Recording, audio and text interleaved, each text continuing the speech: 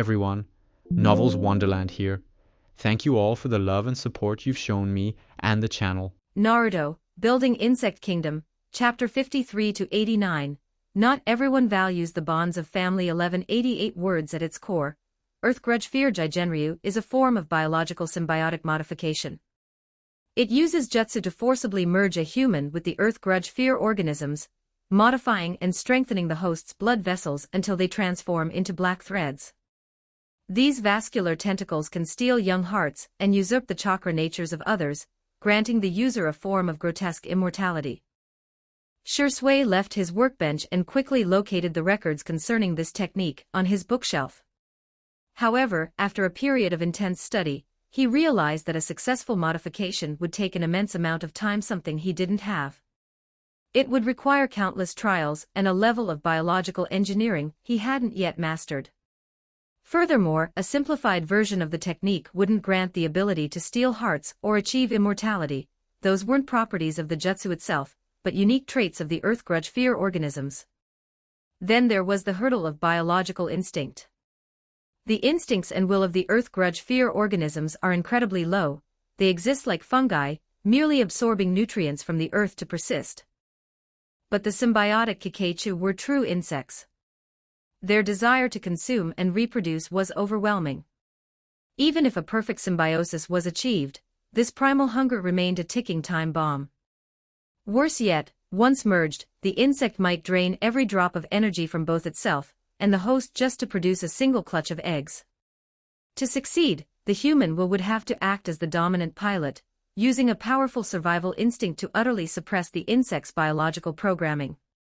This was no longer just a physical fusion, it was a psychological and spiritual blending territory that Shui, a master of entomology, found himself ill-equipped to handle. There are only 3 true masters of flesh and fusion: Sasori, Orochimaru, and Shino, Shui mused, leaning back. Kakuzu merely followed a blueprint by luck. He's a craftsman, not an architect. As for spiritual fusion, perhaps only a later stage Orochimaru, or the sage of the 6 paths, who could make his son's chakra reincarnate through generations, truly understands it. He sighed. Solving one problem only dragged deeper ones into the light. His original goal was simple: use the high-protein, high-energy output of these insects to boost his own cellular energy, break his natural limits, and expand his chakra reserves. He hadn't expected the path to deviate so wildly into the realm of forbidden body modification. However, he had verified one truth: simply stacking energy was useless. Human cells are like bottles, they have a fixed capacity.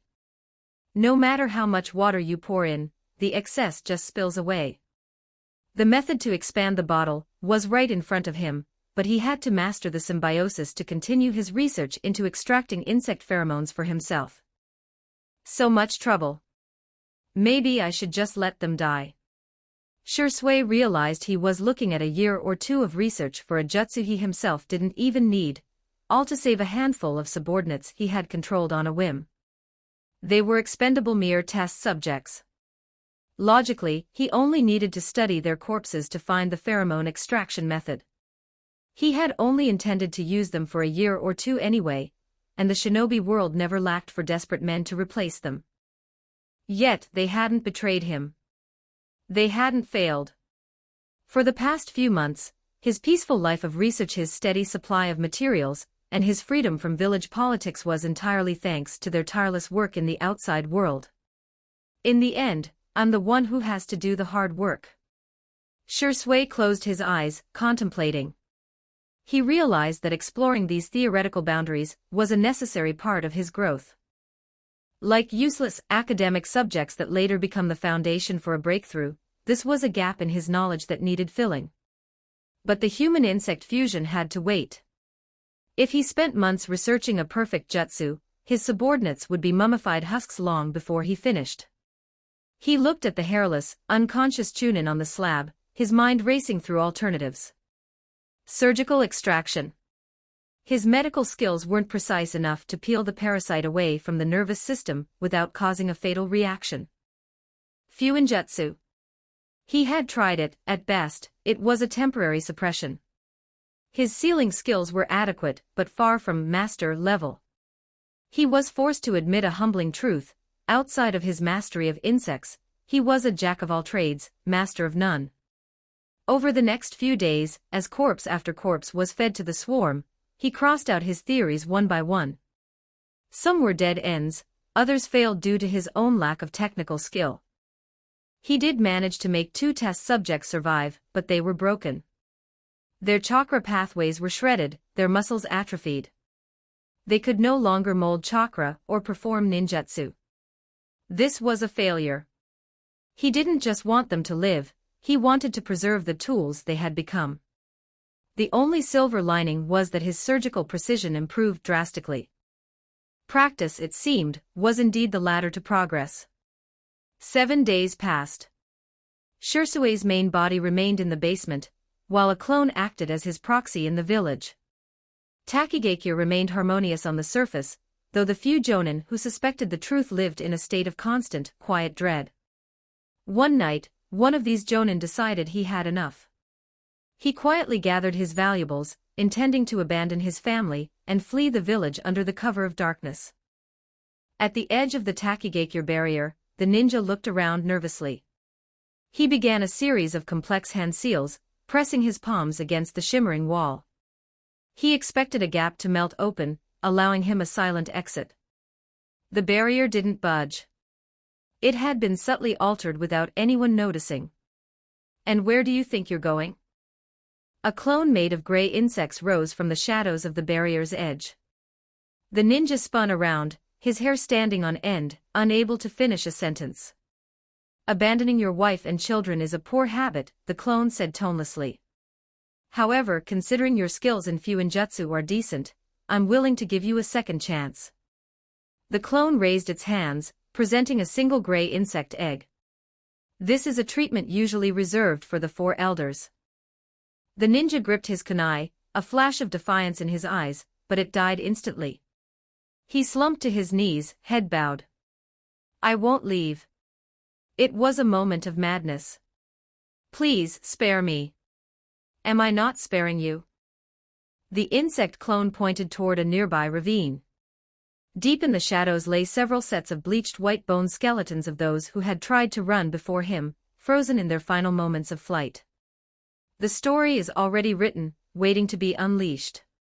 Claim early access on Patreon, patreon.com/Kazama677.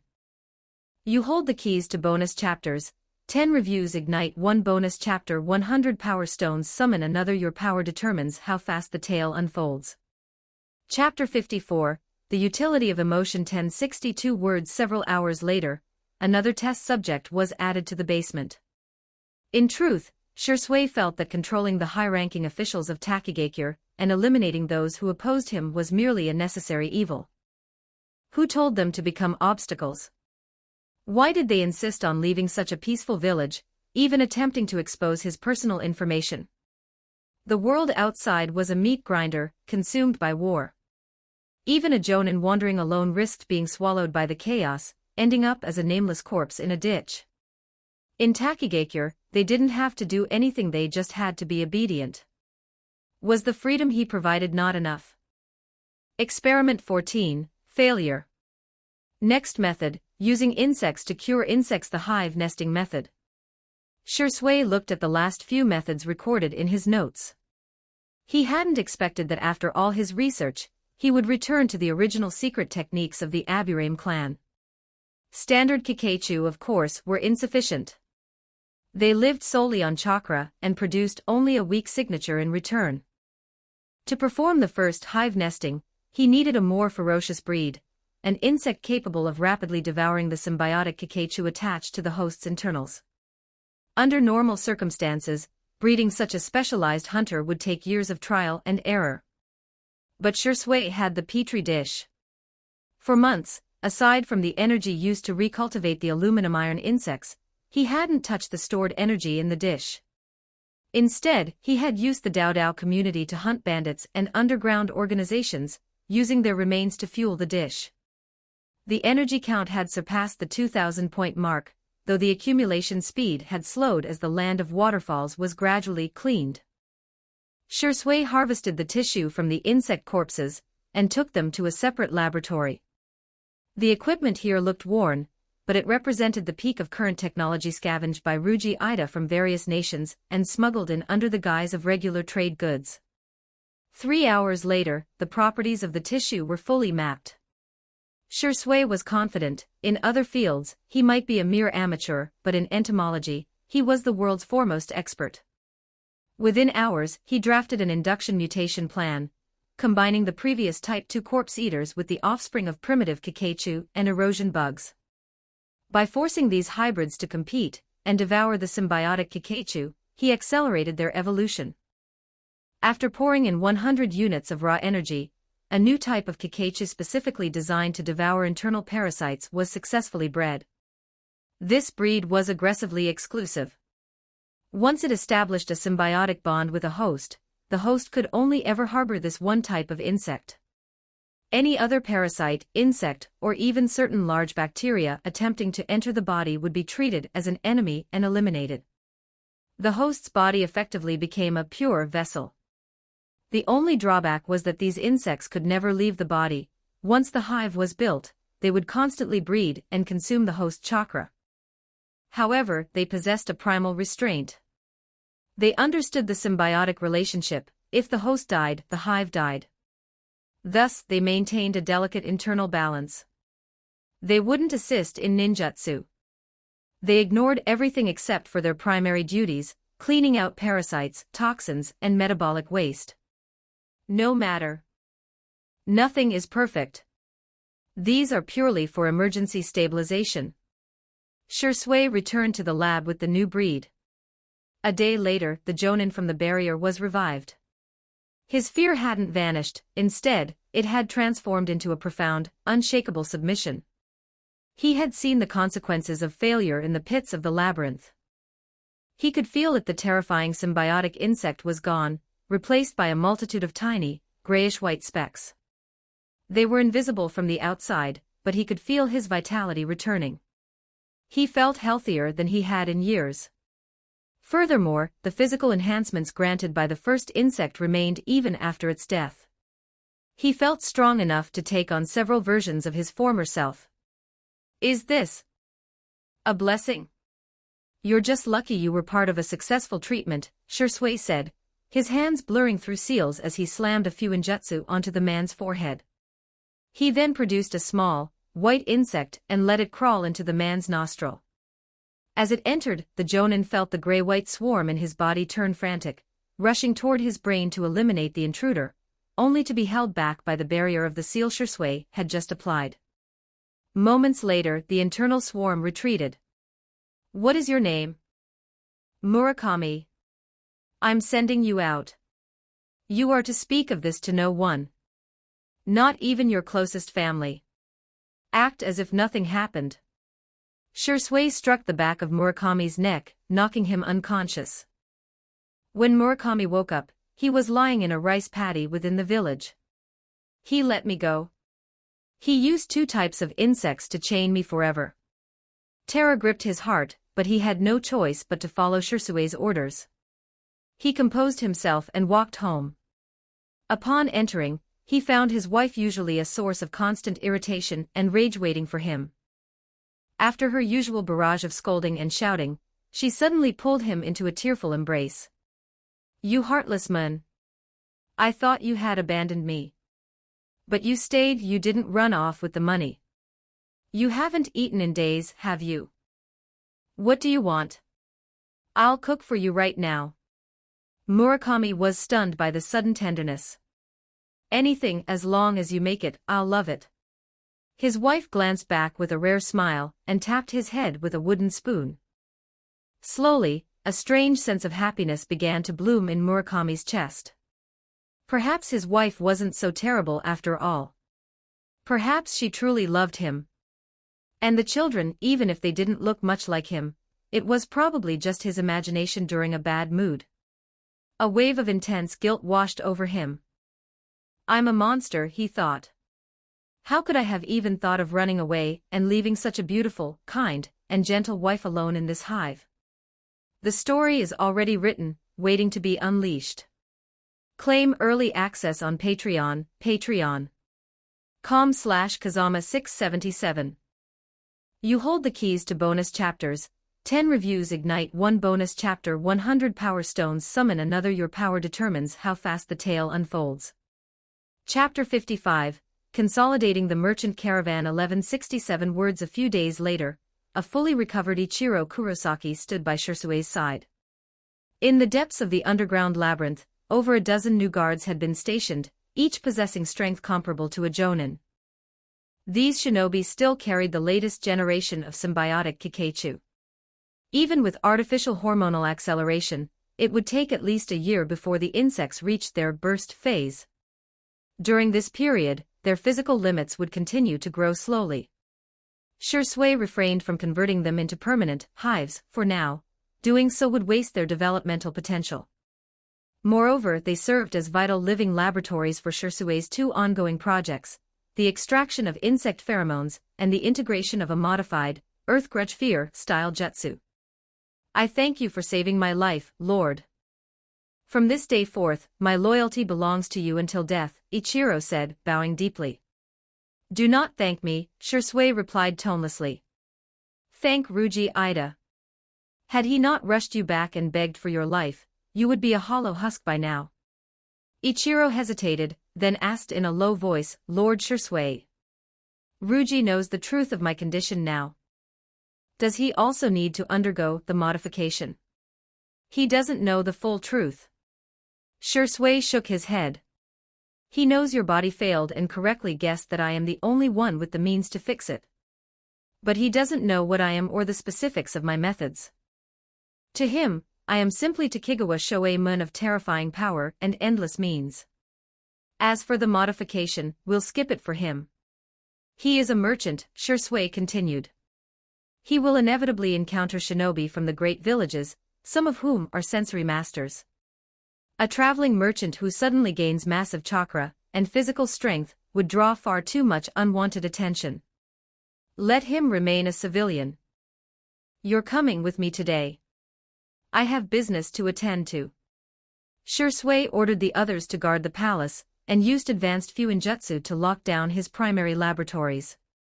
Even with their lives literally in his hands, he remained cautious. Resentment is a powerful motivator for sabotage. The two left the labyrinth, bypassed the Takigakure barrier, and headed straight for the mining district in the city. Inside the Lord's manor, Lord Heiji was engaged in idle chatter with Ruji Ida. Thanks to the symbiotic insects, Heiji's health had improved dramatically. His rolls of fat had melted away, replaced by lean, firm muscle. More importantly, his stamina, in certain private matters, had increased to the point where fellow nobles were hushing him in corners, begging for his secret to eternal youth. Heiji always laughed it off, keeping the secret close to his chest. Looking at the slightly plump Ruji Ida, he felt a surge of superiority. Brother Ruji, we both serve the same master. You had the chance to receive the blessing, so why did you give it up for a common bodyguard like Ichiro? Ruji Ida looked confused but maintained a professional smile. Ichiro-san may have been unreliable in the past, but he has been good to me lately. I believe in loyalty. He saved my life, so I saved his. As for blessings, they don't matter much to me. Lord Heiji began to speak, but the doors swung open. He turned to snap at the intruder, but his face went pale when he saw the two figures entering. He scrambled off his throne and knelt before Shirsue. Servant Heiji greets Lord Takigawa. Shirsue didn't scold him. Instead, he asked, you mentioned people are curious about your secret to youth. Yes, Lord. But I have been a locked vault. Not a single word has leaked. You've done well, Shirsue said, walking toward him.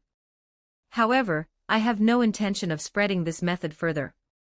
Your changes are too obvious, and you've become far too flashy. Heiji broke into a cold sweat. Before he could utter a plea, Shirsue reached out. Instantly, the insects inside Heiji began a rapid, final metamorphosis. In moments, Heiji's abdomen swelled into a grotesque sphere, while his limbs shriveled into dry sticks.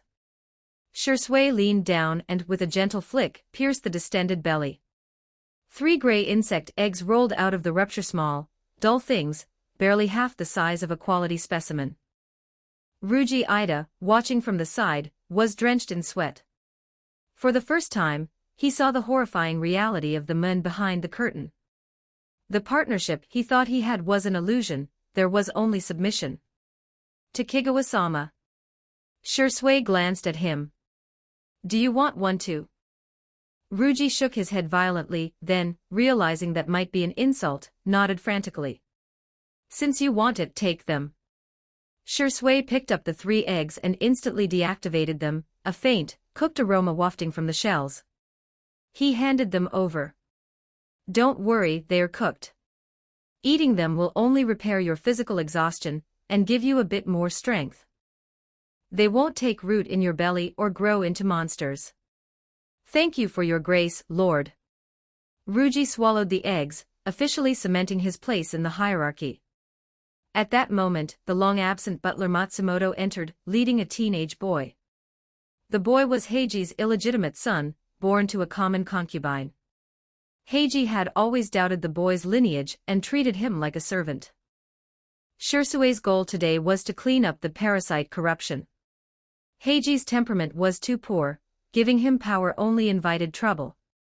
It was easier to simply replace him with a more malleable heir. As for the others, Shursui had no intention of planting more eggs. High-quality eggs were difficult to produce. Poor-quality hosts provided limited strength and produced even worse offspring. The eggs he had used previously were generated using the petri dish's raw energy, an expensive investment he wasn't keen to repeat on mediocre talent. A day later, the old lord passed away from illness, and his young heir ascended. Ruji Ida, accompanied by Ichiro and chests of gold and silver, set out on the trade routes once more. He was no longer just building a family fortune, he was the organization's treasurer, traveling across nations to raise funds. His next mission was to use his son's connections to infiltrate the aristocratic circles of the land of Earth. Shursui needed rare mineral resources for 2 reasons. The specialized insects in the mines required specific ores for sustenance. The refined metals could be sold to the land of iron, and the land of artisans to be forged into high-quality armor, kunai, and shuriken. The equipment of the Dao community was currently a mess of rusted iron and hand-me-downs. It was time to trade raw minerals for the gear of a true army. The story is already written, waiting to be unleashed. Claim early access on Patreon, patreon.com/Kazama677. You hold the keys to bonus chapters. 10 reviews ignite 1 bonus chapter. 100 power stones summon another. Your power determines how fast the tale unfolds. Chapter 56, The Returning Jonin and the Spreading Panic. 1064 words. Half a day later, Shursui arrived at the Dao community's base. He slipped inside undetected, meeting only with his subordinate, Nanshur. It took a full day of meticulous work to cleanse Nanshur's body of the parasite corruption. Shursui remained at the base for several days to observe. Nanshur had managed the organization exceptionally well. The group had achieved a level of discipline where orders were executed without question. It seemed Nanshur had taken Shursui's casual remarks on military organization to heart and implemented them strictly. Upon inspection, Shursui noted that while most members possessed chakra levels only around the genin rank, about a dozen had reached the chunin level. Their combat effectiveness was impressive. By seamlessly weaving practice swordsmanship with basic ninjutsu, they could utilize nearly 80% of their theoretical chakra potential. While they still trailed behind the great shinobi villages, they were already far superior to the forces of smaller hidden villages. Before leaving, Shursui established a small-scale insect hive within the base and left behind a collection of basic 5-element ninjutsu and fuinjutsu scrolls. He instructed Nanshur to cease further expansion and maintain the force at a steady 300 members. As he was preparing to depart, he witnessed a destitute teenage boy and his younger sister seeking refuge. They knelt at the gates pleading to join the Dao community. The guards, used to dealing with ronin and wandering ninjas, were visibly confused. To facilitate rapid growth, most members were recruited from the ranks of wandering samurai or rogue ninjas with fragmented training. Others were disillusioned warriors poached from various daimyo's retinues, men who were either bored of mediocrity, socially isolated, or disgusted with the status quo. Though Nansher had broken their spirits and weeded out the weak, these men still carried the rough air of bandits. A pair of helpless children was a first for them. The guards initially tried to drive them away, but the siblings refused to budge. Unwilling to simply slaughter children, the guards eventually sought Nansher's guidance. Nansher approached the boy. "Why do you want to join us?" As he spoke, Nansher glanced toward the crowd where Shui was hidden. Shui shook his head slightly, indicating they weren't spies, and that Nansher should handle it. "We want to live," the boy cried. "We want to become strong and kill the villains who murdered our parents and the nobles who protect them." "A common dream fueled by pure hatred," Nansher replied, shaking his head. "If that is all, I cannot let you in." The Dao Dao community existed to clear banditry, collect experimental materials, and monitor intelligence. They needed immediate combat assets, not a nursery. Despite seeing potential in the boy's eyes, Nansher knew this was no place for children. "It's not just hate," the boy stammered. "I don't know what your goal is, but since you appeared, life here has become stable. But there are still so many people suffering. I want to join so that one day, my home won't be so poor and wretched." The boy's obsession was simple and rustic. He knew nothing of grand philosophies, he perceived the world's morality through his own survival. Such children, fueled by hot-blooded ideals, were often the easiest to manipulate by grand ideologies, eventually paying with their lives. Nansher was moved. He looked back at the crowd for Shui, only to find the spot empty. Shui had already departed for Takigakure.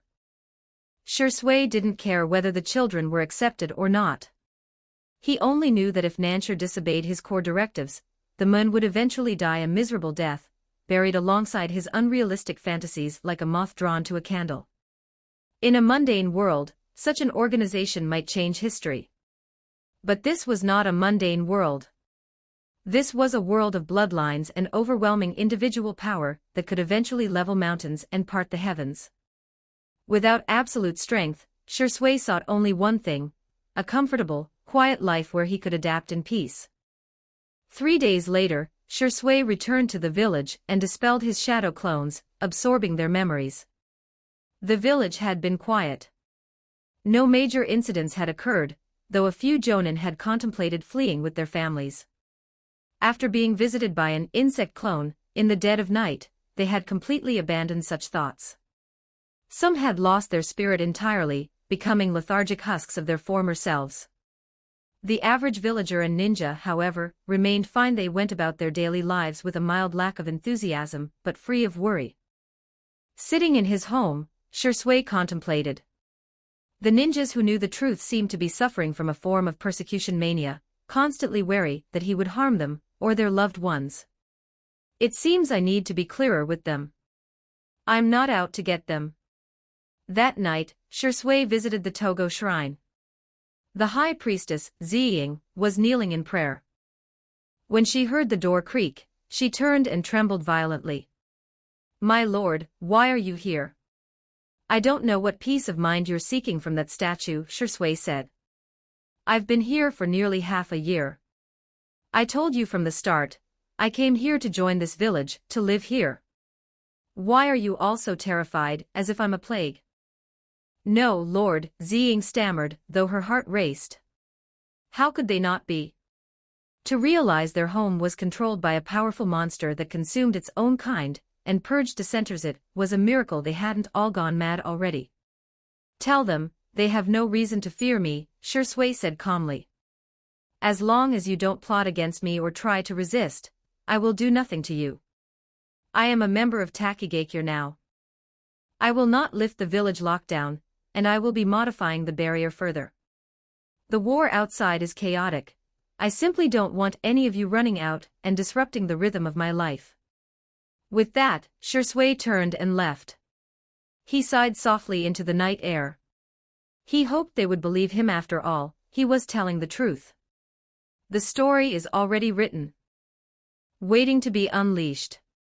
Claim early access on Patreon, patreon.com/Kazama677. You hold the keys to bonus chapters. 10 reviews ignite 1 bonus chapter. 100 power stones summon another. Your power determines how fast the tale unfolds. Chapter 57, Naoto's belated realization. 1083 words. The following morning, a Jonin emergency meeting was convened. This time, Elder Ziying presided over the session, her primary objective being to convey Shirsue's directives to the village's elite. Of course, the village's young leader was not invited. Having fainted during the initial confrontation before Shirsue even entered the room, he remained as ignorant as the average civilian. To him, the village simply seemed to be flourishing. Houses were sturdier, the soil more fertile, and the roads smoother. He didn't claim the credit, choosing instead to believe it was the collective result of everyone's hard work. The elders had fed him a convenient lie. They told him that after the meeting where he lost consciousness, a group of Jonin led by Upper Commander Saki, unwilling to live under the new administrative changes, had chosen to leave Takigakure forever. The morning meeting was a mix of relief and lingering anxiety for those who knew the truth. However, life has a way of smoothing over even the sharpest terrors. Autumn arrived in a flash. The wheat in the fields turned a brilliant gold. Many ninjas traded their flak jackets for harvesting tools, temporarily setting aside their noble status to reap, thresh, and winnow in the sun. Shirsue had not been idle. As his mastery of Fuinjutsu grew, he systematically absorbed every sealing technique Takigakure possessed. He adapted and re-engineered them, applying his new insights to the village's barrier. By the peak of autumn, the entire defensive network was firmly under his thumb. With the changing of the seasons, he encountered a minor logistical issue. His 7-star scout insects were no longer camouflaged for the bare autumn landscape. He began drafting new scout breeds tailored to seasonal shifts. Though the internal mechanics remained the same, the external carapaces needed to mimic late-season fauna. In the depths of the earth, the hive continued to expand.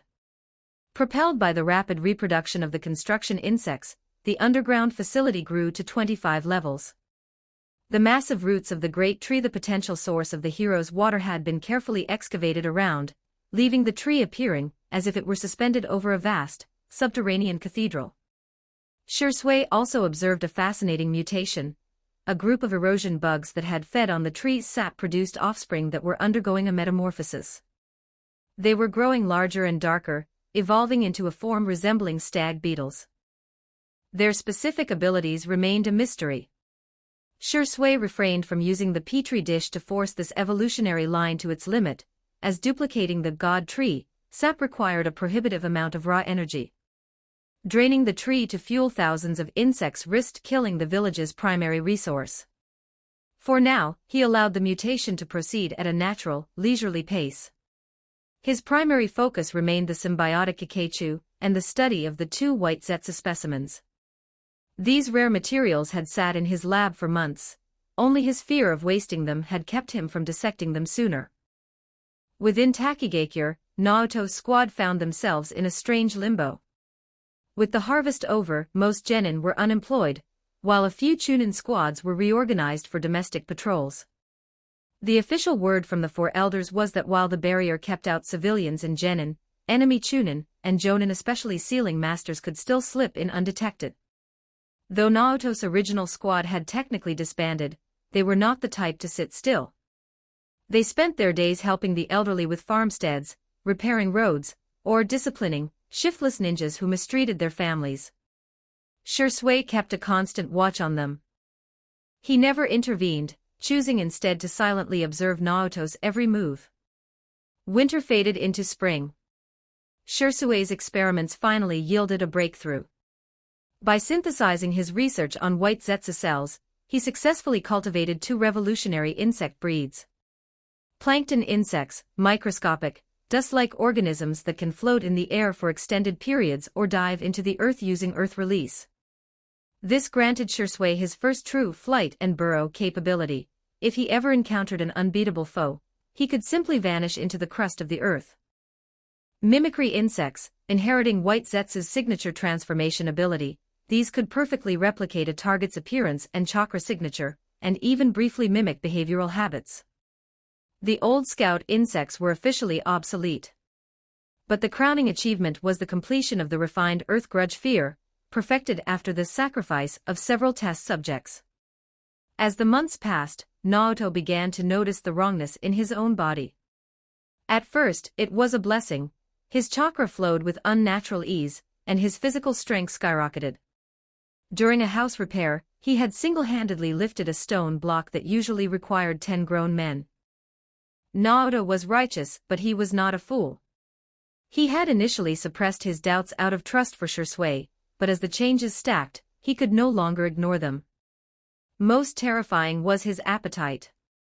It had become ravenous, and recently, he had looked at the villagers his friends and felt a sickening surge of hunger.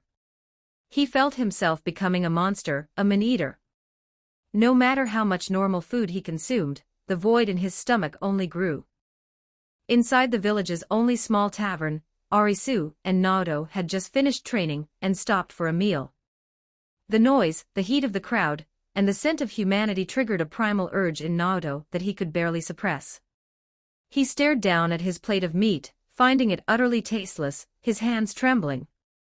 "Naruto, what's wrong?" Arisu noticed his pallor and reached out to touch his shoulder. Naruto barked a growl and slapped the hand away, his face twisting into a feral snarl before he managed to pull the mask of sanity back into place. "It's nothing. Just go home. I don't feel well. I need to be alone. Naruto, if something is wrong, tell us. We're friends, aren't we?" Arisu stepped forward, grabbing his arm in concern. Naruto's restraint snapped.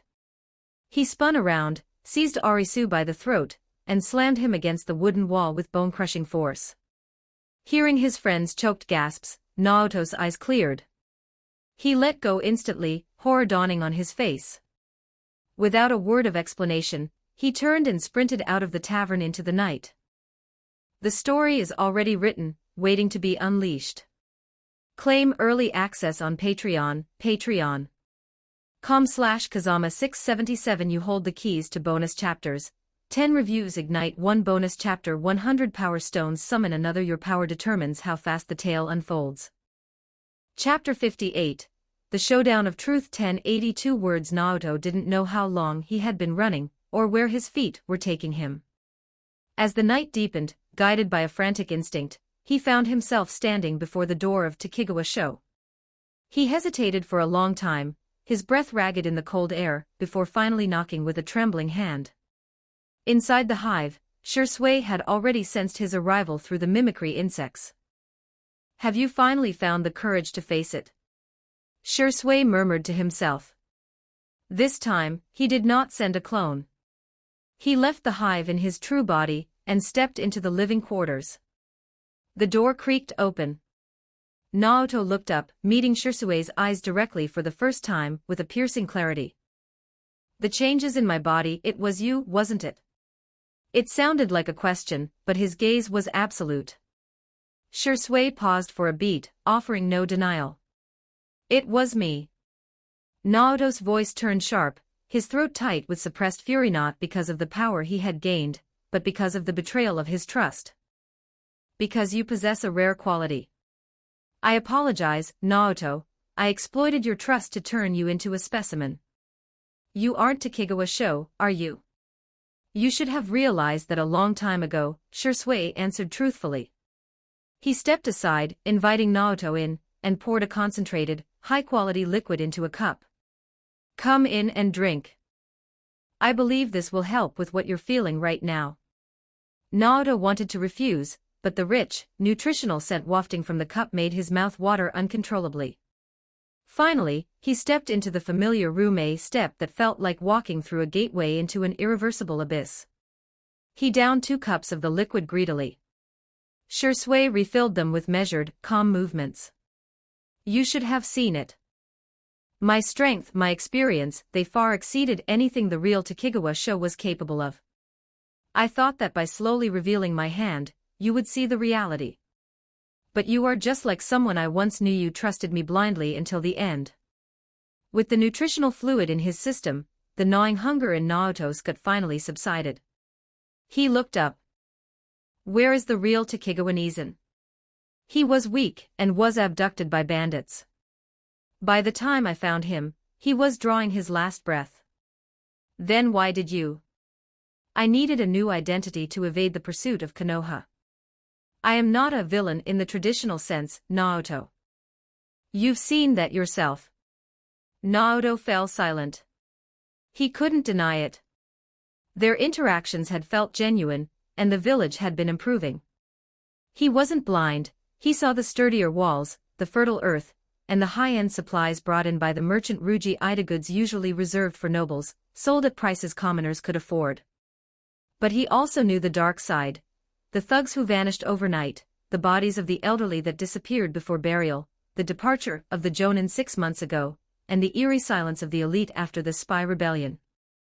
He took a deep breath, asking the question that had haunted him. What is inside me? Did Saki-san and the others really leave of their own free will? And are you controlling everything? It is an insect one that holds the key to me breaking my physical limits. As for the Jonin, some are still alive. Do you wish to see them? So it's true. You are the shadow over this village. Who are you? What do you want from us? My name is Aburaim Shursui. I am sorry we had to meet under these pretenses. Shursui's voice was flat, almost mechanical. As for controlling the village, it wasn't my original plan. I wanted a quiet life, but people kept disturbing me. Believe it or not, I didn't choose this, they forced my hand. You say you were. Naoto felt like he was hearing the world's most absurd joke, yet Shursui's eyes were unnervingly sincere. He had a sickening feeling that the moon was telling the truth. And how long does this control last? Are they not living well now? Shursui countered. Naoto couldn't answer. He felt that people shouldn't live in a lie, a fabricated paradise that was actually a gilded cage. No wonder the Jonin look like they're suffocating. No wonder the Chunin do nothing but gamble and drink. We are all your prisoners. I would open the barrier, Shursui said, but I am still too weak. If someone accidentally leaks my location, this place will be overrun by great village shinobi. It would become a hell. What are you trying to say? Naoto wanted to ask why he didn't just leave, but the words died in his throat. Shursui said nothing more. He opened the hidden passage to the hive, and stepped into the darkness. Naoto stared into the bottomless hole for a moment before following him down. Soon, light bloomed. Naoto gasped as he entered Shursui's kingdom. It was a subterranean world teeming with life. Glowing yellow insects clung to the walls like lamps, ladybug-like scouts flitted through exotic flora, and gray-white plankton drifted over the water. Stag beetle mutants fed on the sap of the great tree, and near the roots, shifting insects mimicked centipedes and lizards. Beneath the massive central root, a colossal, semi-transparent scorpion lay slumbering. This is... Naoto was breathless. Shursui spread his arms. Welcome to my world, Naoto. The key to the village's freedom has always been in your hands. Are you willing to merge fully with the insect inside you? If this experiment succeeds, your chakra will shatter its current limits. Combined with your unique will, you could reach the level of a Kage. At that point, you would finally have the strength to protect me. Naoto looked at the face that was both a stranger's and a friend's. Aren't you afraid I'll turn on you? Why should I be? Fine, Naoto said firmly. I'll do it. But on one condition, once the experiment is over, you release your grip on the village. Change the barrier to a warning system only. Let the villagers leave if they wish. They shouldn't be trapped in this valley forever.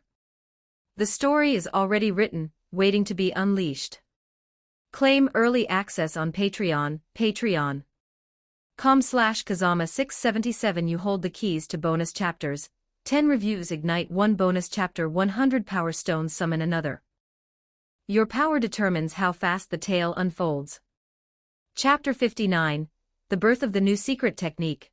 White do 1051 words even with Naoto's full cooperation and Shirsue's expert guidance, mastering a newly modified secret technique meant starting from zero. Base training alone focusing on spiritual perception and microscopic chakra control consumed nearly 100 days of Naoto's life.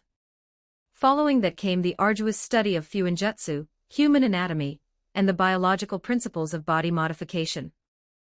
Only after this theoretical foundation was laid could they begin the actual construction of the secret technique. High-level techniques are dense repositories of knowledge. They cannot be mastered simply by possessing the scrolls or being literate. They require an intuitive grasp of the underlying language of energy. Even Kakuzu, the legendary master of the Earth Grudge Fear, would have had to start from the beginning if handed this specific version, so deeply had Shisui re-engineered it for safety and efficiency. By day, Naoto performed his missions as usual. However, he gradually distanced himself from Arisu and his other teammates.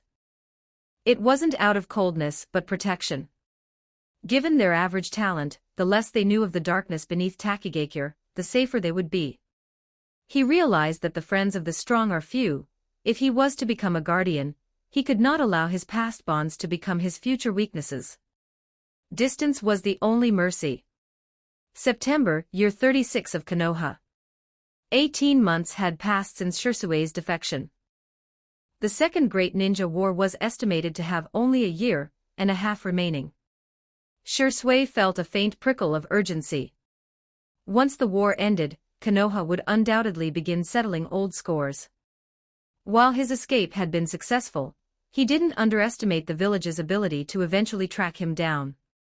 He estimated he had 3 to 5 years before a high-level Hunter-Nin squad knocked on his door. He had to complete his experiments and break through his current limits before that clock ran out. By late October, the village had completed another harvest. Thanks to the chemical fertilizers provided by Ruji Ida and Shirsue's subtle improvements to planting techniques, the yield was unprecedented. The granaries overflowed. With the surplus grain sold, the villagers found themselves with pockets full of coin and nowhere to spend it. While the civilians could endure the quiet, the ninjas, many of whom had seen the vibrant entertainment districts of larger nations, became restless. The cage was starting to feel too small. When will this cowardly village finally lift the barrier? This thought circulated through the minds of the younger Chunin and Genin. They were men in their prime, trapped in a valley for 2 years. Even the new village leader, though diligent, could feel the rising temperature of their tempers.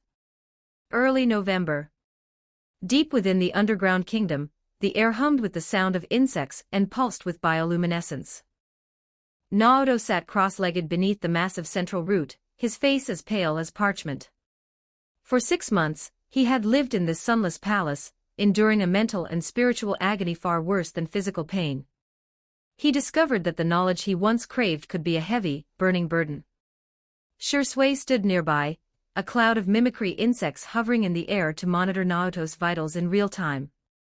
"Steady your breathing," Shisui commanded. "Do not fight the threads. They are extensions of your will, part of your own flesh."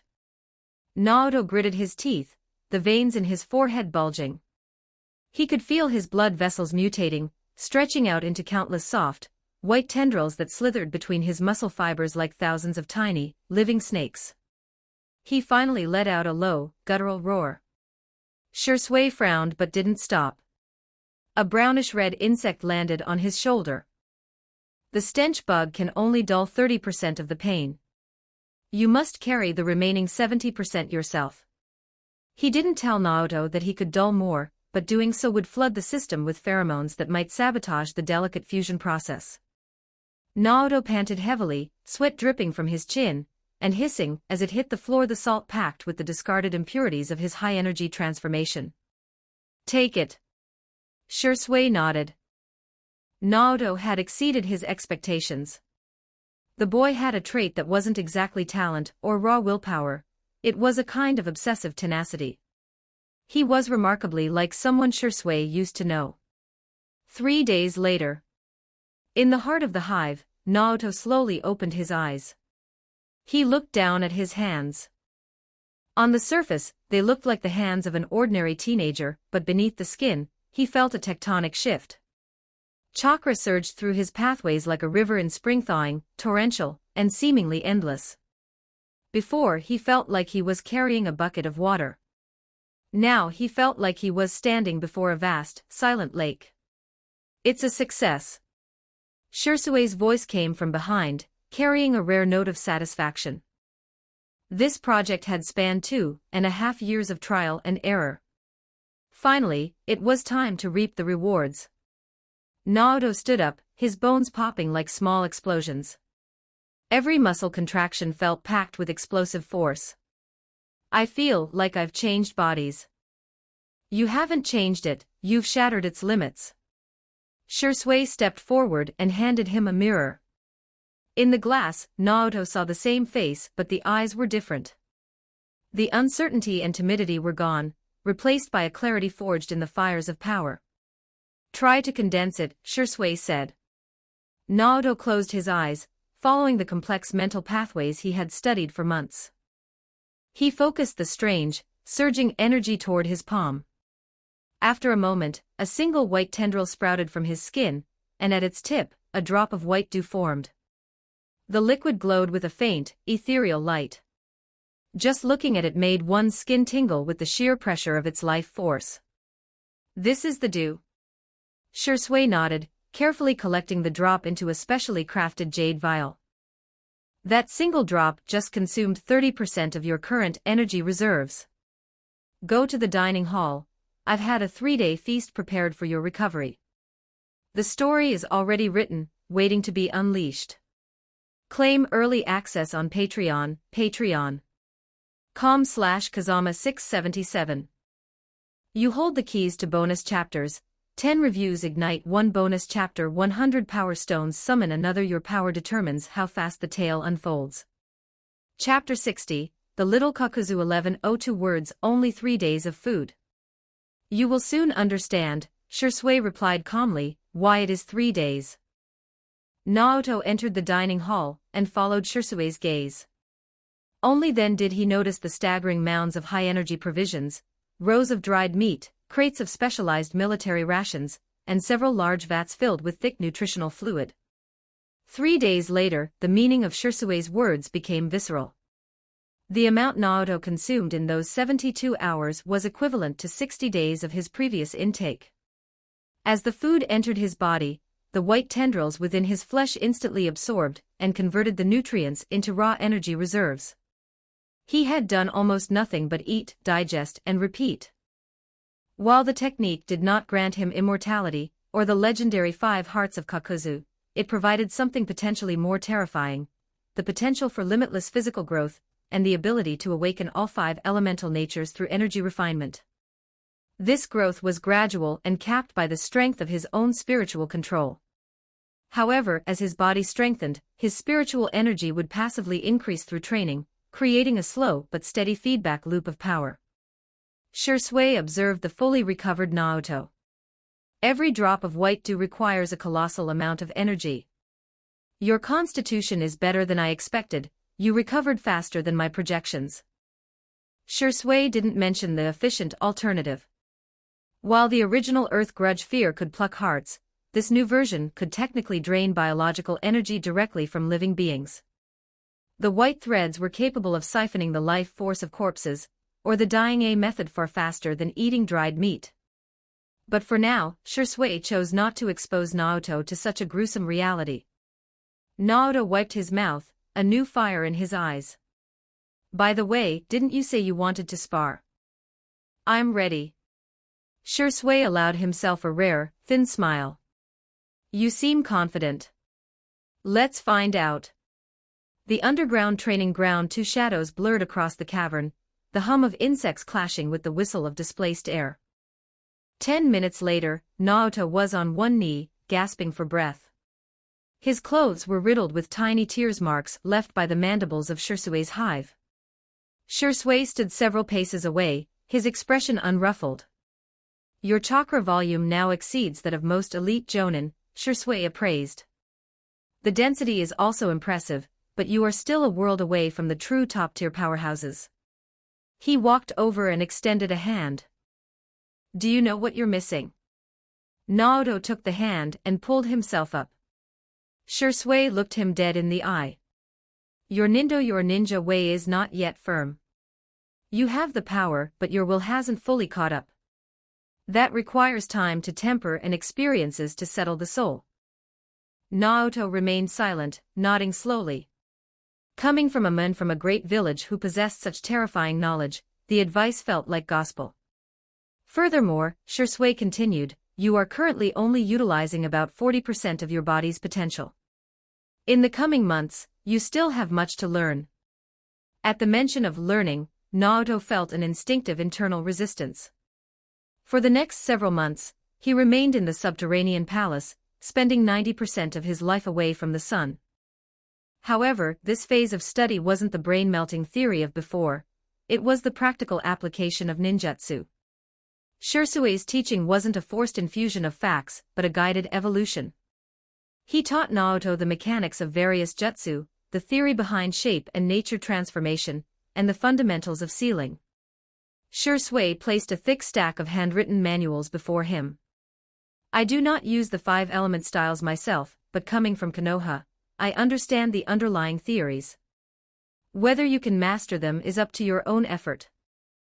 Naoto studied with a fervor he had never known. He knew this knowledge was priceless, the kind of secrets no amount of money could buy in the outside world. Spring, year 37 of Konoha. By the time the frost began to melt, Naoto could finally fight Shisui to a draw, provided Shisui didn't use his full strength. It is enough, Shisui said, recalling his insects. You can now wield 60 to 70% of your body's power. The rest you must discover in the heat of real combat. Naoto nodded, then looked at his mentor seriously. What about the barrier? You promised that once the experiment was done, you would open the village. It's been over 2 years. The ninjas and villagers. They're like a powder keg waiting for a spark. Do you know why they have become like that? Shisui asked. They want their freedom. Wrong, Shisui shook his head. It is because their lives have become too easy. There is an old saying, when one is warm and well-fed, one's thoughts turn to mischief. That is their current state. Naoto didn't quite grasp the old saying, but he understood the sentiment. He still didn't fully comprehend why some people, especially the shinobi, grew more irritable as their quality of life improved. Rest assured, I keep my word, Shisui said. In 3 days, I will open the barrier. Villagers and ninjas will be free to come and go. But you must promise me, reveal nothing of what happened here. No one must know my true identity. And I need you to watch the village, ensure no foreign spies slip through the cracks. Naoto nodded solemnly. I will reveal nothing. I will protect this village and keep the spies out. I believe you. I hope you can live up to that. With that, Shisui allowed him to leave the hive. Armed with the 5-element transformations and a body that could weather almost any storm, Naoto had become a little kakuzu. Against ordinary or even elite jonin, he was now a formidable force. Shisui let him take over the village's security, effectively making Naoto the public face of Takigakure's defense. This served as a perfect shield while Shisui turned his attention to the white dew. He needed to test its toxicity and find the most efficient way to utilize its staggering life force potential. As for the risk of Naoto betraying him, Shisui wasn't worried. From the day they met, Naoto had been the easiest target to control, not through fear, but through his inherent goodness and his inherited will to protect the village at any cost. The story is already written, waiting to be unleashed. Claim early access on Patreon, patreon.com/Kazama677. You hold the keys to bonus chapters. 10 reviews ignite 1 bonus chapter. 100 power stones summon another. Your power determines how fast the tale unfolds. Chapter 61. 2 years later, the gates open. 1075 words. That night, Shisui dispatched an Earth-release shadow clone to the outskirts of the Great Waterfall and the main mountain passes to redeploy a network of mimicry monitoring insects and a pheromone identification grid. Over the past 2 years, every resident of the village had lived in close proximity to his hive. Their clothes, skin, and even their breath had been marinated in the specific pheromones of his insect colony. No matter how skilled a foreign infiltrator might be at transformation or chakra suppression, they couldn't simulate that deep-seated scent. To Shirsui's insects, a stranger smelled like a beacon in the dark. This was the first line of defense. The second was internal, a real-time surveillance network utilizing mimicry insects as mobile cameras. By linking the biosignals of the insects to a modified version of the telescope technique, Shirsui could project visual and audio feeds onto a specialized crystal ball. He didn't just see the village, he heard its whispers. After securing the perimeter, his clone visited the Togo shrine. Upon seeing him, Elder Ziying bowed with profound reverence. "My lord, what are your instructions?"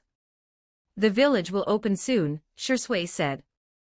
"I have tasked Naoto with the execution. You are not to reveal that he works for me. Instead, during the Elders' Council, you will give him your absolute support."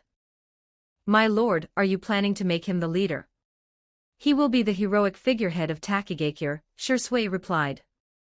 "I won't replace your current young leader, he is diligent and far better at civil administration than any of you. But Naoto will be the strength that protects that administration. A balance of the pen and the sword." Ziying shivered. Even with the village in his palm, Shirsui was still playing games of checks and balances. "We are the extension of your will, Lord Shirsui. It shall be done." Shirsui then met with the other elders, ordering them to begin stockpiling metals, medicinal herbs, and chakra-conductive materials under the guise of village development. Idle resources in ninja households were to be reclaimed and forged into weapons and medicine. Crucially, the person distributing these new village-funded supplies would be Naoto. Shirsui was meticulously building Naoto's prestige, molding him into the public face of the regime. Meanwhile, the hive had evolved. The single entrance had been expanded to 4 strategic nodes, beneath Takigawa Sho's residence in the civilian sector. Under the Togo Shrine. Directly beneath the newly built 3-story council hall. Behind the great waterfall's rear mountain, connecting to the exterior valley exit. The subterranean palace now reached 50 levels deep, its footprint nearly mirroring the surface area of the entire village. Shirsui himself wasn't sure exactly how many insects he possessed. As long as there was soil, water, and energy, the common breeds multiplied exponentially. The liberation when the barrier finally fell, the village erupted. Ninjas charged through the waterfall, basking in the spray and the open sky, breathing the air of freedom for the first time in 2 years. Young people flew out like birds from a cage, racing toward the nearest trading towns. Naoto stood at the village entrance, watching them with a heavy heart. He remembered Shirsui's question, "Are they not living well now?" He understood now. There was no standard answer. But at least now, they had the right to choose. However, the freedom didn't even last 2 weeks before reality set in.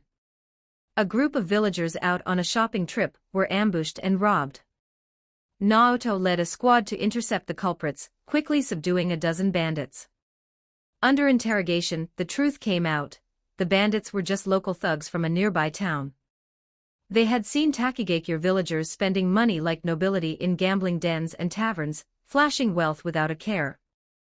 The thugs hadn't realized their targets were the families of hidden ninjas, they just saw fat sheep ripe for the shearing. Naoto's brow furrowed. Back at the village, some ninjas proposed a solution. "Why don't we just bring the taverns and entertainment houses inside the village? Then no one has to leave." Naoto rejected the idea immediately. The 3 prohibitions of shinobi liquor, gambling, and lust existed for a reason. To turn their peaceful home into a gray market district would destroy the very tranquility they sought to protect. But the problem remained: the youth had money, and money demanded excitement. That night, Naoto returned to the hive. Shirsui listened to his dilemma, and offered a rare, dry chuckle. Seeking pleasure is human nature. You keep them cooped up for 2 years, and then let them out. It would be strange if there weren't problems. So what do we do? 2 ways, Shirsui said, holding up 2 fingers. First, I can implant domestic harmony insects in the most restless ones. It reduces aggression and keeps them focused on home. But it won't stop the gambling. And the second? Make them poor again. Naoto blinked, confused. The village is too wealthy, Shisui explained. Those high-grade goods Ruji Ida brings in. I'll tell him to start bringing luxury items, absurdly expensive, status-seeking vanity goods. Their money will be recycled back to us in no time. If they have no spare cash, they won't go looking for trouble outside. Naoto hesitated. He worried about fostering a culture of decadence. But a bigger threat was emerging. Now that the village was open, the ninjas were pressuring the elders to accept outside missions. Even without official contracts, some were taking private jobs. With the world still at war, a Takigakure ninja appearing on a battlefield was a flare that would draw the eyes of the great nations. For the first time, holding power felt like a crushing weight. The simple, pure joy of his youth had vanished. Looking back, he realized how naive he had been. Shonizen. Captain Sato, did he really die by accident? Shisui looked at him calmly. I didn't strike the blow. I simply chose not to help. Naoto closed his eyes for a moment. I understand. Lord Shisui. On that day, Naoto finally changed how he addressed the men. He turned and walked out of the dark, leaving the little Naoto of the past behind in the 50-layered tomb. The story is already written, waiting to be unleashed. Claim early access on Patreon, patreon.com/Kazama677. You hold the keys to bonus chapters. 10 reviews ignite 1 bonus chapter, 100 power stones summon another. Your power determines how fast the tale unfolds. Chapter 62. The war draws to a close. 1189 words. A week passed, but the lack of discipline and the wanton indulgence of the shinobi remained an unsolved crisis. A few days later, Shisui Aburame was the first to detect a hidden Iwagakure spy. However, he remained in the shadows, monitoring the spy to see who was receiving the leaked intel rather than informing Naoto immediately. It took Naoto 5 days to sense the intruder, by which time the information had already changed hands. Racked with guilt, Naoto descended into the hive, only to find that Shisui had already apprehended the entire cell. You're here, Shisui said, standing over several strangers dressed in foreign ninja attire. They are IWA scouts, Shisui replied calmly. Spies are like water, they find every crack. I am not as omnipotent as you imagine, and there will be times when I lapse. That is why I need the white do you produce. After a moment of internal struggle, Naoto extended his white tendrils. He drained the life force of the captive spies, condensing their essence into a single, glowing drop of dew. On that day, the resolve to protect his village hardened within his heart. Shisui was a rogue ninja of Konoha. Once the war ended, the world would hunt him. Naoto didn't know how strong a Kage-level fighter truly was, but he knew that if a great village moved against them, Takigakure would be the first to burn. He had to become stronger. I will protect this village, Naoto vowed. Days later, the village implemented a radical new policy. The young leader, Shibuki Kogen, acting on the advice of the newly promoted Jonin Naoto, announced the planning of a dedicated commercial district. For the first time, Takigakure opened its doors to foreign merchants. Anyone willing to settle permanently could purchase storefronts and residency. Furthermore, Shibuki moved to overhaul the Takigakure Ninja Academy, appointing Naoto as the honorary principal. The school was restructured into 6 grades with 6 dedicated instructors. Naoto's close friends Zarazu, Harakusa, and Takigawa Sho were all appointed as teachers. Joining them were Aoki, now fully recovered, and 2 veteran Chunin, Sasaki and Morita. Unsurprisingly, this roster was a result of Shisui's behind-the-scenes manipulation, though largely prompted by Naoto's pleas. The educational foundation of Takigakure, especially regarding worldviews and advanced knowledge, was abysmally poor. Strength without thought, Shisui mused, resulted in nothing more than a beast. Shui decided that spending all his time underground with insects was ill-advised. He would use a shadow clone to interact with the children, if only to prevent his own life from becoming too stifling. The village expanded, basking in a new era of prosperity. However, trouble brewed when a high-ranking chunin, known for his alcoholism and arrogance, brutally beat his young child into a critical condition. The neighbors were furious but terrified to intervene in a private family matter. The following morning, the chunin was publicly executed for violating multiple new village laws. His body vanished that night, and another drop of white dew appeared in the hive. That afternoon, Naruto convened the entire village to redraft their laws. His voice was quiet but carried to every ear. From today, I expect every ninja to cast aside their arrogance and abandon their vile habits. And to the villagers, hold your heads high. Do not believe yourselves inferior. We may be few, but we are united. Everyone here deserves a life of happiness. The villagers looked at the young man and realized he had changed. It wasn't his face, but a certain weight he carried, the gravity of responsibility.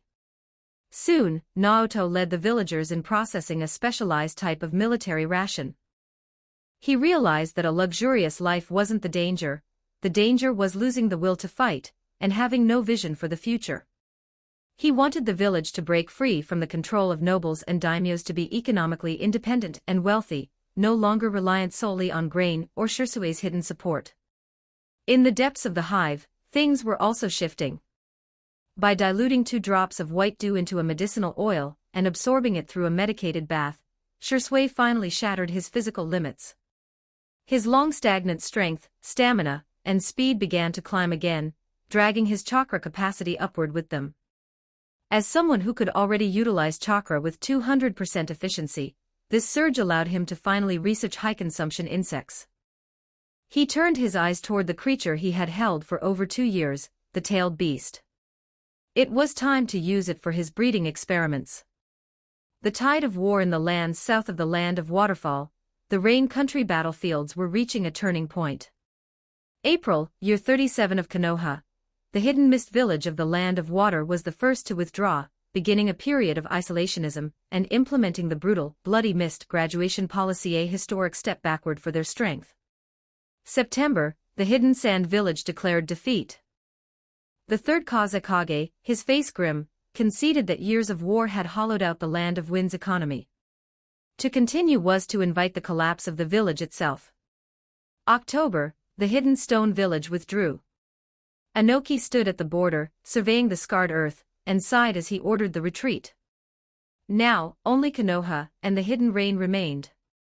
Late year 37, on a wasteland littered with corpses, 3 figures stood against a man in a gas mask. They were Jiraiya, Tsunade, and Orochimaru. Their opponent was Hanzo of the Salamander. The battle had raged for 3 days and nights. Technically, the Konoha trio had been defeated, but Hanzo, having lost his own grand ambitions, lacked the heart to take their lives. "You are strong," Hanzo declared. "From this day, I name you the Sannin of the Leaf." While the land of rain never officially surrendered, Hanzo never appeared in public again. The war was effectively over. Jiraiya decided to remain in the rain village to care for 3 war orphans. Tsunade, devastated by the death of her brother Nawaki, chose to leave the village to wander, her mind set on revolutionizing Konoha's medical system. Orochimaru was ordered to remain at the border to clean up the battlefield. It was during this time that he received another invitation from Danzo. Danzo handed him a map marked with several blind spots in their intelligence network. One recent void was particularly glaring: the land of waterfall. "That is a place the Foundation cannot penetrate," Danzo said. "Every spy we have sent recently has mysteriously vanished." He turned to leave, dropping a final, tantalizing hook. "We have acquired a portion of precious material. The laboratory is ready. The village cannot be without the wood release." Orochimaru didn't ask where the materials came from, but the predatory smile on his face slowly faded into a look of deep contemplation. After a long silence, he sighed softly. "Life is truly a fragile thing. The story is already written, waiting to be unleashed." Claim early access on Patreon, patreon.com/Kazama677. You hold the keys to bonus chapters. 10 reviews ignite 1 bonus chapter. 100 power stones summon another. Your power determines how fast the tale unfolds. Chapter 63, The Inevitable Consequences of Openness. 1103 words. The commercial street had been completed for a full month. As Shui had predicted, the influx of merchants brought prosperity, but it also brought shadows. Hidden leaf, grass, stone, cloud, even the distant hidden mist had managed to plant eyes within the village. Of course, infiltrating as a ninja was impossible. To Shusui's insect colony, individuals with high concentrations of chakra were not threats, but premium, high-energy delicacies. No matter how well they suppressed their presence, the biological instinct of the swarm would flag them instantly. Furthermore, between the village's internal disciplinary screenings, Ruji Ida's commercial background checks, and the policy of only allowing local land of waterfall businesses to settle, the only ones who made it through were deep-cover sleeper agents embedded in the civilian world for years. Even then, getting in meant little. These civilians faced a final filter, a routine inquiry by Naruto. During these sessions, pheromones would subtly guide the subjects into a hypnotic sleep state. Unless the target was a top-tier powerhouse, they couldn't resist the chemical suggestion. And true powerhouses were detected by the swarm miles before they reached the gates. Thus, every agent was marked, monitored, and effectively quarantined from the village's core secrets. On the official opening day of the commercial district, Naruto stood atop the newly built Longing Elementary School, looking down at the bustle. He turned to Shui, who was calmly grading student assignments. Why not just eliminate all the spies? Naruto asked. There is a saying, water that is too clear has no fish, Shui replied without looking up. But I prefer another interpretation. If a pond has absolutely no fish, one must assume the water is toxic. An intelligent observer will look at a perfect village and realize immediately that something is very wrong. So you want them to transmit false information? Not necessarily. Once you choose to open the village, change is impossible to hide. Your job is to ensure they only know what they are permitted to know. Naruto remained silent for a long time. He finally grasped the logic. Takigakure was, in a sense, a grand illusion constructed by Shui to mislead the world. He wondered, with a sudden pang of anxiety, if the day comes when the veil is lifted, will this man abandon us? He was startled by the thought, realizing just how much the village and he himself had come to depend on Shui. With Shusui's strategic planning, Ruji Ida's mercantile expertise, and Naruto's martial enforcement, the commercial district reached full occupancy almost immediately. Even the young leader, Shibuki Kogen, found his stride. Knowing he lacked talent in ninjutsu, he dedicated himself to civil administration, becoming a diligent and beloved public servant. He left the defense of the village to those with the strength to handle it. As he grew older, Shibuki began to suspect that the village's smooth development wasn't just luck. He wasn't a genius, but he wasn't a fool either. Ruji handled the gold, Shibuki handled the people, and Naruto handled the sword. Shui, meanwhile, spent his days in the hive or occasionally sending a shadow clone to teach at the academy, enjoying the purity of young minds. This is the ideal life, Shui mused in the depths of the hive, recalling his clone, and absorbing the day's memories. After 2 years of labor, he had finally built his own comfort zone. The jarring sense of displacement he felt upon arriving in the ninja world had finally faded. Most importantly, with his physical limits shattered, he was no longer a small bug that could be crushed at a whim. His growing power was the bedrock of his security. Even if this place were exposed now, Shui smiled at his monitors, it wouldn't be the end of the world. The irony was instantaneous. 5 miles from the entrance of Takigakure, his swarm sensed a presence of extreme danger. The intruder was suppressing their chakra to the level of an ordinary person, but Shusui's insects didn't measure quantity, they measured quality. The chakra they sensed possessed a potent, unmistakable characteristic. In the world of high-level shinobi, chakra is an extension of the soul and body.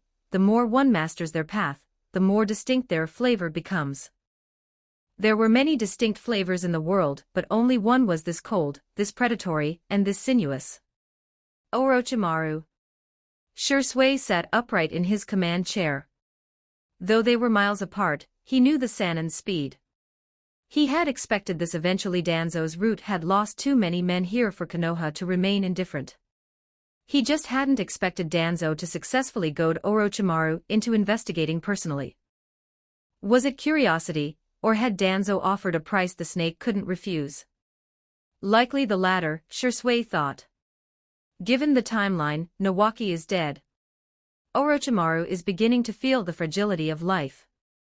I shouldn't have opened the champagne so early, Shisui sighed, though he felt no panic. He had spent years fortifying this position. Even if it came to a confrontation, he could drown Orochimaru in a sea of insects within the 50-layered hive. Still, anonymity was his greatest asset. It was better to remain a ghost if possible. 5 miles was a short distance for a master. The moment Orochimaru stepped into Takigakure, he felt a strange sense of dissonance. The village was small enough that his experienced eyes could map its layout in a single glance. Yet it was that very smallness that piqued his interest. The streets were pristine, the buildings were new, and the villagers walked with a rare sense of how remarkably full of life. Orochimaru hissed softly under his breath. Dressed as a weary traveling merchant with a wide-brimmed straw hat obscuring his pale features, he meandered through the commercial street. He appeared as nothing more than a peddler looking for a corner to rest. However, he didn't get far before a village security patrol approached him for a routine inquiry. This was a protocol established by Shibuki and the elders. In reality, it was a superficial measure designed to project an image of order, a decoy for the real surveillance happening beneath their feet. Shibuki, unaware of the deeper layers, took the duty with absolute, earnest sincerity. He approached the merchant with a polite but firm smile, unaware that he was standing inches away from one of the most dangerous men alive. The story is already written, waiting to be unleashed. Claim early access on Patreon, patreon.com/Kazama677. You hold the keys to bonus chapters. 10 reviews ignite 1 bonus chapter. 100 power stones summon another. Your power determines how fast the tale unfolds. Chapter 64, A Hidden Contest of Wills. 1080 words. Precisely because the villagers took the security protocols so seriously, the outside world believed they were genuinely effective. For this routine inquiry, Shisui Aburame did not dispatch Naruto. He allowed the regular guard corps to conduct a simple questioning, and he strictly forbade the use of pheromones. In his eyes, caution was paramount, especially when dealing with Orochimaru. Despite Shisui's confidence in his swarm, the man before him was a titan of core technology. Even if Orochimaru hadn't yet reached his absolute peak, he was already a world-class authority on biological research. Unsurprisingly, Orochimaru passed the inspection with ease. He believed his disguise was flawless and his presence undetected. Shisui, for his part, played along with the charade, hoping the snake would satisfy his curiosity and depart without appending the quiet life Shisui had built. But Orochimaru was not a man to simply browse and leave. Under the pseudonym Seiki, a traveling medicinal herb merchant, Orochimaru remained in Takigakure for a full week. During those 7 days, he walked every street, sampled every new eatery, and conversed with dozens of villagers. He even used market research as an excuse to sit in on several cultural classes at the Ninja Academy. What he saw was a village thrumming with life. The streets were clean, the shops organized, and the villagers possessed a rare look of optimism. The ninjas were disciplined and efficient, showing a level of coordination that, to Orochimaru's trained eye, rivaled the professionalism of Konoha. The sparrow is small, but its organs are complete, he evaluated internally. A village like this, if left unchecked, would eventually challenge Konoha's influence in the region. For a fleeting moment, the thought occurred to him, I should tell the village. I should tell Sensei. But in the next second, he scoffed at himself. Konoha, for all its virtues, was a cage for the mundane. He was chasing the essence of life, the secrets of forbidden jutsu, and power that transcended death. This tiny Takigakure clearly held something interesting. Orochimaru narrowed his eyes. From the moment he entered, he had felt a nagging sensation, a feeling of being watched. It wasn't the gaze of a person, but something more pervasive, more hidden. It was an irritant to his hypersensitive perception, but he had spent the week enduring it, testing its boundaries. Missing spies, undetectable zones. Hee, Orochimaru laughed silently. His intelligence gathering suggested a narrative. The young leader, Shibuki Kogen, was a reformist prodigy. The Jonin Naruto had mastered the Earth Grudge Fear, a technique dormant for a century. The merchant Ryuji Ida was a genius of urban planning. Orochimaru took these facts and discarded 70% of them.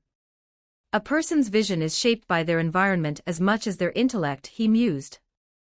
He didn't believe a village of fewer than 10,000 people could simultaneously produce two geniuses in administration, and a master of a legendary forbidden jutsu, especially since his records indicated that both Naruto and Shibuki had been remarkably mediocre just years prior.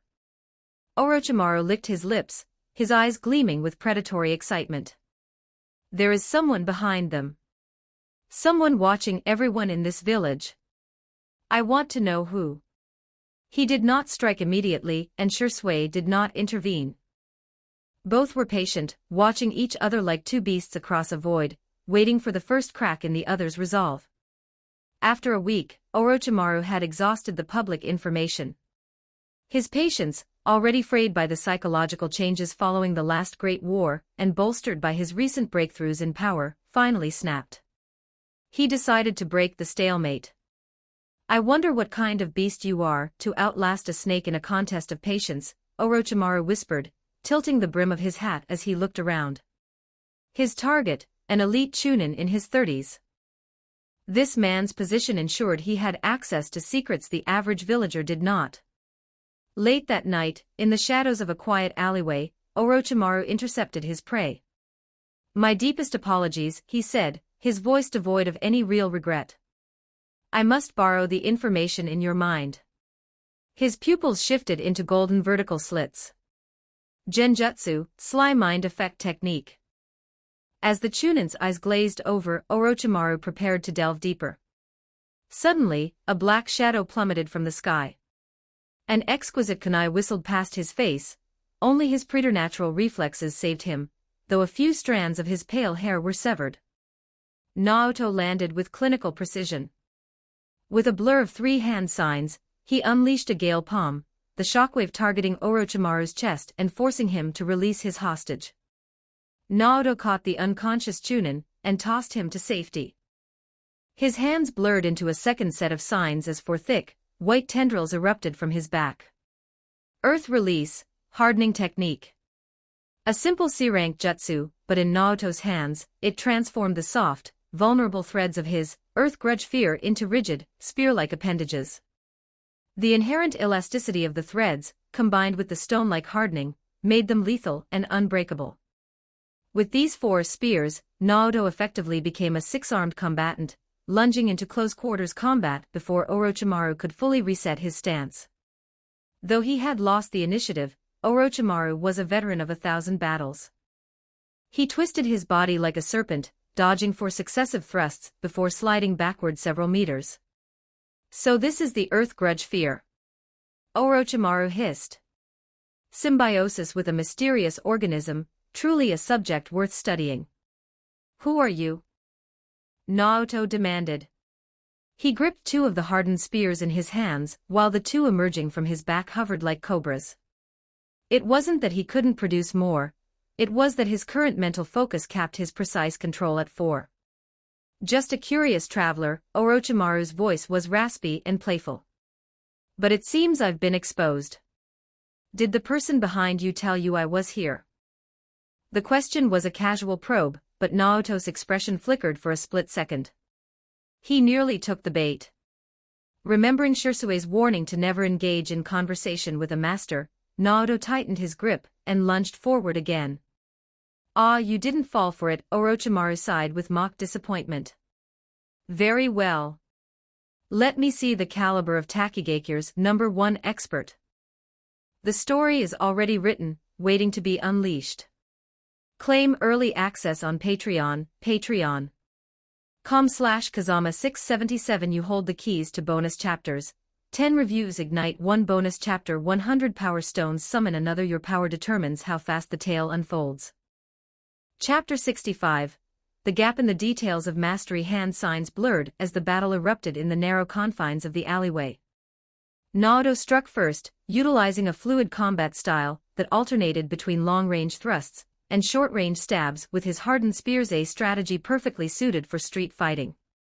However, Orochimaru did not play by the rules of conventional ninja honor.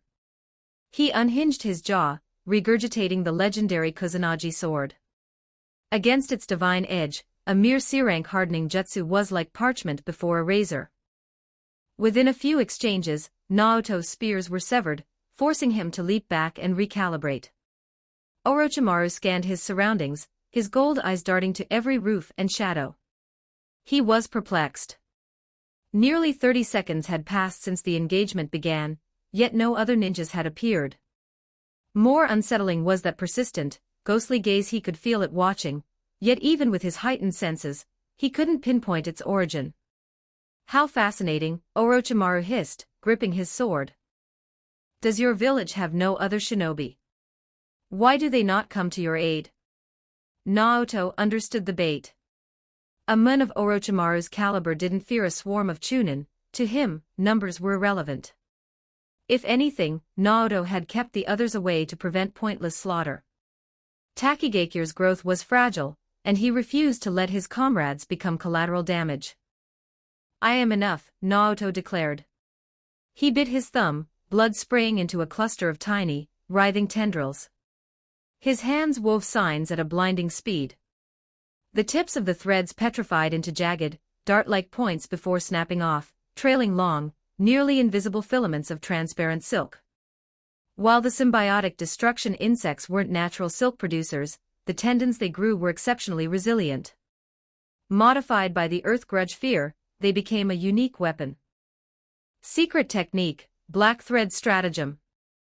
With a single seal, dozens of the hardened heads fired, weaving a dense, razor-sharp web in the air that constricted with enough force to cleave stone. Orochimaru stood still, a smirk playing on his lips. His body was shredded into segments, only to melt into a puddle of mud, a leaping mud clone. Naruto sensed a blade behind him.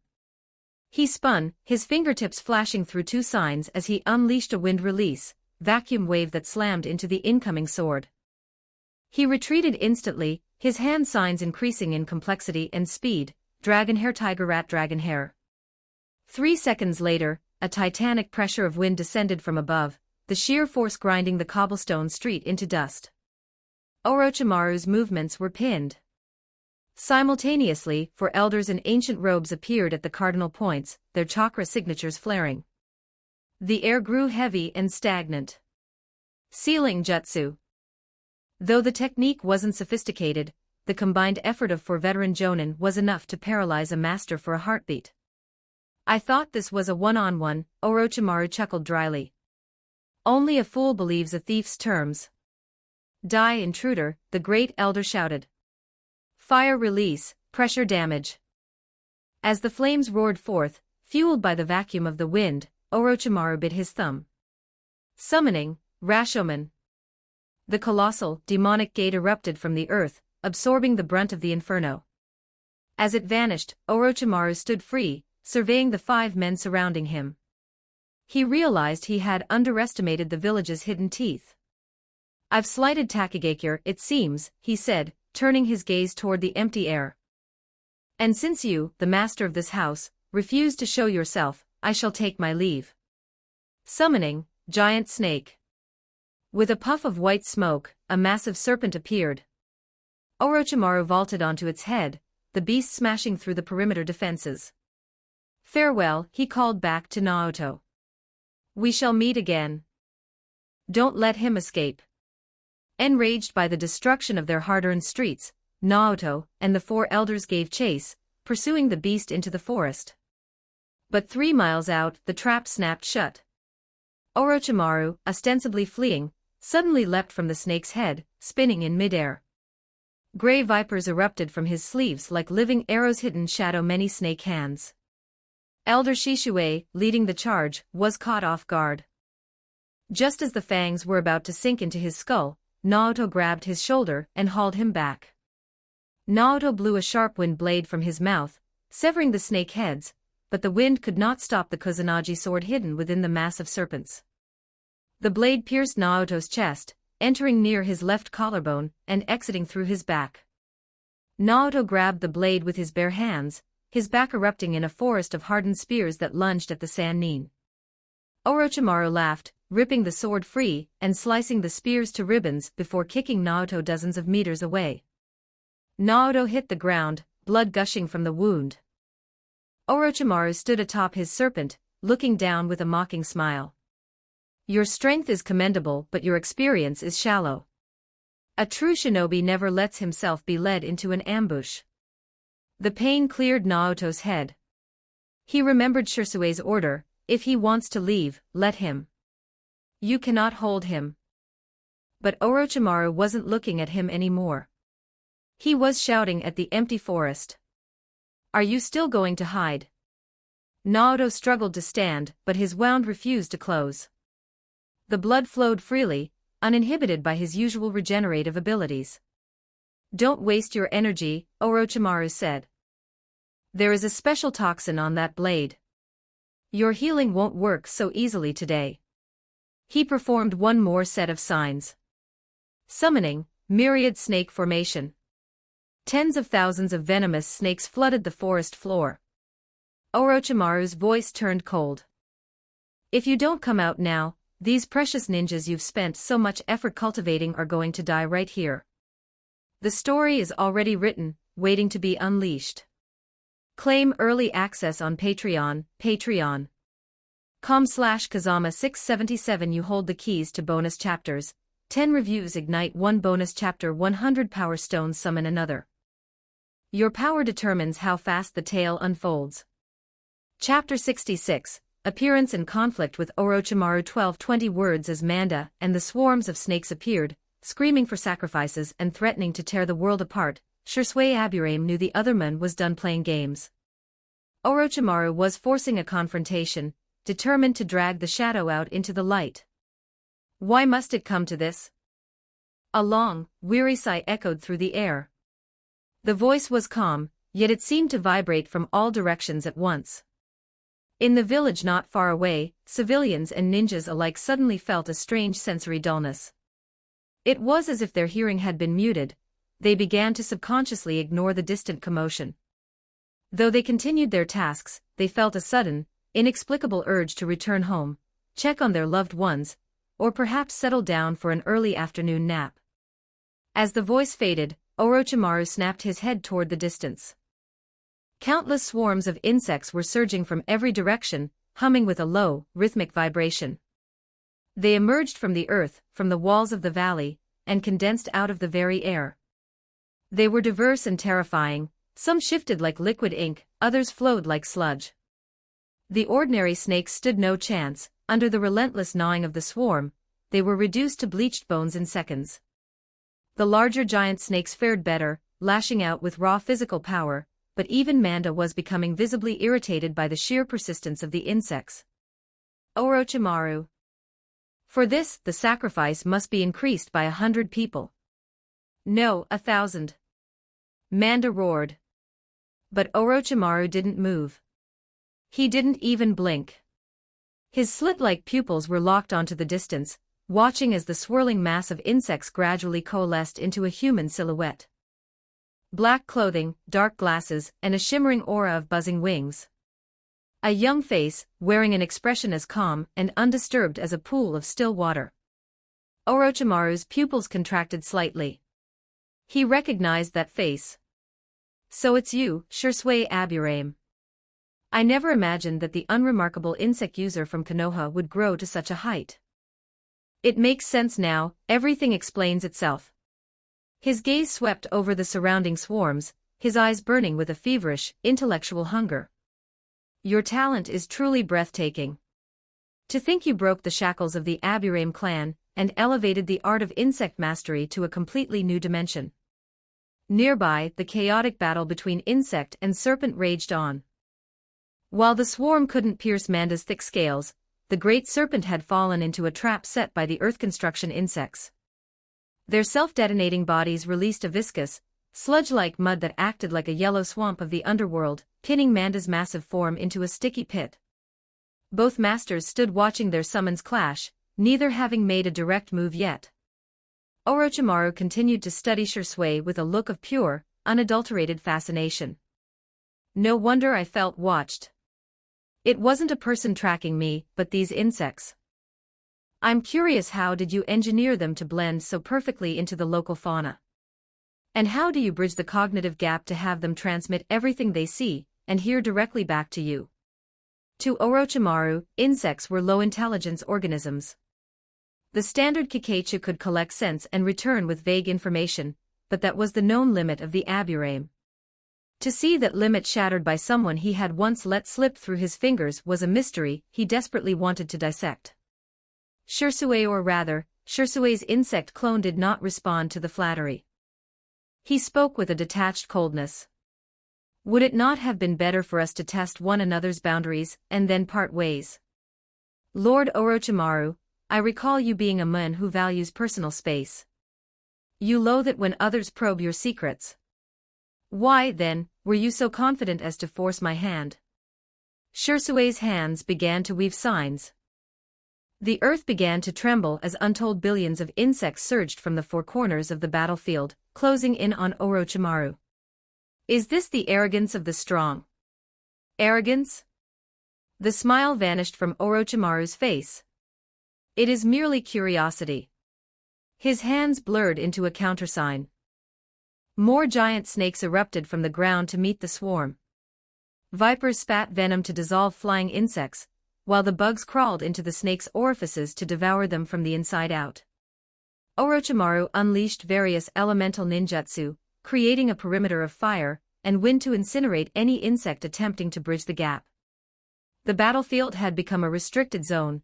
Naruto and the elders had no choice but to retreat to the very edge of the clearing, carrying the wounded. After a minute of intense struggle, Orochimaru found himself breathing heavily. His recently bolstered strength seemed insufficient against this overwhelming sea of insects tactic. Yet, he wasn't afraid. He felt an odd, surging sense of hyperactivity, a frantic urge to keep fighting until the end. Suddenly, Manda let out a pained, furious howl. These damnable, wretched bugs are crawling into my eyes. Orochimaru, I'm done. If the sacrifices aren't ready by the next time you call, don't bother. With a massive puff of white smoke, the great serpent unsummoned itself. Seeing their leader flee, the other intelligent snakes followed suit, vanishing from the battlefield. In that moment of silence, Orochimaru's eyes snapped into focus. His pupils, which had been dilated with excitement, narrowed sharply with alarm. Something was wrong. This was an asymmetrical battle. He was fighting a mere clone, yet he was being drained of his energy and sanity. Why was he still standing here? He channeled chakra to disrupt his own flow, performing a mental dispelling technique.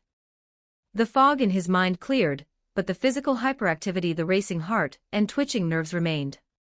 The scent in the air. He scanned the perimeter and found the source. As the swarm appeared, they had begun secreting specific pheromones into the atmosphere. Once inhaled, the substance didn't kill, it subtly manipulated the subject's brain chemistry, inducing a state of aggressive euphoria that clouded judgment. It's a hybrid of neurotoxins and pheromones. His rhythm broken, Orochimaru held his breath and retreated several meters, his eyes flashing with a sharp, dangerous light. No wonder Yuhi Shinko fell to you. A combination of genjutsu and biological pharmacology. If an opponent has a weakness in either, you catch them in the gap. Shinko was a master of illusions, but he knew nothing of biology. His defeat was inevitable. Before he could finish, the hair on the back of Orochimaru's neck stood up, a primal instinct for survival screaming at him. An invisible scorpion had somehow bypassed his senses and crawled onto his back. Its stinger, dripping with a virulent sheen, whipped upward toward his heart. Orochimaru twisted his body at the last possible microsecond. The barb missed his spine but sliced a deep, ragged gash across his left lower back. The blood turned black instantly. Poison. His face paled. He no longer had the heart for battle. Without hesitation, he bit his thumb and slammed his palm against the ground once more. Summoning, Manda. The story is already written, waiting to be unleashed.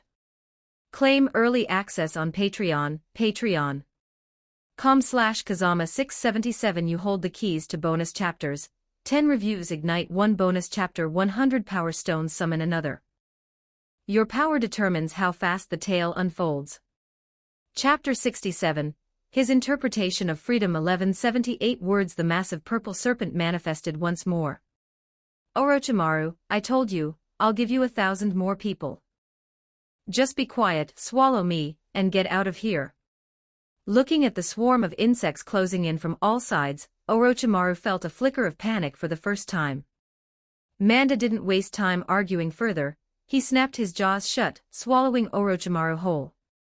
With a violent poof, they vanished in a cloud of white smoke, a reverse summoning. The remaining snakes were instantly overwhelmed by the swarm, devoured until nothing remained but bone. The battle was over. Supported by another elder, Naruto approached. The deathly pallor had faded from his face, and his vitality was slowly returning. He lowered his head in shame. My lord, I apologize. There is no need for apologies, the insect clone said calmly. To hold your ground against Orochimaru to this extent is already an impressive feat. Shursui had never expected Naruto to defeat Orochimaru. Such a thing was fundamentally impossible. True powerhouses were forged in the fires of 1,000 battles. Even in terms of raw combat talent and tactical genius, Shursui knew he was far inferior to Orochimaru.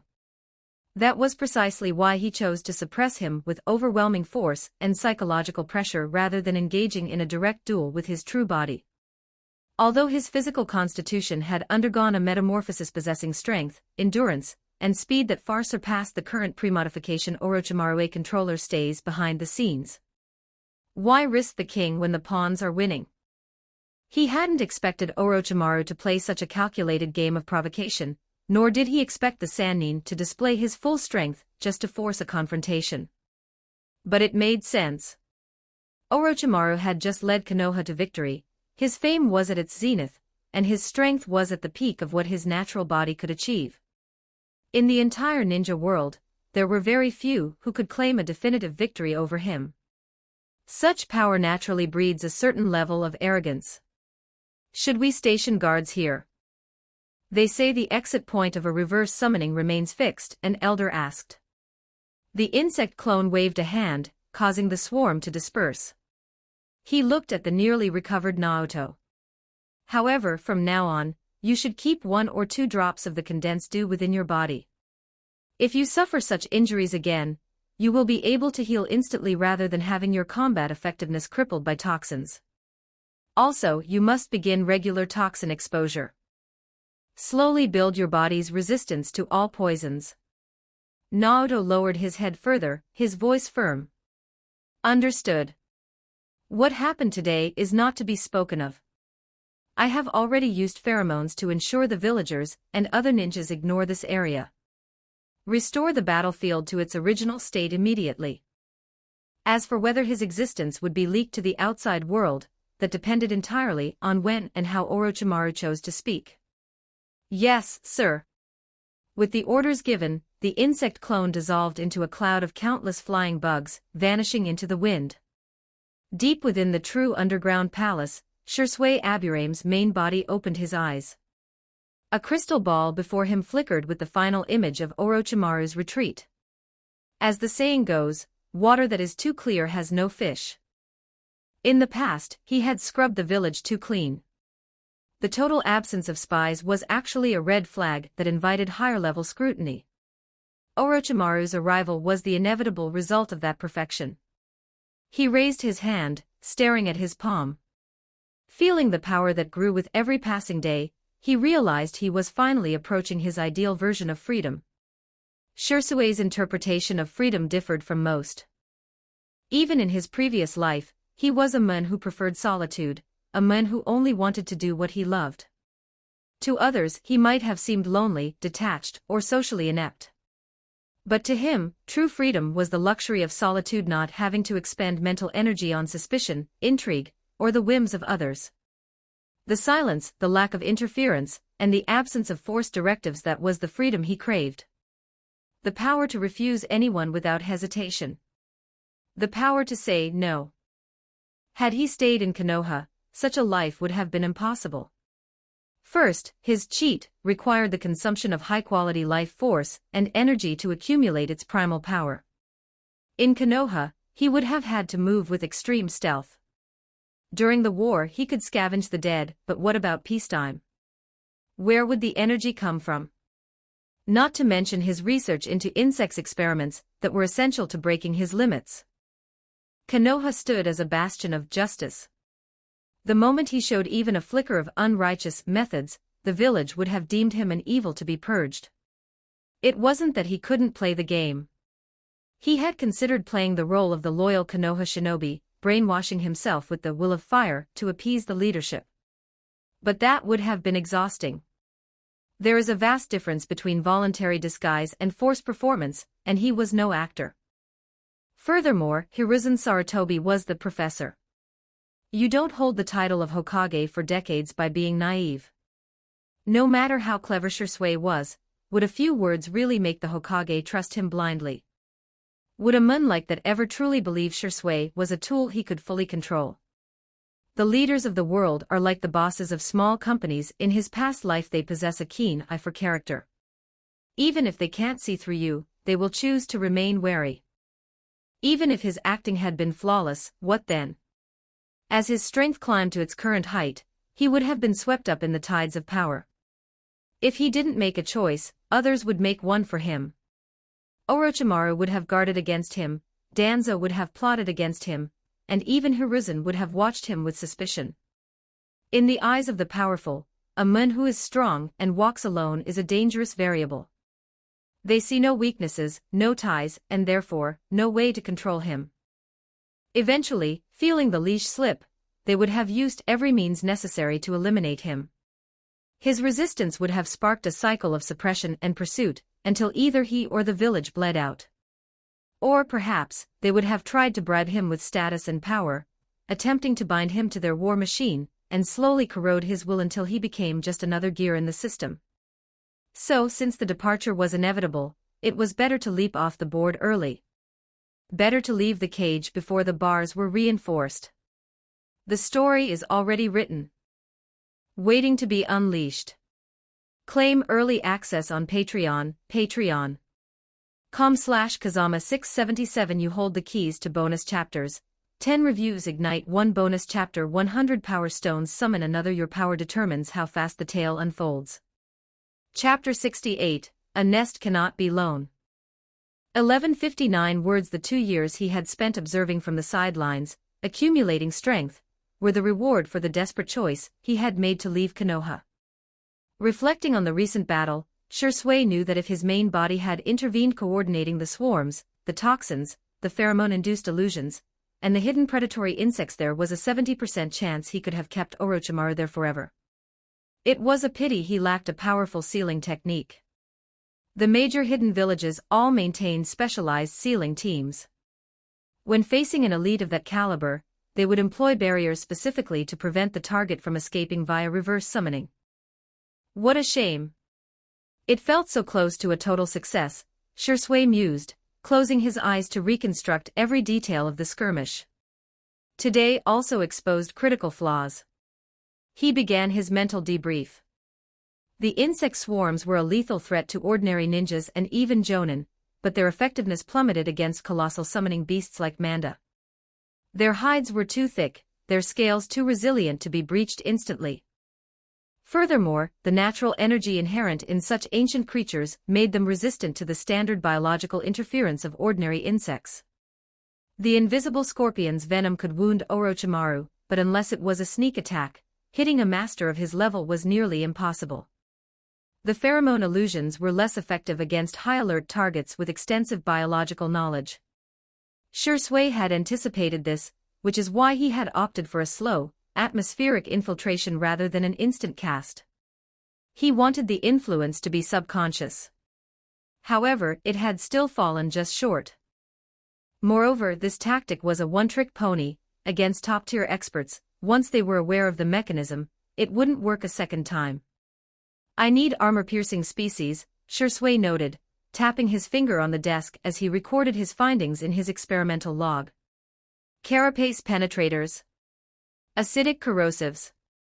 Or perhaps chakra drill types.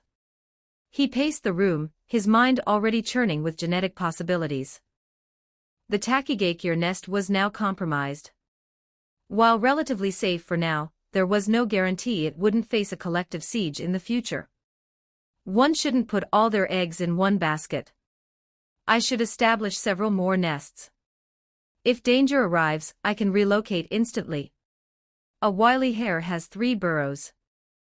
There was another factor. Tachygachier was approaching its developmental limit. Deepening and expanding the underground palace further would only be a play for more space. It already stretched miles from the surface, nearing the structural limit of the cavern systems. As for Orochimaru, he would return, but not today. Before his next visit, I must be ready. Even if I cannot kill him, I must force him to sit down and negotiate with me as an equal. I need more. I need stronger insects. Shui closed his eyes, beginning the blueprint for a new breed while slowly replenishing his chakra reserves. As night fell, the destroyed streets and battle scars were meticulously repaired by the earth construction insects. The elders and the few jonin who knew the truth worked tirelessly to paint the new bricks, ensuring the village looked exactly as it had that morning. Before long, Tachygachier returned to its nocturnal silence. The lights of the commercial district flickered out, the shift change for the guards was completed, and the villagers drifted into sleep.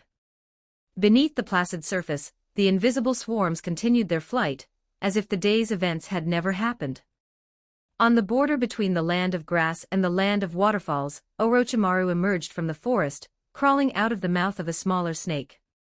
He looked down at the wound on his left waist. It had turned a bruise black, and he could feel the toxins slowly migrating through his system. His hands wove a sequence of signs. Ninja art, delicate illness extraction. A thin stream of purple venom was drawn out through his fingertips. Gradually, the blood around the wound returned to a healthy crimson. He took a fine surgical needle and thread, stitching the gash with practiced precision. He used a minor healing jutsu to staunch the blood, followed by mystical palm to knit the flesh together slowly, minimizing the number of cell divisions required for recovery. Once finished, Orochimaru felt a lingering weakness. He sighed at his current state. The human body is truly fragile, isn't it? In this moment, his desire to modify his own form and transcend his limitations burned brighter than ever. If the human body had a ceiling, he would simply tear the roof off. I was too arrogant this time, he admitted, a smirk tugging at the corner of his mouth. His eyes shimmered with a predatory excitement. Shui Aburame, you are becoming a very interesting person. Under different circumstances, we might have been friends. But now we are destined to be enemies. He closed his eyes, his mind replaying the battle. The fusion of illusion and pharmacology, the omnipresent surveillance, the cold, clinical combat style. Next time, I will be better prepared. But before that, I will change this weak vessel. He vanished into the dense woods, heading toward the horizon. With the war drawing to a close, the 5 great nations were signing non-aggression pacts. Konoha was even providing compensation to some defeated nations, a move intended to project the magnanimity of a superpower, even if it meant straining its own coffers. It was a political compromise. By using resources to buy a withdrawal, Konoha could reduce its own attrition and focus on recovery. Konoha had to be the winner. The prestige of being the strongest was its greatest defense. If they showed even a hint of vulnerability, the other villages would swarm like sharks. It was a facade, a hollow strength they were forced to maintain because they lacked the power to truly crush their enemies in a single blow. Outside the Konoha encampment in the Land of Rain, most of the shinobi had already departed for the village, leaving only a small garrison. Danzo Shimura stood outside a barracks, waiting. He looked at the pale, weakened Orochimaru with genuine surprise. The scent of blood. I didn't think anyone in Takigakure could wound you. Did they deploy the Jinchuriki? My injuries are none of your concern, Orochimaru shot back. What exactly is hidden in that place? Danzo asked, cutting straight to the point. Orochimaru let out a cold laugh. I won't say. Just know that it is something even your root cannot afford to provoke. I suggest you suppress your curiosity. Danzo stared into his eyes, silent for a long moment. But I need your answer now. I agree to your proposal, Orochimaru said. But I'm going to need more leverage. The story is already written, waiting to be unleashed. Claim early access on Patreon, patreon.com/Kazama677. You hold the keys to bonus chapters. 10 reviews ignite 1 bonus chapter. 100 power stones summon another. Your power determines how fast the tale unfolds. Chapter 69, The Konoha Jonin Council. 1156 words. In a tavern on the streets of Tanzaka Quarters, Tsunade sat at a central table. She tilted the last drop of sake into her throat and slammed the cup down with a heavy thud. Lost again. This round hadn't just drained her traveling funds, she now owed the gambling den over 1 million ryo in high-interest loans. The parlor owner stood nearby, clutching the IOU and rubbing his hands together. He could tell the legendary Sannin was ill at ease. It wasn't just bad luck, she seemed completely preoccupied. Lady Tsunade, do you wish to continue? He asked tentatively. I'm afraid our credit limit for you has reached its maximum, so. I know. Tsunade waved him off impatiently. She pushed herself up from the table, her body swaying slightly. It wasn't drunkenness. It was psychological exhaustion. The shadows of the war and the death of her brother, Nawaki, clung to her like a second skin, impossible to shake no matter where she wandered. The mangled bodies, the glazed eyes, the endless rows of stretchers outside medical tents, even far from the front lines, she saw them every time she closed her eyes. The gambling den clearly wanted her out, and she had no more collateral to play with anyway. She shook her head to clear the intrusive memories, tossed the empty bottle aside, and walked out into the cool air. The sake was gone, she needed a drink. The money was gone, she needed a score. As she crossed the street, her eyes caught a newly opened shinobi tool shop. It was unassuming, with a sign that read exotic goods of the shinobi world. The window displayed a sparse collection of kunai, shuriken, and explosive tags, alongside several rows of plain paper bags containing medicinal pills. Exotic goods. Probably just more boring tricks to swindle people. As a princess of the Senju and a veteran of the Great War, she had seen every miracle tool imaginable. To her, they were mostly toys. A real ninja relied on the 4 staples: kunai, shuriken, food pills, and tags. She intended to walk past, but something gave her pause. A handwritten label next to a bag of pills caught her eye. High-potency food pills, Takigakure secret formula. Rapidly restores physical strength and chakra. Takigakure. Tsunade narrowed her eyes. She knew the standard formulas for every major village. Konoha's focused on high calories and nutrition, Kumo's relied on stimulants to push physical limits, Suna's often contained herbs to sharpen focus. But a secret formula from the land of waterfalls. That secluded little country known for its giant trees and isolation. Driven by a sudden whim, she stepped inside and picked up a bag. The shopkeeper, a common-looking merchant, brightened immediately upon recognizing one of the Sannin. We just received this shipment. The quality is. Tsunade ignored him, weighing the bag in her hand. It was light. Inside were 5 dark pills, slightly smaller than standard military rations, emitting a peculiar, fresh scent of herbs and damp earth.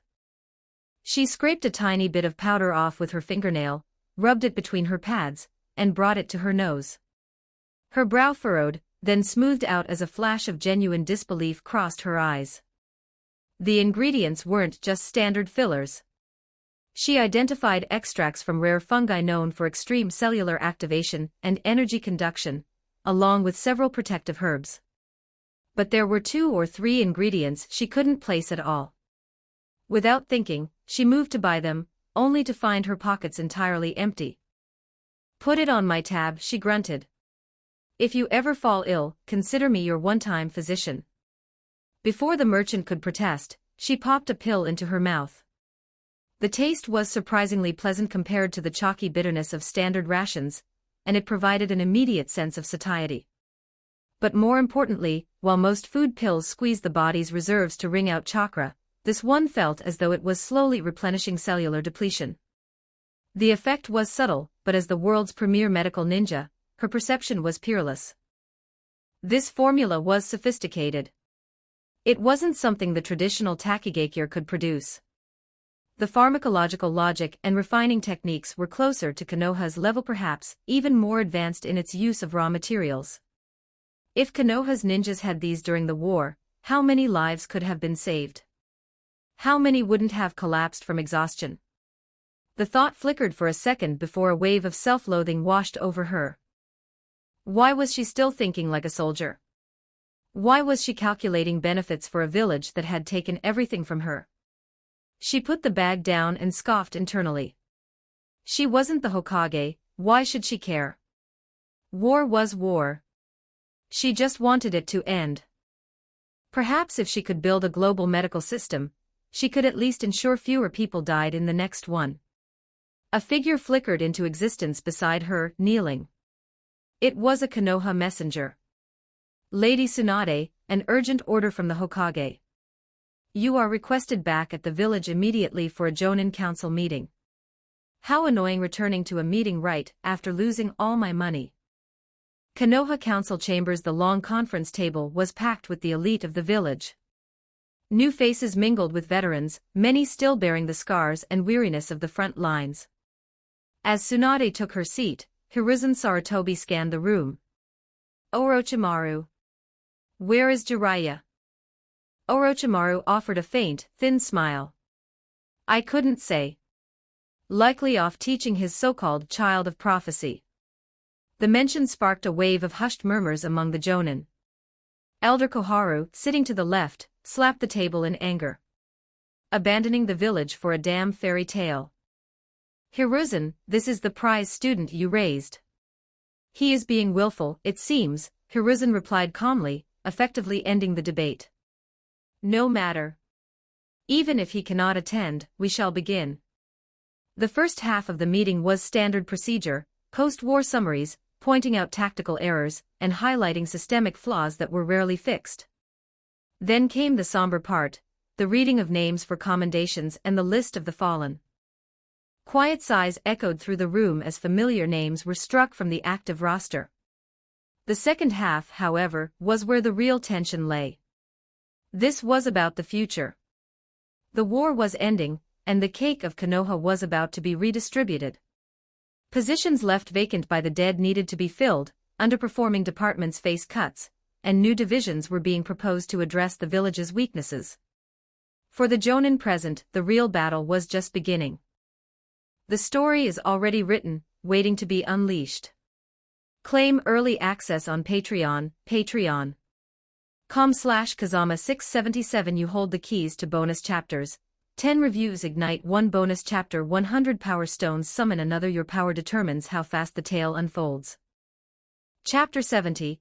The second execution order for Shursui Aburaim. 1167 words. The Hokage held the roster, his voice echoing clearly through the hall as he read the appointments. Tsukumo Hatake, commander of the Umbu and assistant to the Hokage. Orochimaru, acting general commander of the Jonin squads. Tsunade, director of the medical department and head of the Konoha hospital. Jiraiya, director of the information department. As the commands were issued, the phase of rewarding merit officially concluded. Hiruzen Sarutobi looked out at the gathered Jonin and asked, "Now, for the next priority. I want to hear from you. In what areas can Konoha be reformed? Give me your honest opinions." Reform Konoha. The gears in everyone's minds began to turn. Was Hiruzen truly preparing to delegate his authority? Was his heart growing weary, or was he planning his abdication? Proposals were thrown out one by one, only to be met with chaotic debate and eventual rejection. Hiruzen remained silent throughout, watching the Jonin bicker. Konoha was a monolithic entity. Any small change shifted the balance of power and redistributed the cake. No one was truly willing to part with their family's share of influence or resources. Suddenly, a heavy thud silenced the room. All eyes snapped to Tsunade, who had slammed her fist onto the table. She stood up, her gaze fierce. "Colleagues, my proposal is this: formally establish a complete wartime and standing medical ninja system in Konoha. I demand that every standard ninja squad be equipped with at least one systematically trained medical ninja. This will drastically reduce casualty rates and preserve Konoha's vital strength." A wave of murmurs followed, mostly dissenting. "Lady Tsunade, the concept is noble, but the training cycle for a medical ninja is long, and the cost is high," Elder Koharu spoke up. Though she was a medical ninja herself, she was bound by the village's budget. The initial investment is massive, and the returns take years.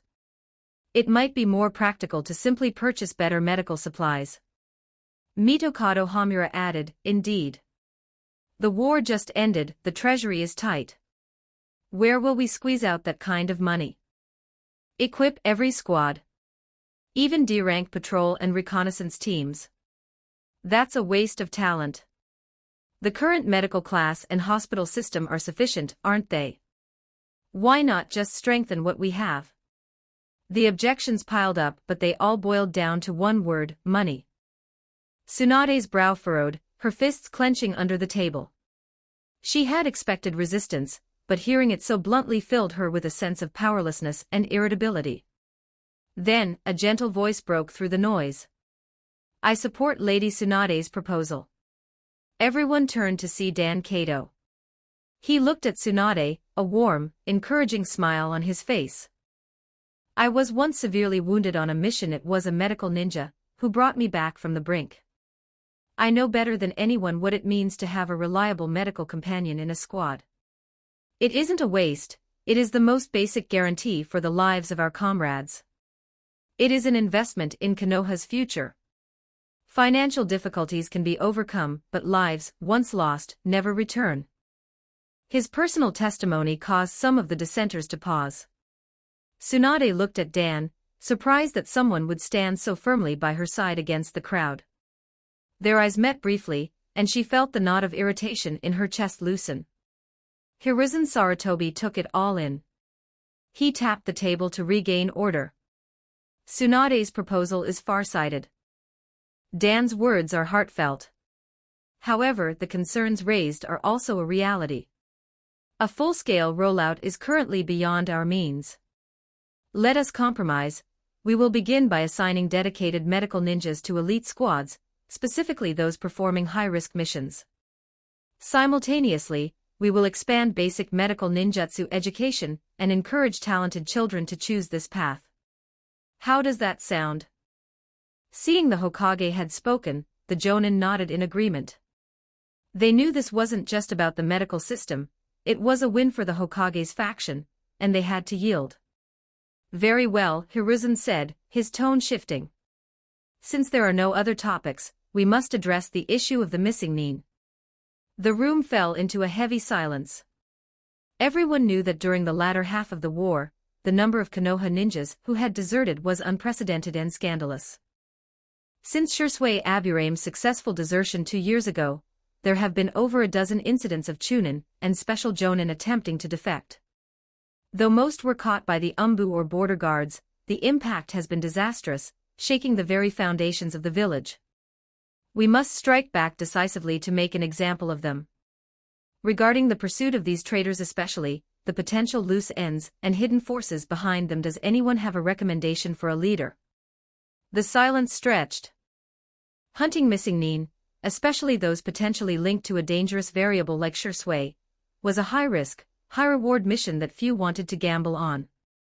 Then, a figure stood up. It was Shima Shirakumo. 2 years had passed, and the youthfulness in his face had matured into a hardened, stoic resolve.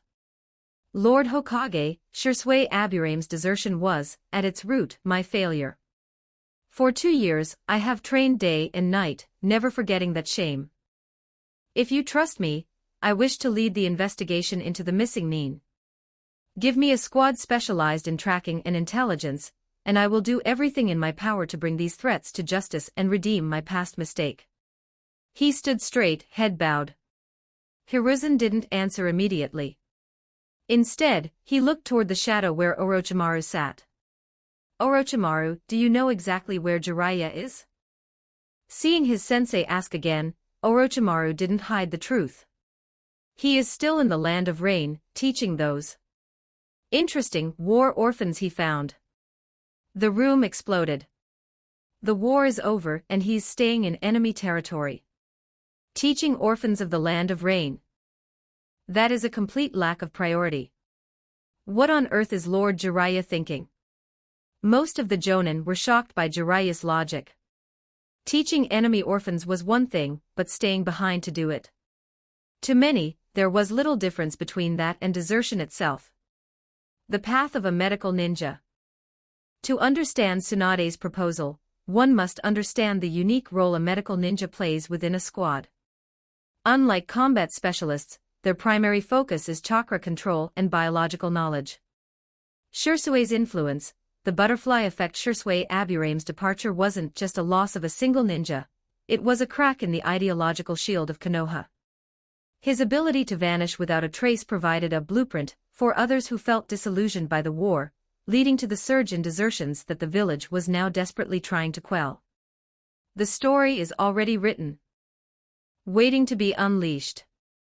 Claim early access on Patreon, patreon.com/Kazama677. You hold the keys to bonus chapters, 10 reviews ignite 1 bonus chapter, 100 power stones summon another. Your power determines how fast the tale unfolds. Chapter 71, The Hokage's Cake. 1122 words. Hiruzen Sarutobi raised his hand, pressing down the tide of whispers. Jiraiya has always acted with a certain. However, the situation in the land of rain remains volatile, and we need someone to keep a close watch. As for Jiraiya, since he is unwilling to return, he shall remain abroad to gather intelligence. Orochimaru, send word to him. He is to assist Shima Shirakumo in locating the missing Nin. The room fell silent once more. The Hokage's words were a classic political maneuver. On the surface, he was assigning a mission. In reality, everyone understood he was providing an official cover for his students' eccentric behavior, framing it as a strategic necessity. Since the Hokage had given his endorsement, no one dared to voice further opposition. Just as the meeting seemed ready to pivot to other logistics, a veteran Jonin suddenly spoke up. Lord Hokage, the war has ended, and the village is entering a new era. Regarding the selection of the 4th Hokage, have you given it thought? Konoha's future requires a young leader to guide us. The topic was so sensitive that the chamber became vacuum-sealed in silence. Every gaze, whether blatant or subtle, locked onto Hiruzen. Hiruzen puffed on his pipe in silence, the rising smoke veiling his expression. He glanced toward his old friend sitting nearby. That Jonin was likely one of his own men. Alas, I wonder how much that single question cost in political capital. After a long pause, he spoke. I do feel that my energy is not what it once was. Entrusting Konoha to a younger, more vibrant leader is only natural. However, Hiruzen's tone shifted. The war has ended, but the tremors remain. Konoha, and indeed the Land of Fire, are in a critical period of adjustment. Sudden change in leadership at this moment could destabilize the entire system. My opinion is that this matter be deferred. We shall discuss it again once the situation is more stable. It was a masterstroke. He signaled his intent to eventually step down, provided a legitimate reason for the delay, and sent a clear message to the world: the seat of the Hokage would soon be open. During this transition, whoever proved most capable of carrying Konoha's future would hold the advantage. The meeting ended in a subtle, charged atmosphere. Danzo Shimura was the first to rise and exit without a word.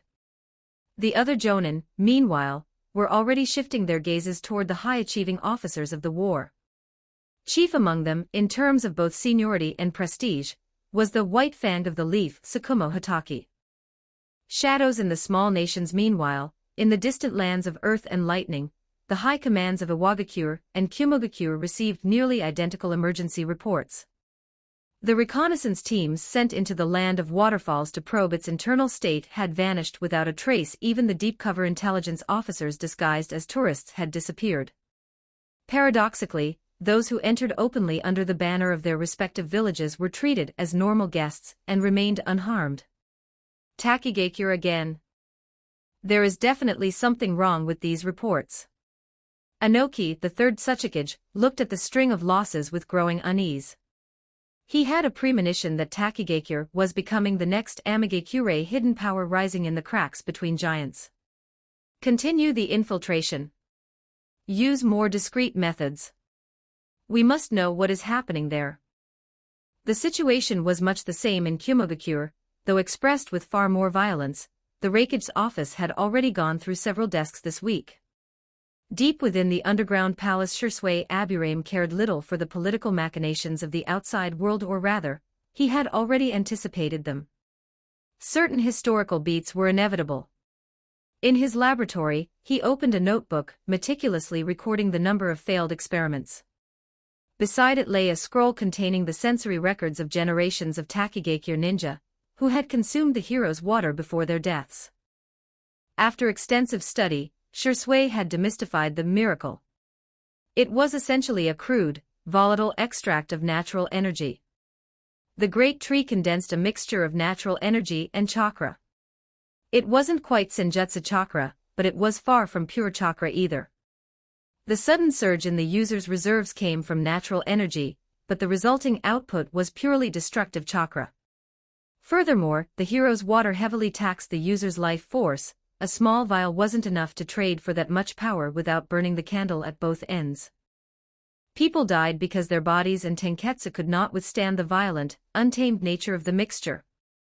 Theoretically, if a body could withstand the surge, repair its own meridians, and replenish the drained life force, this water would be the easiest shortcut to mastering natural energy. However, Shisui had yet to determine the exact physical threshold required. His temporary solution was to dilute the substance into a small pond, locked behind sealing jutsu to prevent the natural energy from dissipating, using it as a high-grade nutrient source for his insects. In another wing of the lab, a massive cauldron stood under heavy seals. A tiny breach had been opened in the seal, beneath which swarmed thousands of insects. Shisui's recent failures. Following the principle of zero waste, he was seeing if any could adapt to the environment. The Seven-Tails Chomei chakra possessed strong insectoid traits, scale powder toxicity, and flight capabilities. More importantly, its chakra had a unique vitality and fusion quality. Tailed beast chakra is inherently higher tier and more violent than standard chakra. Even with the relatively docile Chomei, 99.9% of the insects died instantly. Only a few could survive a single day, let alone reproduce. However, one specific aquatic insect was slowly absorbing and incubating the energy. The shrine entrance above the palace, at the entrance to the Togo shrine, Naruto appeared before Shisui's insect clone with 3 ninjas, a middle-aged man, a youth, and a boy. Shisui sensed the new insect strains implanted within them. Their physical stats approached Jonin levels, though their chakra reserves varied between mid to high Chunin. The place you are going is the land of snow to the north, Shisui's clone commanded.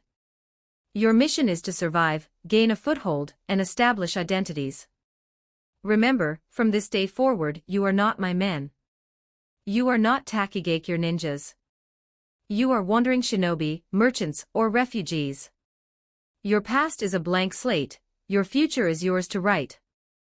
In 6 months, I will send word. Only then will we discuss the next step. The story is already written, waiting to be unleashed. Claim early access on Patreon, patreon.com/Kazama677. You hold the keys to bonus chapters, 10 reviews ignite 1 bonus chapter, 100 power stones summon another. Your power determines how fast the tale unfolds. Chapter 72, The Idiot Trio of the Far North. A few days later, in the land of snow at the edge of the world. The freezing wind cut like a knife across the infinite tundra. 3 travelers struggled through knee-deep snow, each step draining their remaining stamina. The middle-aged man leading the group stopped, looking back at the youth and the boy. Their faces were a bruised blue from the cold, but they gritted their teeth in silence.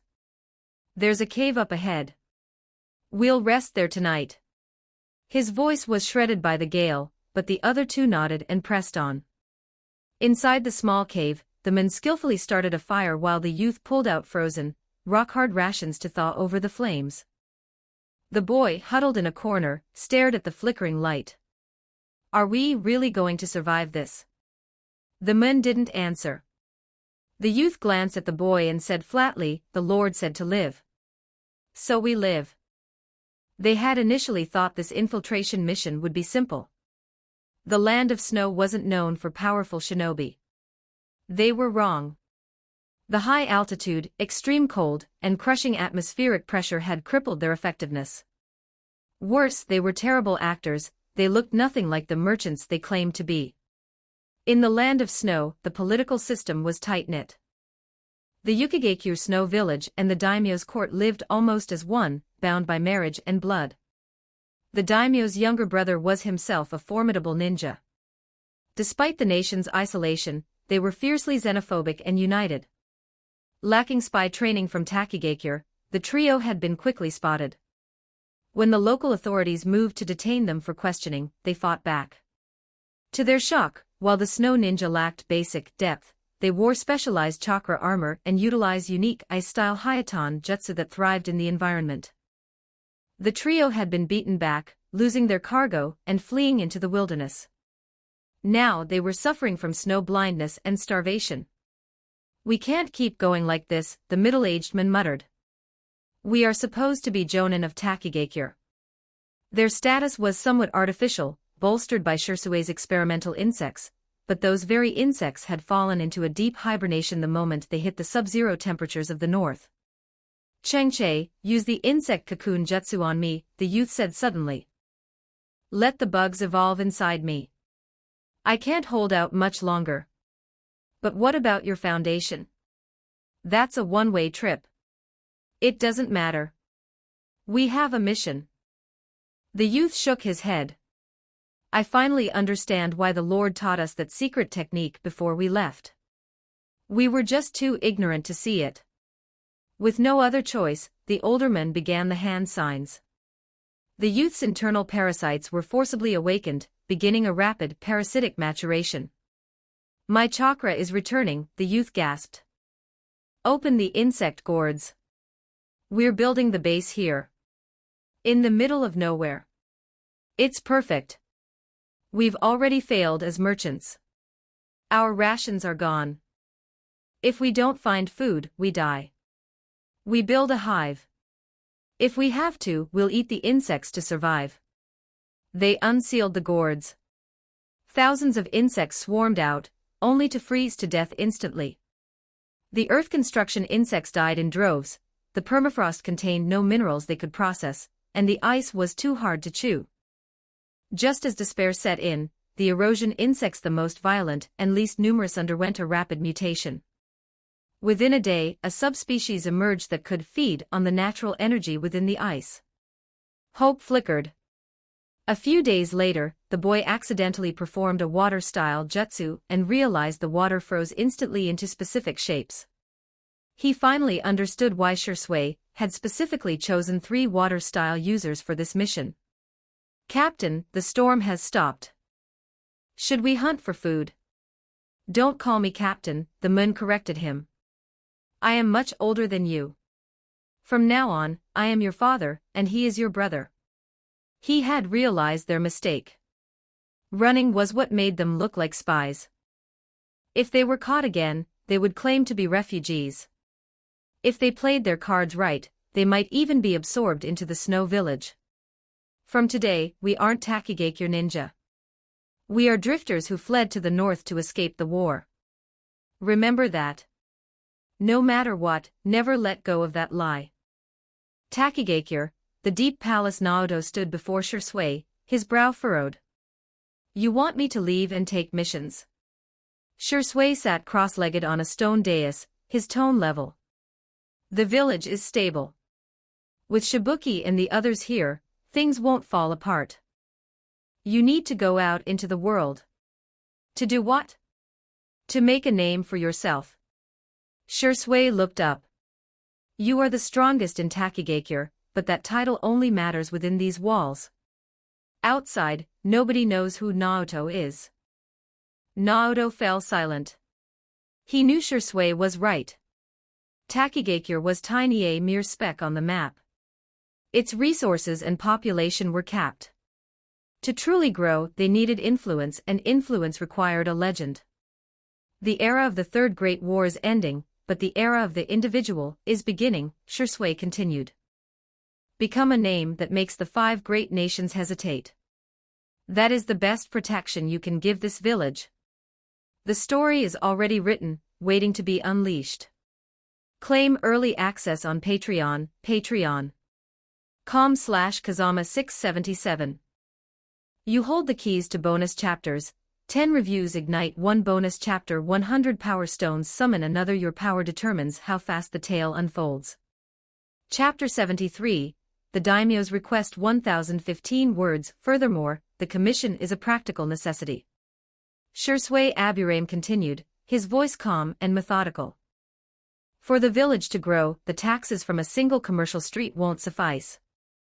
By taking outside missions, you earn funds, gain combat experience, and witness the true darkness of this world firsthand. It's a multi-purpose endeavor. Naoto thought for a moment, then nodded. He turned to leave but paused at the threshold. Looking back, he asked, "Are you hiding another motive?" Shisui remained silent. Naoto stared at him for a few seconds, didn't press further, and vanished into the darkness of the corridor. As the footsteps faded, silence reclaimed the stone chamber. Shisui's gaze deepened. He did have another motive. While Naoto's foundations were solid, his real-world application was lacking. But more importantly, Naoto's movements were bait to attract the attention of Kakuzu. Kakuzu, the man who once betrayed Takigakure, assassinated his superiors, stole the Earth Grudge Fear Jigenbu and fled. His name had topped the village's bingo book for decades, yet no one had ever come close to collecting. The Akatsuki had not yet been fully realized in its modern form. At this stage, bringing Kakuzu back into the fold was still a possibility. Takigakure lacked high-level powerhouses, and Kakuzu's reason for deserting was frankly absurd. The village elders had sent him to assassinate Hashirama Senju. That wasn't a mission, it was a death sentence. He was too honest back then, Shisui thought. It was clearly a trap set by elders who feared his rising influence. Shisui would have reacted the same way, though he wouldn't have been foolish enough to actually try the assassination first. He turned back to the petri dish. The aquatic insect that survived the Seven-Tails chakra was swimming slowly. Its body was semi-transparent, with pulsating purple light swirling within its core. It still needs time, Shisui murmured. He looked toward the north. And I wonder how many of those idiot trio's insects survived the freeze. Konoha, the Hokage's office. Hiruzen Sarutobi stared at the document on his desk, his brow deeply furrowed.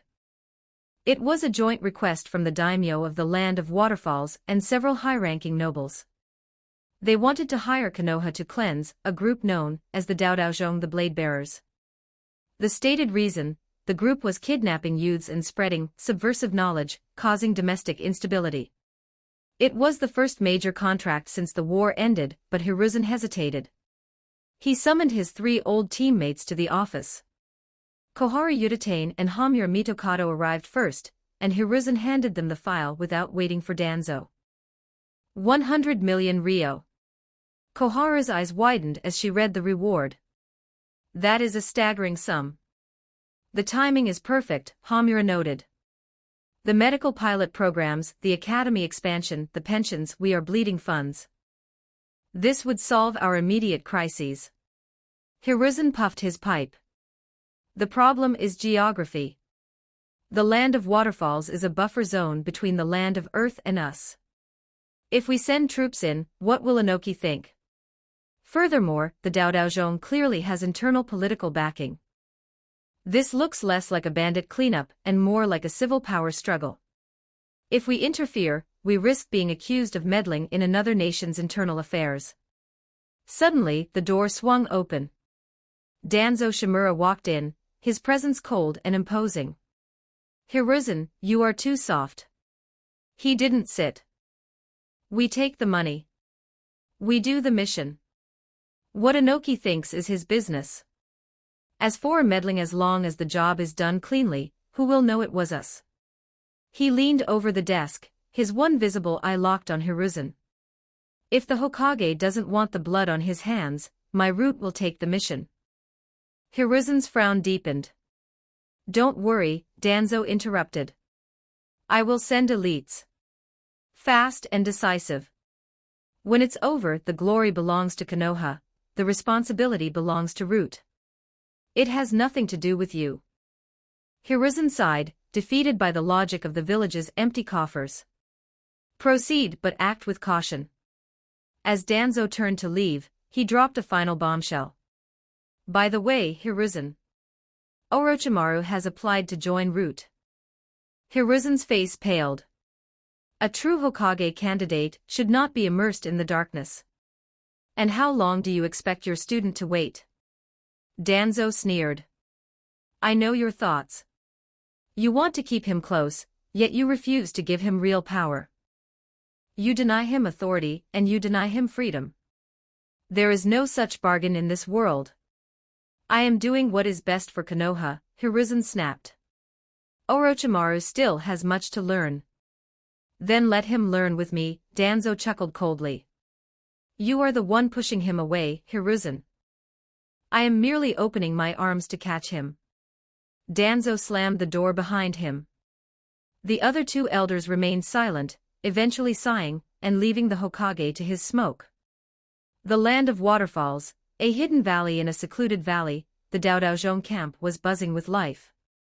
Over 200 teenagers lived and trained here, learning the sword styles taught by Nansher. Nansher stood in the center of the training ground. It had been 6 months since Shisui had last appeared. His letters were rarely answered, usually with a single instruction, solve it yourself. Nansher felt a growing sense of isolation, but seeing the earnest faces of the children made him feel the struggle was worth it. A boy and a girl ran up to him, beaming. I finally mastered that move today. The boy shouted, waving a wooden sword. Nansher allowed a rare smile to touch his lips. Well done. At this rate, you'll be able to stand on your own very soon. He didn't know that far to the south, the root of the leaf was already beginning to move. The story is already written. Waiting to be unleashed. Claim early access on Patreon, patreon.com/Kazama677. You hold the keys to bonus chapters. 10 reviews ignite 1 bonus chapter. 100 power stones summon another. Your power determines how fast the tale unfolds. Chapter 74, Hope shattered in an instant. 1084 words. These children were all disciples he had taken in, talented, hard-working, and earnest. He had poured everything he knew into them, and watching them improve day by day gave birth to a feeling he had never experienced before. It felt like, good, you've both done well. He patted their heads with a smile. Go eat, we continue tomorrow. The two cheered and ran off, full of energy. Nansher watched their retreating backs, his smile slowly fading. He didn't know how long these days would last. The daimyo's hostility, the greed of the nobles, the prying eyes of other hidden villages, the Daodaozhong was like a small boat in a massive storm, liable to capsize at any moment. But he had no regrets. He believed that with his strength and the potential of these children, they would eventually bring a new dawn to the land of waterfalls. Night fell. Bonfires were lit in the valley as the youths gathered to sing, laugh, and share their evening meal. Nansher sat alone on a high ledge, staring at the stars, lost in thought. Suddenly, he bolted upright. A faint, nearly imperceptible chill of killing intent drifted through the air. Enemy attack. Before his voice could settle, dozens of dark figures surged into the camp from all directions. Kunai and shuriken rained down like a localized storm. The first screams rang out instantly. It's the Leaf. Form ranks. Protect the children. Nanshur unsheathed his long blade, moving like a lightning bolt toward the nearest shadow. With a flash of steel, a black-clad ninja collapsed. But more shadows swarmed in. Each was formidable, their coordination seamless, the hallmark of seasoned elites. Nanshur realized it immediately. It was Konoha's route. The daimyo had indeed hired foreign shinobi. But why would the Leaf intervene in this internal affair? Kill them all. Leave no one alive. A cold voice commanded from the darkness, and the battle turned into a massacre. Nanshur's swordsmanship was lethal, every strike claiming a life, but his followers were mostly teenagers. They had the forms he taught them but lacked true life-or-death experience. Against Root's elite, they were lambs to the slaughter. "Teacher, save me!" A piercing cry made Nanshur's heart shudder. He turned to see two of his favorite disciples being cornered by two Root agents. To call it an attack was generous, it was an execution. Their clumsy substitution jutsu and close-quarters sword skills meant nothing against high-level ninjutsu.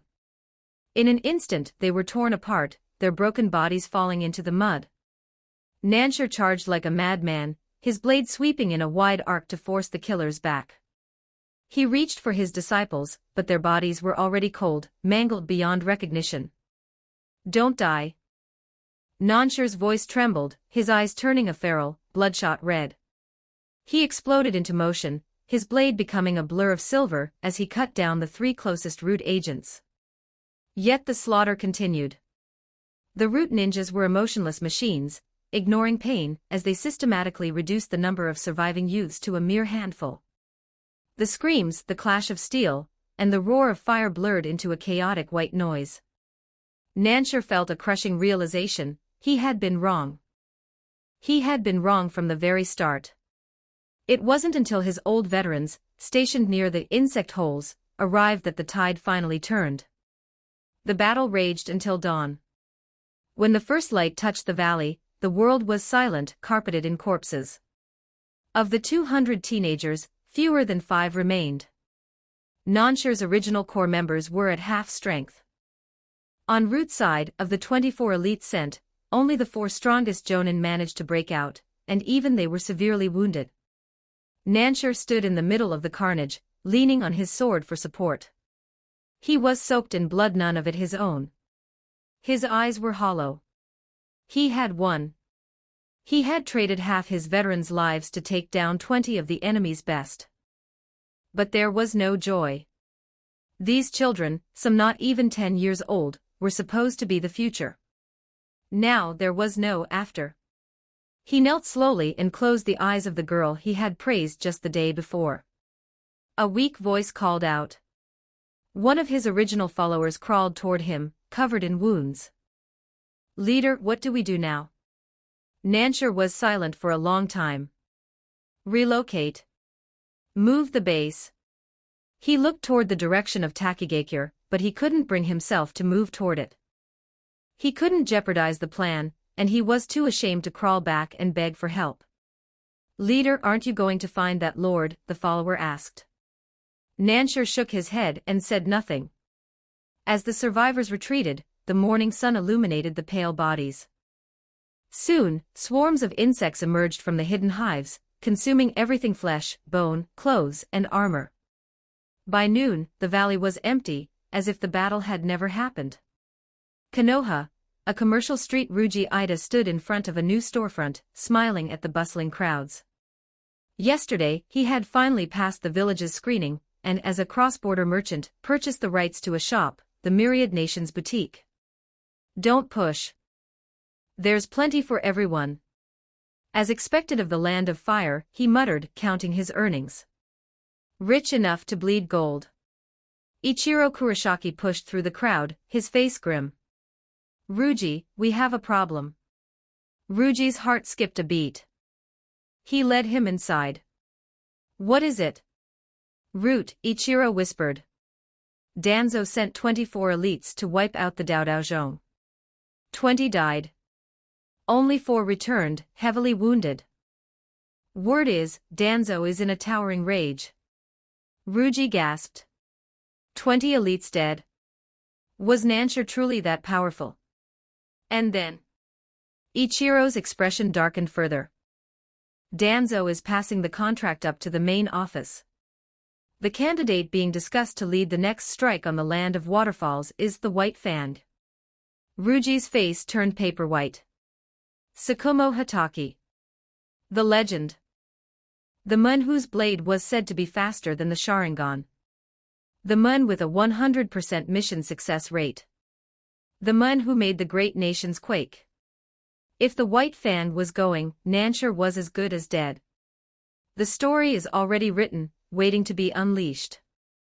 Claim early access on Patreon, patreon.com/Kazama677. You hold the keys to bonus chapters.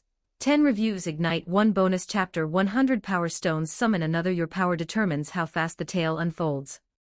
Chapter 75, Drastic Measures, Replacing the Daimyo. 1036 words. Do you think there's any chance the leaf will discover our connection to Nansher? Ruji Ida leaned back in his chair. Unlikely. Our direct dealings are with the nobles under Lord Heiji's influence. The equipment we supply comes from the land of iron. We are, at most, mere middleman merchants. The real concern is Nansher himself. Ichiro Kurosaki shook his head. Hard to say. I hear their losses were staggering, but Nansher survived. Strangely, he hasn't reached out to our lord. Ruji went silent for a moment before looking up sharply. Go back immediately. Report everything to our lord. As fast as possible. I'm staying in the leaf. I need to keep my ear to the ground. If Tsukumo Hatake actually mobilizes, I'll find a way to get word to you. Ichiro nodded and vanished into the bustling market crowd. Ruji watched him leave and let out a long, weary sigh. Master, this is a real mess. Nansher is a stubborn fool. Is an ideal really worth all this? I gave up on being a noble a long time ago. Deep within the underground palace. Shursui Aburame listened to Ichiro's frantic report, without changing his expression. Nansher didn't contact us. Ichiro kept his head bowed. Ruji suspects Nansher might feel he has no face left to meet you. Shursui was silent for a long time before letting out a soft sigh. So he failed in the end. There was no anger in his voice, only a faint trace of regret. Though perhaps it's for the best that he recognizes reality. He stood up and walked to a wall-mounted map of the land of waterfalls, tracing the lines of the major cities and noble territories. Tsukumo Hatake. The White Fan was a problem, but problems had solutions. Ichiro, tell Ruji to stay in Konoha. Keep a close watch on their movements. Once Ichiro withdrew, Shursui didn't return to his insects. Instead, he sat in contemplation. Moments later, he closed his eyes and formed a series of hand signs. In a city hundreds of miles away, Lord Heiji was processing paperwork in his study when he heard a faint buzzing. A small insect landed on his desk, its antennae twitching. He immediately dismissed his guards. Through the insect, Shursui's voice echoed in the room. How is the progress with the nobility? Heiji took a deep breath. 6/10 of the country's nobles have been swayed by the longevity pills.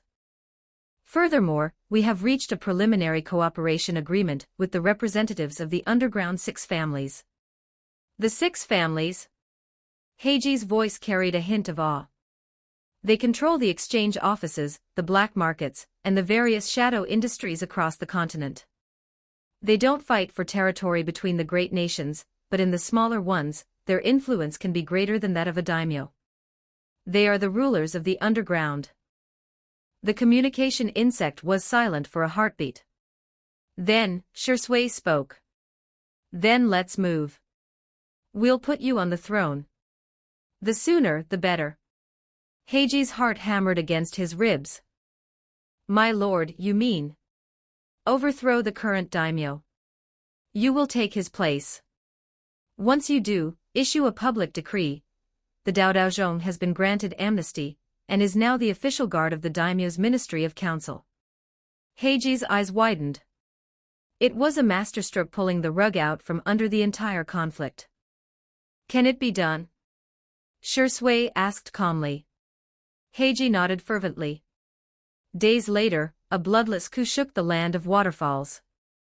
With the backing of 60% of the nobility, and the shadow of the six families looming, the old daimyo voluntarily abdicated in favor of the more capable Heiji Masugi. The new daimyo's first official act was to declare the Daodaozhong a legitimate military unit. All past grievances were pardoned, and the group was integrated into the state's official security apparatus. The news sent shockwaves through the shinobi world. But for Tsukumo Hatake, who had already led his team into the land of waterfalls, it created an absurd predicament. His mission was to eliminate the Daodaozhong on behalf of the daimyo for 100 million ryo.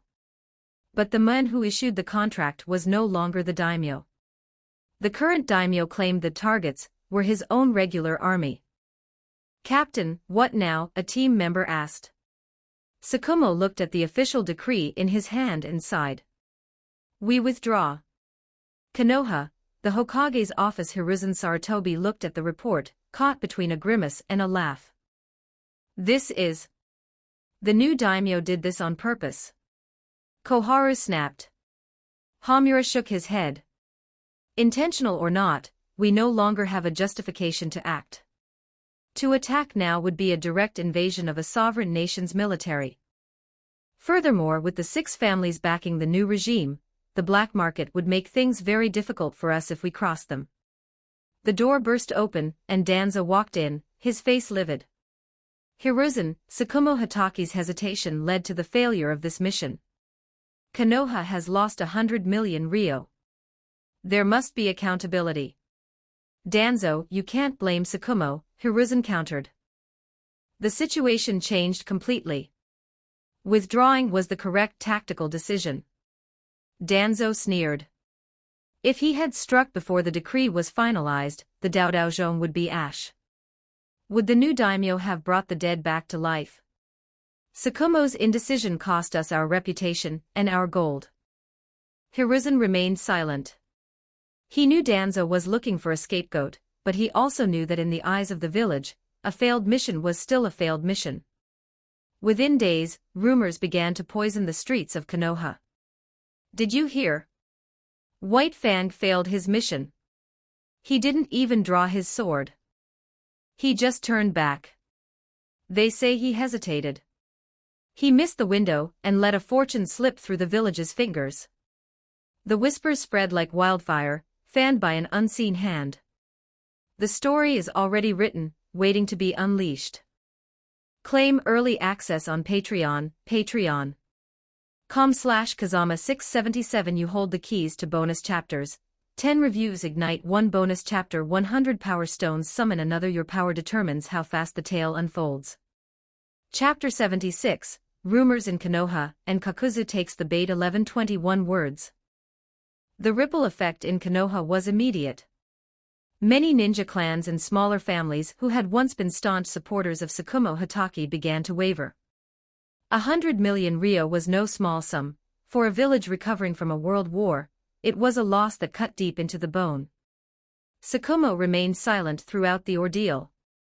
He spent his days at home, isolated, methodically sharpening the short white blade that had been his constant companion for years. The third Hokage made public statements claiming the failure was due to unforeseen circumstances beyond Tsukumo's control, but against the overwhelming tide of gossip, his defense felt thin and powerless. The wilderness, a chance encounter. 2 weeks after leaving Takigakure, Naruto found himself walking down a desolate trail. He had already completed 3 missions to B ranks, and 1 A rank, all with clinical efficiency.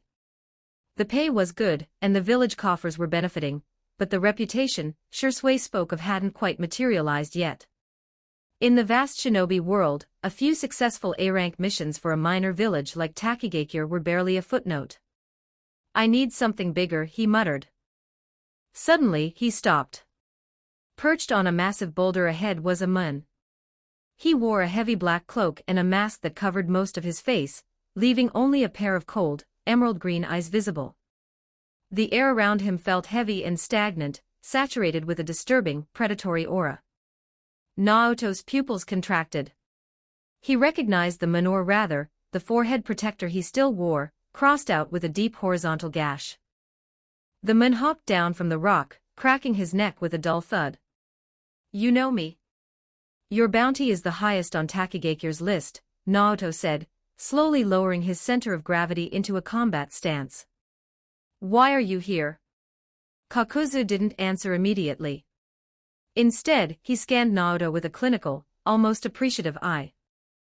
"The Earth Grudge Fear, so you're the junior who managed to survive the cultivation." Naoto's heart skipped a beat.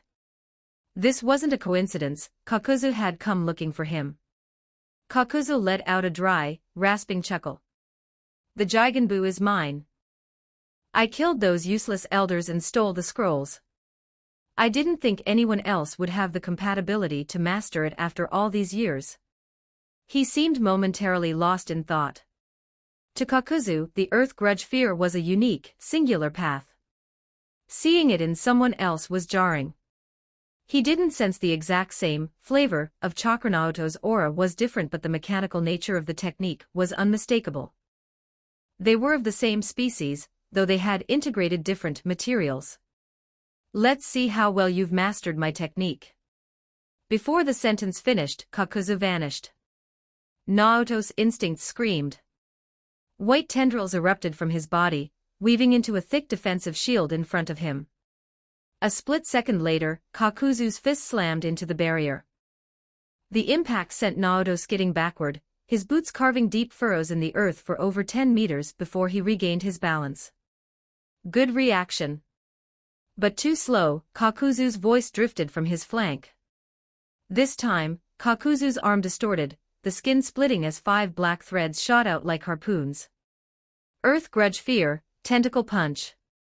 Naoto gritted his teeth, unleashing his own hardened white threads. The black and white filaments collided in midair, creating a screeching, metallic sound as they ground against each other. "Using my own style against me?"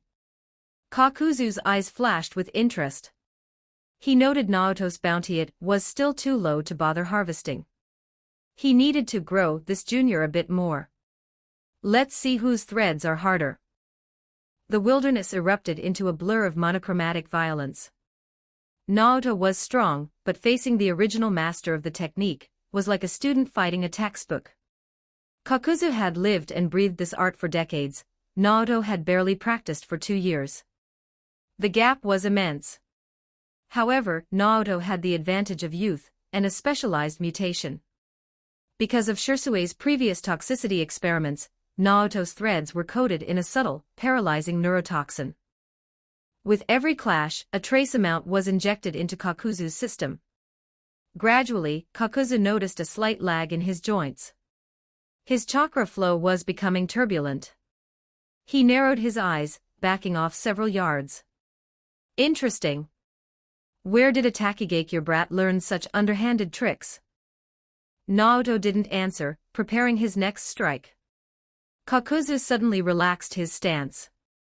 "That's enough for today." He turned his back, walking away without a hint of fear. "Next time we meet, I'll be serious. We'll see then if your version of the Jigenbu is worthy of inheriting my legacy." Naoto stood alone in the clearing, breathing heavily. He was covered in lacerations, and his chakra was nearly depleted. Yet he felt a strange realization. That man hadn't truly tried to kill him. The Deep Palace. Shirsue listened to the report with a slight, knowing tilt of his head. "So Kakuzu finally heard the rumors and hunted you down." He remained silent for a moment. Kakuzu had engaged but hadn't finished the job. What did that mean? Did the old miser still feel a shred of kinship toward his home village, or at least the legacy of the technique he stole? Or perhaps he was just waiting for Naoto's bounty to ripen. Either way, it was an opening. The next time he finds you, fight him, Shisui commanded. Naoto blinked. I can't beat him. I'm not asking you to beat him. I'm asking you to learn from him. He has used that technique for 80 years. Every movement, every weave, is a masterclass in survival. One fight with him is worth a year of solo training. Naoto nodded slowly. And one more thing, Shisui added. If the opportunity arises, try to recruit him. He is exactly the kind of man we need. Recruit him? Naoto was skeptical. Would a man like that ever come back? Shisui didn't answer immediately. He turned to a nearby petri dish where the seven-tails-infused aquatic insect had grown significantly. Its body was now almost entirely transparent, glowing with a vibrant purple luminescence. Next to it, several new eggs were beginning to pulse in rhythm. He'll come back, Shisui smiled.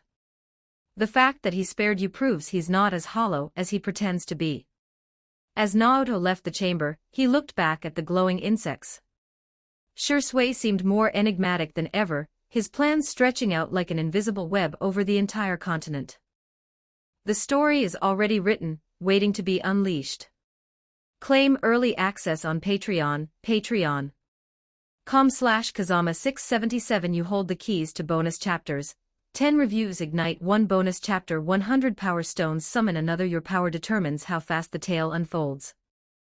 Chapter 77, Multiple Encounters with Kakuzu. 1174 words. The wilderness. Naoto stood amidst a chaotic battlefield, gasping for air. Scattered around him were several corpses, the targets of his just completed mission, a small squad of rogue grass ninja. Following the end of the Second Shinobi World War, if one were to judge which village produced the most defectors by sheer numbers, the Hidden Mist would take the crown. They had even established a dedicated department just to hunt their own. However, in terms of the ratio of defectors, the Hidden Grass Village stood atop the list. It was a place of absolute disorder and moral vacuum. After the war, realizing their own weakness and their precarious position between two great nations, the Grass Ninja grew desperate. Lacking their own heritage, they stole from others. When petty scrolls weren't enough, they turned their eyes toward Kekei Genkai, descending into child abduction and human trafficking. Naturally, many within the village could not stomach such an environment and chose to flee.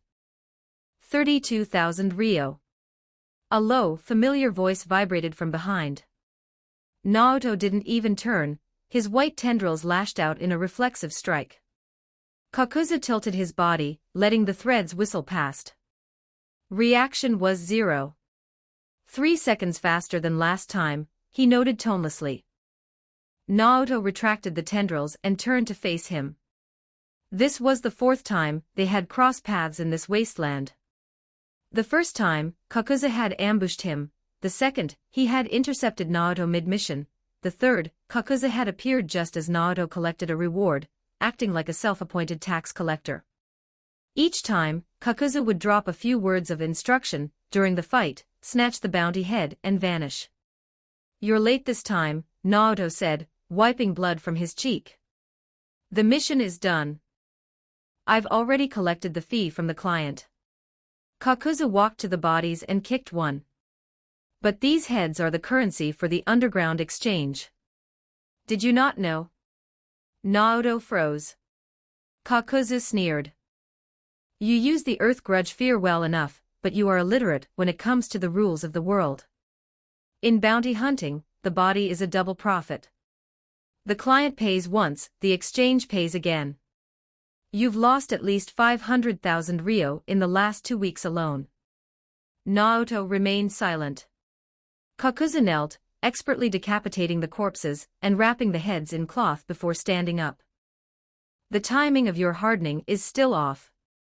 You only harden after I strike. You should begin the process the moment you predict the trajectory of my attack. Kakuzu turned to leave. Kakuzu stopped, looking back as Naoto asked, You've had countless opportunities to kill me. Why haven't you? A glimmer of amusement danced in Kakuzu's green eyes. Your bounty is too low. Killing you now isn't worth the effort. I'm letting you grow, waiting for your price to rise. With that, he vanished into the dust. Naoto watched the horizon, recalling Shirsue's words. That man truly was the piece they were missing. Half a month later, they met for the 6th time. This time, Naoto struck first. His tendrils were more fluid, his hardening precise. They traded nearly 100 blows across the wasteland before Naoto was finally pinned down. Fast progress. It was a rare piece of positive reinforcement from the legend. Kakuzu sat on a boulder, watching Naoto pant on the ground. A complex shadow crossed his face. The earth grudge fear in your body is definitely different from mine. My threads come from 5 distinct hearts, each with its own chakra nature. Seems to have integrated something else entirely. Naoto said nothing. Shirsue had taught him well, a ninja's secrets are his life. To reveal the mechanics of one's jutsu is to hand someone the knife to kill you. Kakuzu was silent for a while, then suddenly spoke. You keep wandering back and forth through this territory. Are you trying to lure me back to Takigakure? Naoto blinked, but before he could speak, Kakuzu scoffed. You think I can't see it? Half these missions were bait designed to draw me out. Your fighting style is mimicking mine, and your retreat paths lead straight into the areas I prefer for ambushes. He stood up, looking down at Naoto. Who exactly wants me back? It can't be those old fossils in the village, they're terrified of me. They wouldn't dare let me through the gates. Naoto slowly climbed to his feet and nodded. As expected of a senior, nothing escapes you. It is the Lord I serve who wishes for your return. Months ago, the bounty on your head was officially revoked.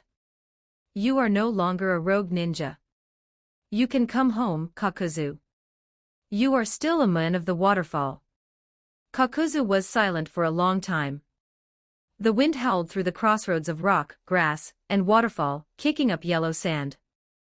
Come back when you can defeat me, he finally said, turning away.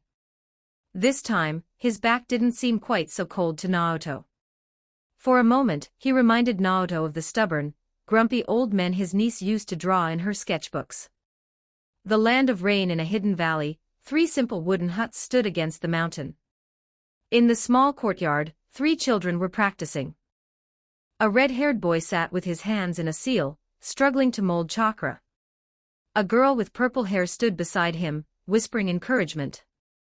On the other side, an orange-haired boy was meticulously practicing hand signs, slow but perfect in form.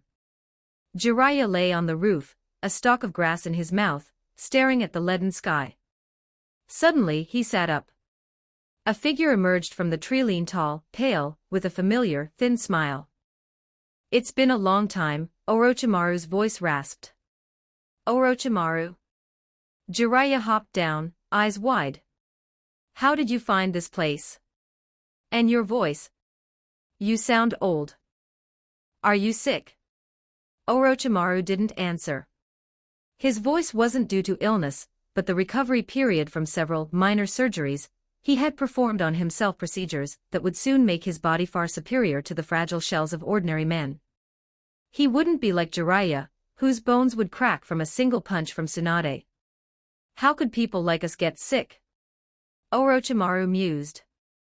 We simply grow, and our hearts grow weary. I almost envy you, Jiraiya, always keeping the heart of a child. Orochimaru's gaze drifted to the 3 children. He glanced over the girl and the orange-haired boy, but his eyes locked onto the red-haired boy. Long hair, shy demeanor, and an ocean of chakra. An Uzumaki. As Orochimaru stepped forward to investigate, Jiraiya blurred into motion, positioning himself directly between his teammate and the children. He didn't say a word, but the playfulness in his eyes had vanished. The story is already written, waiting to be unleashed. Claim early access on Patreon, patreon.com/Kazama677. You hold the keys to bonus chapters. 10 reviews ignite 1 bonus chapter. 100 power stones summon another. Your power determines how fast the tale unfolds. Chapter 78. Orochimaru's second tease 1109 words. Jiraiya scratched the back of his head, laughing as he asked, "So, what brings you all the way out here to find me?" Orochimaru withdrew his lingering gaze from the children, his tone casual. "The old man told me to tell you that you've been away long enough. It's time to get to work." "What kind of work?" "Hunting a rogue ninja." Orochimaru pulled a scroll from his robes and tossed it over. "Shursui Aburame. You should remember him. That Aburame kid who defected 3 years ago. Recent intel suggests he's hiding somewhere around the land of waterfalls." Jiraiya caught the scroll, flipped through it absent-mindedly, and stuffed it into his vest. "I'll get to it when I have a spare moment." Orochimaru arched an eyebrow. "When you have a spare moment?" "I've got students to teach here." Jiraiya clasped his hands behind his head. "Can't it wait? Send someone else like you." Orochimaru's smile thinned. "I naturally have other important matters to attend to. Besides, as the head of the intelligence division, this is technically your responsibility." In truth, Orochimaru had known Shursui Aburame's exact whereabouts for some time, but for reasons known only to him, he hadn't breathed a word of the specifics to anyone. He felt a perverse curiosity, wanting to see other Konoha shinobi, especially his clumsy teammate, trip over themselves dealing with Shursui. The thought of Jiraiya's flustered face, as he was forced to retreat, was exhilarating. He turned to leave but paused. "By the way, any anomalies in the land of rain lately? Do you know where Hanzo of the Salamander is hiding?" Jiraiya fell silent for a moment before throwing another scroll back at him. "It's all in there. This broken country, the war might be over, but it's crawling with orphans, refugees, and wandering ronin. Hanzo has gone to ground, no one knows where he is.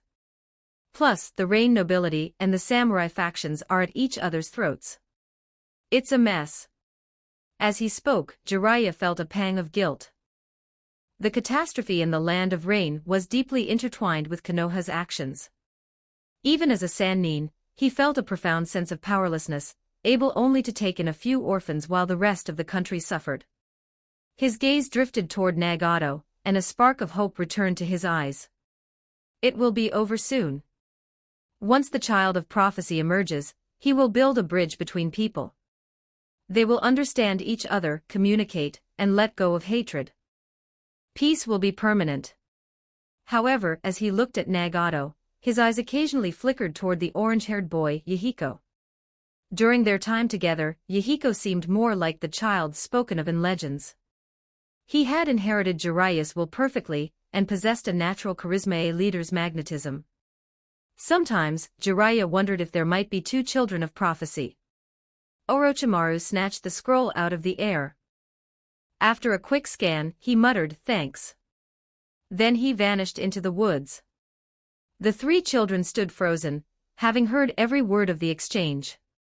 Konan stepped forward first, whispering, "Jiraiya-sensei, are you leaving?" Jiraiya turned to see the flickering anxiety in their eyes, and his heart softened. "Just going to handle a bit of business. I'll be back before you know it." He squatted down, ruffling Konan's hair before looking at Yahiko and Nagato. "Before I go, I'll leave you enough money and food. I've also prepared some weapons for self-defense. Practice hard, I'll be checking your progress when I return." Yahiko nodded fiercely. "Don't worry, sensei. I'll protect them both." Only Nagato kept his head down, his thoughts unreadable. Jiraiya watched them, feeling a complex swirl of emotions. He had considered having them sign a contract with Mount Miyaboku to become true Toad sages, but he hesitated. They were still too young. "We'll talk more when I get back," Jiraiya muttered to himself, heading inside to pack. Shortly after Jiraiya's departure, a massive pitcher plant-like figure rose from the ground and silently sank back into the earth. The deep palace in a vast, cavernous space, the statue of the Geto Mazo stood in eerie silence. Before it sat a withered, white-haired old man, looking like a dried husk. The pitcher plant humanoid, Zetsu, emerged from the floor. "Lord Madara, Jiraiya has left." It seems Konoha gave him a mission to hunt a rogue. My lord, should we find another teacher for those three? There's no telling when Jiraiya will return. Madara remained silent for a long time before slowly shaking his head. Unnecessary. Only Jiraiya believes in that old toad's prophecy, and therefore only he will teach those three pawns with his whole heart. He looked up at Zetsu. Find a way to guide Jiraiya. Ensure he completes his mission quickly, so he can return to his post. Understood, my lord. Several days later, following the clues Orochimaru provided, Jiraiya tracked the trail to the border of the land of waterfalls. He quickly picked up breadcrumbs in the local villages. While no one claimed to have seen a bug user, he found scattered carcasses of common Kikaichu along the paths. Every clue pointed toward Takigakure, the hidden waterfall village. For the first time, he realized that the village had undergone a total transformation compared to a few years ago. Ayaya, this change is so obvious, it's screaming that something is wrong. How has no one noticed this? What is our intelligence department even doing? They're working me to the bone. In a small tavern in the nearest city, Jiraiya sipped on local shochu while grumbling over his findings. He felt that Konoha's reconnaissance techniques were severely lacking. Finding a rogue Aburame shouldn't have been this easy. In fact, it felt suspiciously simple. So he really is here. Standing on a distant ridge, he peered through binoculars at the shimmering silhouette of the hidden waterfall. He was certain that that snake, Orochimaru, had already been here. The anomalies were too glaring for him to have missed. So why send me? What is that stinky snake planning? Jiraiya shook his head and turned to leave. He didn't rush blindly into the village. Instead, he decided to return to the rendezvous point to meet Orochimaru. He wasn't an idiot. If Orochimaru had potentially suffered a setback here, he wasn't going to go charging in alone. After all, he was just the intelligence chief. The story is already written, waiting to be unleashed. Claim early access on Patreon, patreon.com/Kazama677. You hold the keys to bonus chapters. 10 reviews ignite 1 bonus chapter. 100 power stones summon another. Your power determines how fast the tale unfolds. Chapter 79. The Hatake Trap. 1017 words. You found him. Orochimaru looked at the intelligence report Jiraiya handed over. His expression remained a mask of calm, but a flicker of genuine surprise crossed his eyes. Jiraiya sat heavily on the tatami mat and poured himself a cup of local shochu. Right in the heart of the land of waterfalls. But let's be honest, you already knew that, didn't you? Orochimaru didn't deny it, offering only a faint, thin smile. Jiraiya, it seems your information-gathering skills are becoming quite formidable. Cut the crap. Are you insulting me? Jiraiya scoffed. A trap this obvious was something he'd have to be a fool to walk into blindly. But speaking of which, your health looks terrible. You smell faintly of blood. Are you injured? You're getting weirder by the day. Jiraiya shook his head, unable to see through his teammates' layers. Just as he was about to suggest they go after the target together, a messenger hawk spiraled down. Jiraiya unrolled the message, his brow furrowing instantly. The old man sent reinforcements. 3 Jonin squads, led by the Umbu captain, Tsukumo Hatake, and the head of the rogue ninja tracking department, Shima Shirokamo. Orochimaru arched an eyebrow. A luxurious lineup. Luxurious. It means he doesn't trust me. Jiraiya stuffed the orders into his vest. Since they're here, I'm out. I'll leave the intel to you. I'm going back to teach my kids. Without waiting for a reply, Jiraiya vaulted out of the attic window and across the rooftops, disappearing into the distance. Part of his haste was to avoid paying the bill, a small revenge against Orochimaru, but more importantly, he felt that with so many elites arriving, the rogue Aburame stood no chance. His presence would be redundant. As he leaped through the trees, his mind drifted back to the Rain orphans. Have they been eating? Are they safe? Watching Jiraiya leave, Orochimaru's lips curled into a sinister smile. Truly the most unpredictable ninja among Sensei's students. To think he'd walk away from such a masterpiece of a show. But perhaps it's for the best. If Jiraiya stayed, Shisui might actually have found him a bit too much to handle. Orochimaru coughed, spitting out a trace of blood. This body's rejection, a tedious process. Time to go. A shadow clone will suffice to watch the performance. This current vessel can't take a direct hit from White Fang. The border of the land of waterfalls, Tsukumo Hatake led his team forward. Behind him were 15 elites across 3 squads, plus himself and Shima Shirokamo, 17 of Konoha's finest. It was a force capable of toppling a small nation, yet since crossing the border, Tsukumo had felt an unshakable sense of dread. Lord Tsukumo, what's wrong? Shima asked, sensing the tension. Tsukumo shook his head. I can't put my finger on it. Too quiet. Shima looked around. The forest was dense, but there was no sound of birds or insects. It was unnaturally still. Stay alert. Before the word left his lips, the ground beneath them exploded.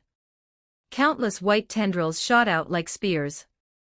2 jonin, unable to react in time, were skewered instantly. Tsukumo drew his short blade in a flash, severing the tendrils reaching for him. But his pupils shrank. The severed white threads didn't go limp. They continued to writhe and lunge at his face. Fire style, great fireball technique. A jonin nearby incinerated the loose threads, but the counterattack was already escalating. Wind style, pressure damage. Fire style, intelligent hard work from the left and right. 2 massive jutsu merged. The wind fanned the flames into a localized firestorm that swept through the Konoha ranks. Tsukumo retreated, slashing a vacuum path through the flames with a burst of chakra, but the screams behind him told a grim story. 2 jonin were engulfed in flames, rolling on the ground. 3 others were severely burned. Several more were charred husks before they could even draw a kunai. In a single breath, the elite force was halved, 6 dead, 4 injured. As the smoke cleared, 2 figures emerged from the forest. One was a young man surrounded by 6 off-white tendrils, each tipped with a spear-like point.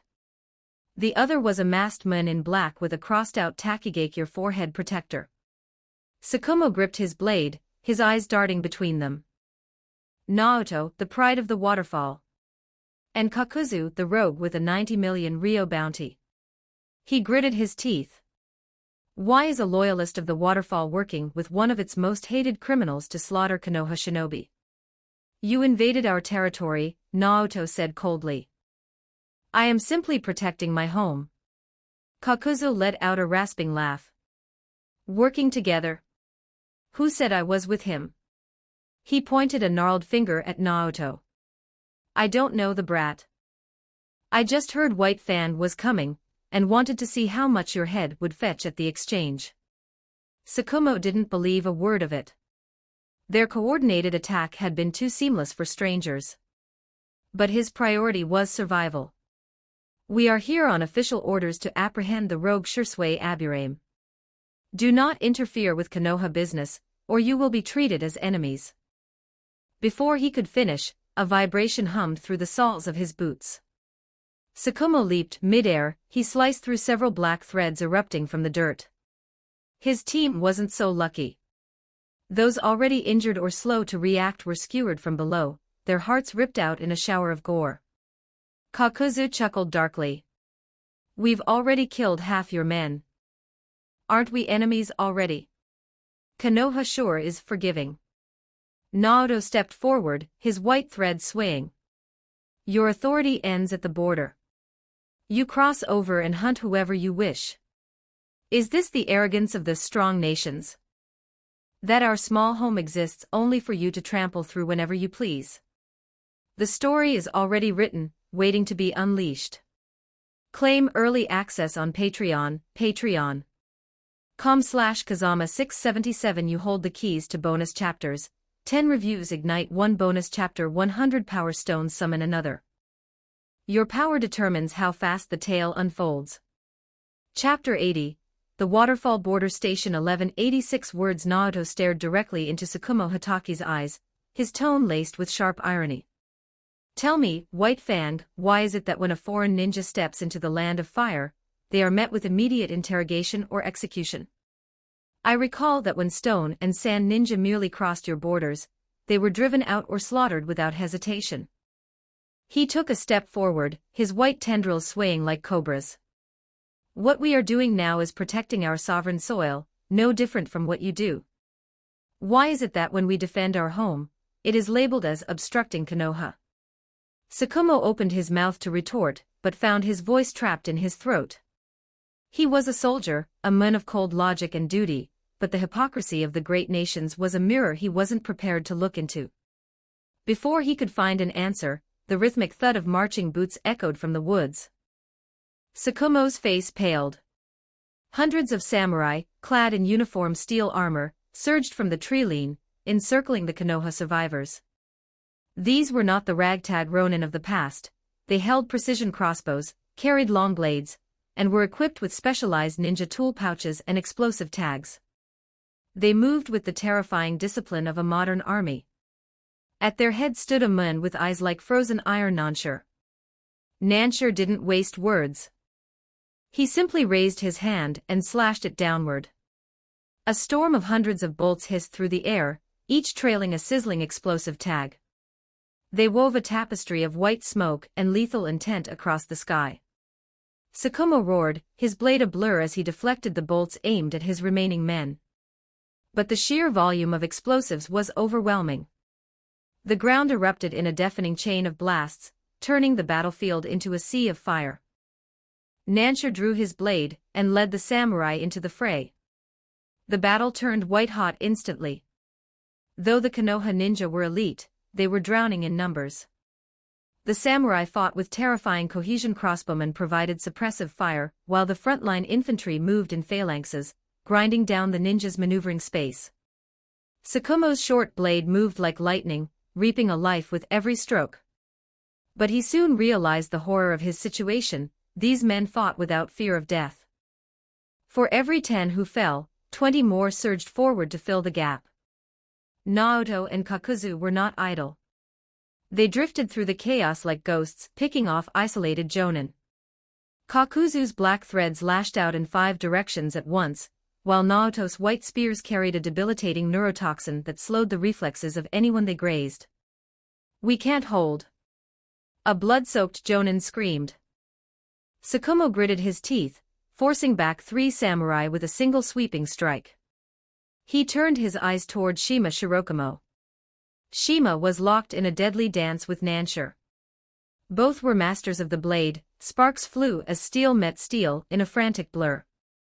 But Nansher was fueled by a singular, burning desire for revenge. His pupils had been slaughtered by Root. He didn't care if Tsukumo or Shima were part of Root or not. To him, they were simply Konoha. Nansher's blade became a streak of cold light aimed at Shima's throat. Shima twisted to dodge, thrusting his own blade toward Nansher's abdomen. Nansher didn't flinch. He let the blade sink into his flesh, using the moment of impact to anchor himself. He twisted his grip and brought his sword down in a brutal arc toward Shima's right arm. Splat blood sprayed as Shima's right arm was severed at the elbow. Despite the blade buried in his gut, Nansher didn't retreat an inch. He raised his sword again, aiming for Shima's head. Tsukumo took a brutal hit from one of Kakuzu's tendrils to force his way through the crowd. He parried Nansher's finishing blow and hauled the maimed Shima onto his shoulder, turning to break the encirclement. The last few jonin fought a suicidal rearguard action to let their captain escape. Kakuzu stood in the clearing, watching them flee, but made no move to pursue. Nansher clutched the wound in his stomach, staring at the retreating figures with hollow, icy eyes. Didn't you chase them? Kakuzu glanced at him. Are you giving me orders? Who are you to me? Without another word, Kakuzu turned back to the piles of bodies and began systematically harvesting heads. He grumbled as he worked. So many of them are charred. That's a lot of wasted profit. Nansher watched him disappear into the woods, silence falling over the graveyard. Naruto walked over and placed a hand on his shoulder. Don't mind him. He's in a different world than us.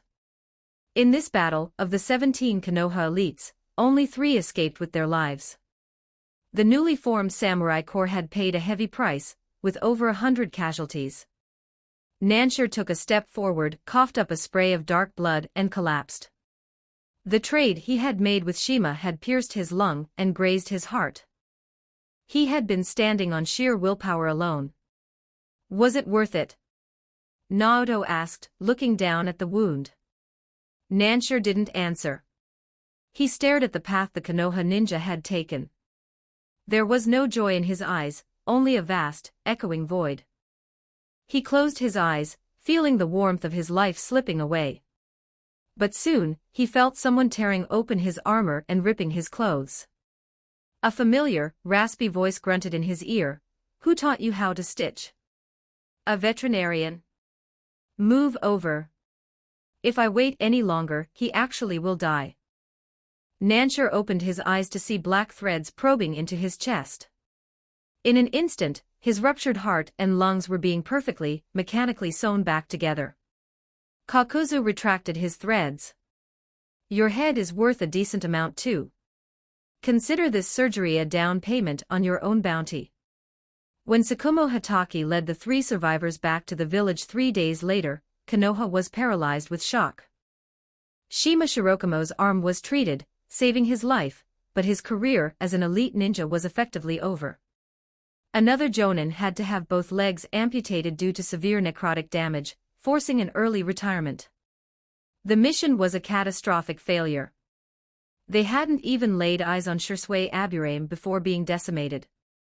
The White Fang of the Leaf, a legend that struck fear into the hearts of the 5 great nations, had been defeated by a nameless, border force from a minor village.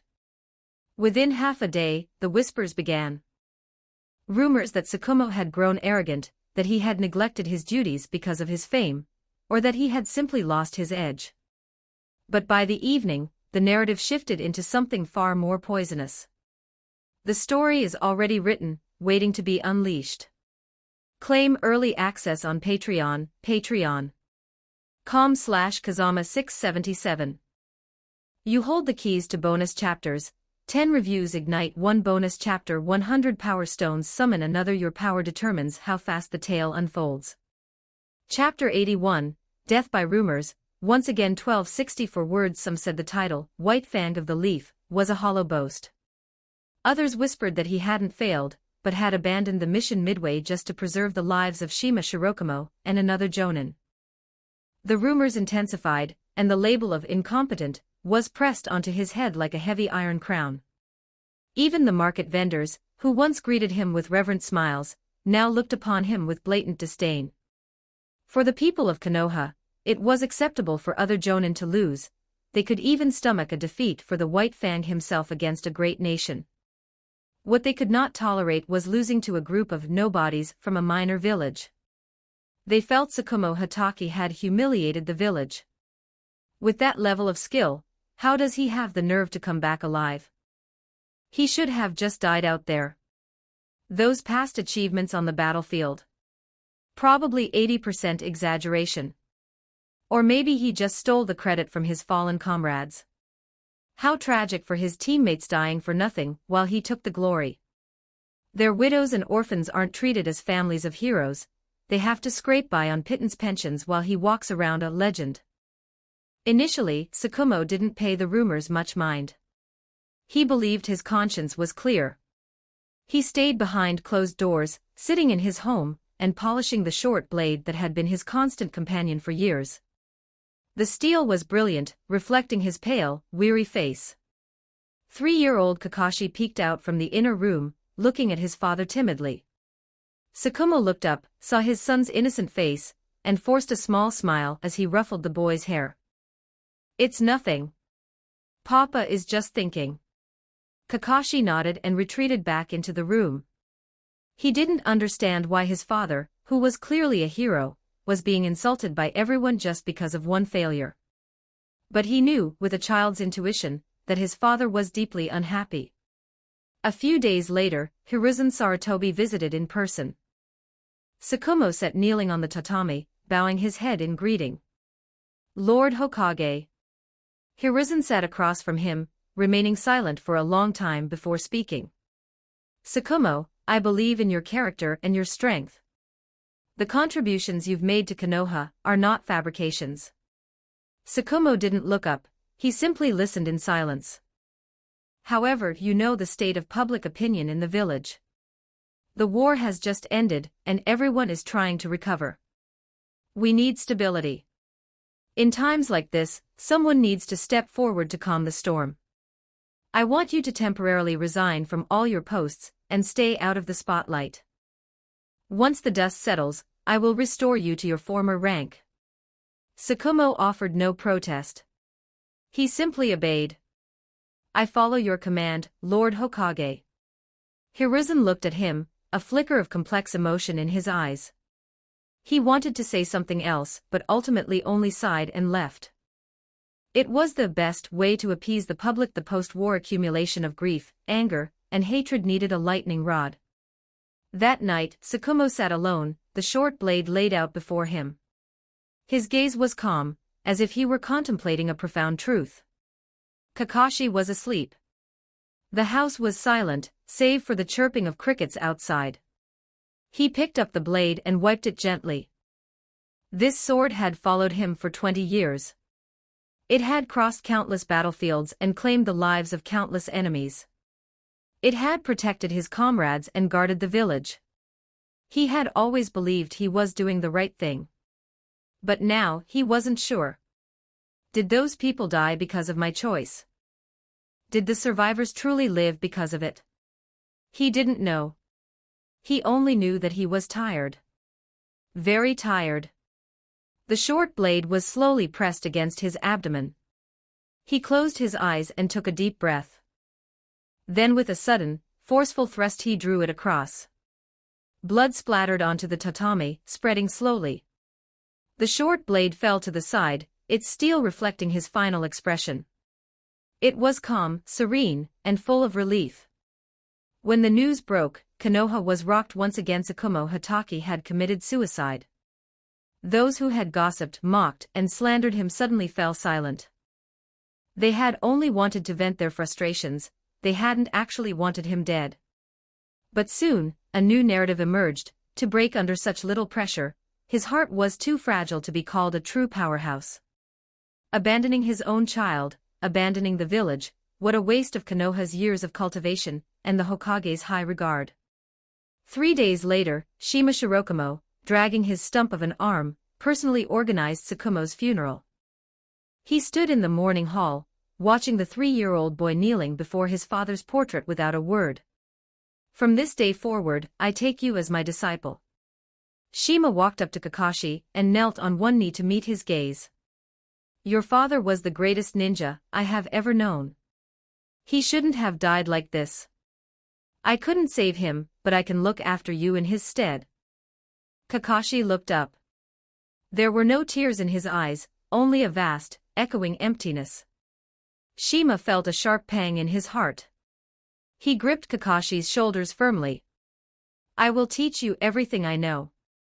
Kenjutsu, ninjutsu, and the laws of survival. That blade your father left you, keep it close.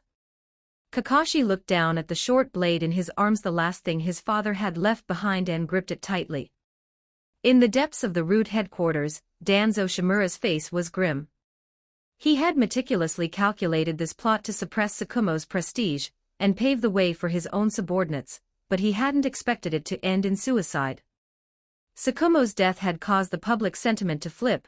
Those who once cursed him were now cursing the people who had slandered him. Tsukumo Hatake. To think you were even weaker than Hiruzen. Danzo spat in disgust. In the Hokage's office, Danzo kicked the door open. Kakashi Hatake is a genius fueled by rage. He is an unstable element within the village. Hand him over to Root. We will forge him into the sharpest blade Konoha has ever seen. Enough, Danzo. Hiruzen Sarutobi erupted in rare fury. You are the one who manipulated the rumors that led to this. Kakashi is the child of a martyr. I will not allow you to reach out and destroy him too. Furthermore, Shima Shirokamo has committed his entire clan's resources to take him as a disciple. The matter is closed. Hiruzen, you are too soft.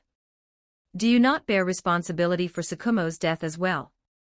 Hiruzen snapped his head up, slamming his hands on the desk. Danzo, enough. I am the Hokage. Haha, so the truth stings. Danzo sneered. Hiruzen, you will regret this. He slammed the door behind him. Hiruzen stood alone by the window, gazing out at the Hokage rock. The faces of the predecessors stared back at him, and his own was among them. But for a moment he felt utterly unworthy of the seat. Meanwhile, in the underground palace, Naruto looked at the fresh report and tossed the intel aside. To think in the end, he still died at the hands of a few rumors. The story is already written, waiting to be unleashed. Claim early access on Patreon, patreon.com/Kazama677. You hold the keys to bonus chapters. 10 reviews ignite 1 bonus chapter. 100 power stones summon another. Your power determines how fast the tale unfolds. Chapter 82, The Satisfaction of the Hidden Game. Shisui Aburame sat cross-legged in the center of the stone chamber, looking up at a crystal of chakra floating before him. Inside the crystal, the faint silhouette of a white, humanoid creature was visible, a white Zetsu captured by the swarm. Several months ago, these white Zetsu had begun infiltrating the land of waterfalls. Initially, Shisui thought they were searching for the missing Seven Tails, but it turned out they were hunting for him. He had to admit that while Zetsu lacked raw power and a traditional brain, their reconnaissance abilities were top tier. One particularly bold Zetsu had even managed to sneak into the underground palace. It had disguised itself as a rock and remained motionless for 6 full minutes, believing itself to be undetectable. Unfortunately for it, every cubic inch of soil was saturated with Shisui's swarm. The earth surged and 2 Zetsu were bound tightly in specialized restraint bugs before being dragged into the chamber. Shisui had hoped to enjoy his peace in Takigakure for a while longer, but the appearance of these creatures suggested that Black Zetsu might have noticed him. Whether they wanted him as part of the plan, or were simply monitoring a dangerous variable, he couldn't stay passive. However, after interrogation and reverse tracking, he realized he had miscalculated. It wasn't Madara or Black Zetsu who had found him. The Zetsu were being used to lay a clumsy trail of breadcrumbs across the land of waterfalls. And Jiraiya had followed those tracks right to his doorstep. At first, Shisui didn't understand the game. He chose not to strike immediately, instead waiting to intercept the Zetsu on their way back to ensure no information leaked out. While tracking them, he stumbled upon an injured Orochimaru. Judging by Orochimaru's condition, the man had recently undergone a body modification surgery.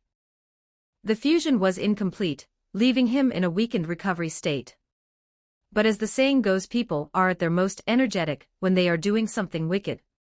Orochimaru had lured Jiraiya there likely to test Shisui's strength. What neither of them expected was Danzo Shimura's stable performance. Danzo had lunged into the fray from halfway across the map. Danzo had manipulated events in Konoha to stir up trouble, specifically targeting the high-prestige Tsukumo Hatake. Hiruzen Sarutobi had likely intended for Tsukumo to lead this mission as a way to atone for past failures, a classic move to suppress a subordinate only to bring them back into the fold under his personal debt. Hiruzen hadn't realized he was walking right into Danzo's trap. Danzo had heard from Orochimaru that Takigakure was a hornet's nest. Since Danzo wanted to scout the waterfall's secrets, why not send his greatest political rival to do the dirty work? Thus, Tsukumo Hatake became the unwitting scout. When Tsukumo arrived with the Hokage's letter, Jiraiya, who saw through the political filth, instantly refused to be a pawn and left early. Shisui pieced the logic together. Orochimaru wanted to use Jiraiya to test Shisui and perhaps watch his teammate fail. White Zetsu, guided by a hidden hand, wanted Jiraiya back in the land of rain to finish his prophecy-teaching mission. Danzo wanted to eliminate a rival and test the waterfall's military strength. Orochimaru also wanted to keep Shisui a secret so he could eventually consume him alone. With the pieces on the board, Shisui decided he wouldn't let them reach his front door. He recruited key figures, set an ambush, and launched a justified defense of the land of waterfalls. He hadn't expected Tsukumo Hatake to be the one to pay the ultimate price, dying 2 years earlier than in the original timeline. The White Fang had been thoroughly set up. In this shadow contest, only Hiruzen Sarutobi truly lost, losing a major general on the surface. Though, in reality, Hiruzen likely didn't mind the loss of a man whose prestige rivaled his own. Shisui looked at the crystal again. White Zetsu remnants of the infinite Tsukuyomi, Kagaya's trash, Madara's pawns. Their presence meant Madara's eye was turning toward this land. He couldn't allow the ancient Uchiha to see his true strength. The best solution was to capture every Zetsu that appeared, turning them into research materials, and then relocate. A few days later, in the wilderness, Kakuzu stood in the center of a ravaged battlefield, staring at Naruto. His eyes grew dangerous. "You aren't that brat." The way the figure had dodged his thread punch was wrong. He had sparred with Naruto dozens of times, he knew the boy's rhythm. This person was disguised well, but combat habits don't lie. Kakuzu huffed. "A transformation jutsu. You think you can fool me?" The Naruto before him smiled faintly. The expression sent a chill down Kakuzu's spine. In the next instant, the body dissolved into 1,000 crawling insects. They swirled and reformed behind him into a young man wearing a black high-collared robe and dark sunglasses. "Excellent eyes, Mr. Kakuzu," Shisui Aburame said with a slight bow. Kakuzu stared at the bugs orbiting the moon. "You're the one behind the curtain?" In a manner of speaking. Kakuzu was silent for a moment, then laughed. "Interesting. I've heard of you. The Aburame genius who defected from Konoha 2 years ago. I didn't expect you to be hiding in the waterfall, pulling all these strings." Shisui waited for him to finish before speaking. "I would like to invite you back to Takigakure to take charge." Kakuzu arched an eyebrow. "You're inviting me back?" Shisui pulled a brand new forehead protector from his robes, carved with the waterfall symbol. "If you return, the entire financial authority of Takigakure is yours to manage. And if that isn't enough, I'll give you the economy of the entire land of waterfalls as well. The story is already written, waiting to be unleashed. Claim early access on Patreon, patreon.com/Kazama677. You hold the keys to bonus chapters, 10 reviews ignite 1 bonus chapter, 100 power stones summon another. Your power determines how fast the tale unfolds. Chapter 83, Defeating Kakuzu. 1155 words. Kakuzu looked at the forehead protector in Shisui's hand. Though his heart was already wavering, his voice remained cold and mocking. "A tiny speck like the land of waterfalls, how much of an economy could it possibly have?" It wasn't a dismissal, it was a prompt. He wanted to hear the numbers. He wanted to be convinced. Shisui continued calmly, "The new daimyo was placed there by us. Over 70% of the nobility is under our absolute control. Those who were purged recently, the ones whose heads rolled, and whose estates were seized, were the ones who opposed our vision." He met Kakuzu's green eyes. "Tell me, Kakuzu, how much wealth do you think those ancient clans have hoarded over the centuries?" Kakuzu remained silent. He knew the greed of the high nobility well. A single prominent family could easily sit on hundreds of millions of ryo. "It is a mountain of gold and silver," Shisui said, without exaggeration. Then, his tone shifted to one of regret. "But they were fools. They didn't know how to use it. Wealth is only true wealth when it flows. Gold and jewels piled in a vault are nothing more than shiny decorations." He raised his hand. A dense stone brick rose from the earth and floated toward Kakuzu. "Test its strength." Kakuzu caught it and squeezed. To his surprise, the brick didn't crumble. He increased his grip strength, exerting enough force to crush steel, yet the stone remained intact. That is a masonry brick processed by my construction swarm, Shui explained. It can be used to build bridges, pave roads, and fortify cities. The infrastructure of the land of waterfalls is archaic, it needs a total overhaul. Furthermore, while the great nations are beginning to use electricity, we are in the dark. We will build power plants, docks, and modernize maritime trade. I intend to make money circulate through every vein of this country. The commoners will no longer be tied solely to the soil, their lives will be transformed. Kakuzu went quiet. He looked at the brick, then at Shui, and finally at the gleaming forehead protector. To be honest, he was moved. Who wouldn't want to see their homeland prosper? Even if he had betrayed the village once, it was only because the village had betrayed him first. Your plan sounds decent, Kakuzu said, tossing the brick back. But why should I follow you? Let's see what you're made of first. Before the last word left his lips, Kakuzu vanished. Shui didn't dodge. He knew words were cheap to a man like this. Men like Kakuzu only respected the language of power. Very well. Shui stepped back, his hands weaving into a seal. This is my first time facing a conventional Kage-level ninja head-on. Let me experience the methods of the legends. The swarm erupted. Kakuzu's attack was ruthless and seasoned. His 5 hearts beat in unison, circulating 5 distinct elemental chakras through his body. Wind, fire, water, earth, and lightning, he cycled through them flawlessly, without a breath of delay. His style was efficient, use the minimum amount of chakra to deal the maximum amount of damage. Decades of survival had honed his efficiency to a razor edge. But he quickly realized something was wrong. There were too many bugs. It was a literal ocean of them, seemingly infinite. Whenever he incinerated a wave with fire style, 10 more waves surged from the periphery. They didn't clash with him directly, they harassed, parried, and drained him. His black tendrils lashed out in every direction, but they couldn't stop the microscopic insects from slipping through the gaps in his defense. More bizarrely, the insects were shifting formations with military precision. Some acted as feints, others as assassins, and some specifically targeted his blind spots. They weren't just attacking, they were executing a complex, synchronized tactical doctrine. Can insect manipulation reach this level? Kakuzu thought, his alarm growing. He had fought Aburame before, but never like this. These weren't just pets, they were an army under a single, grand intelligence. Shui remained at the center of the storm, his hands held in a steady seal, motionless. Found you. Kakuzu suddenly lunged, 2 of his hearts surging simultaneously.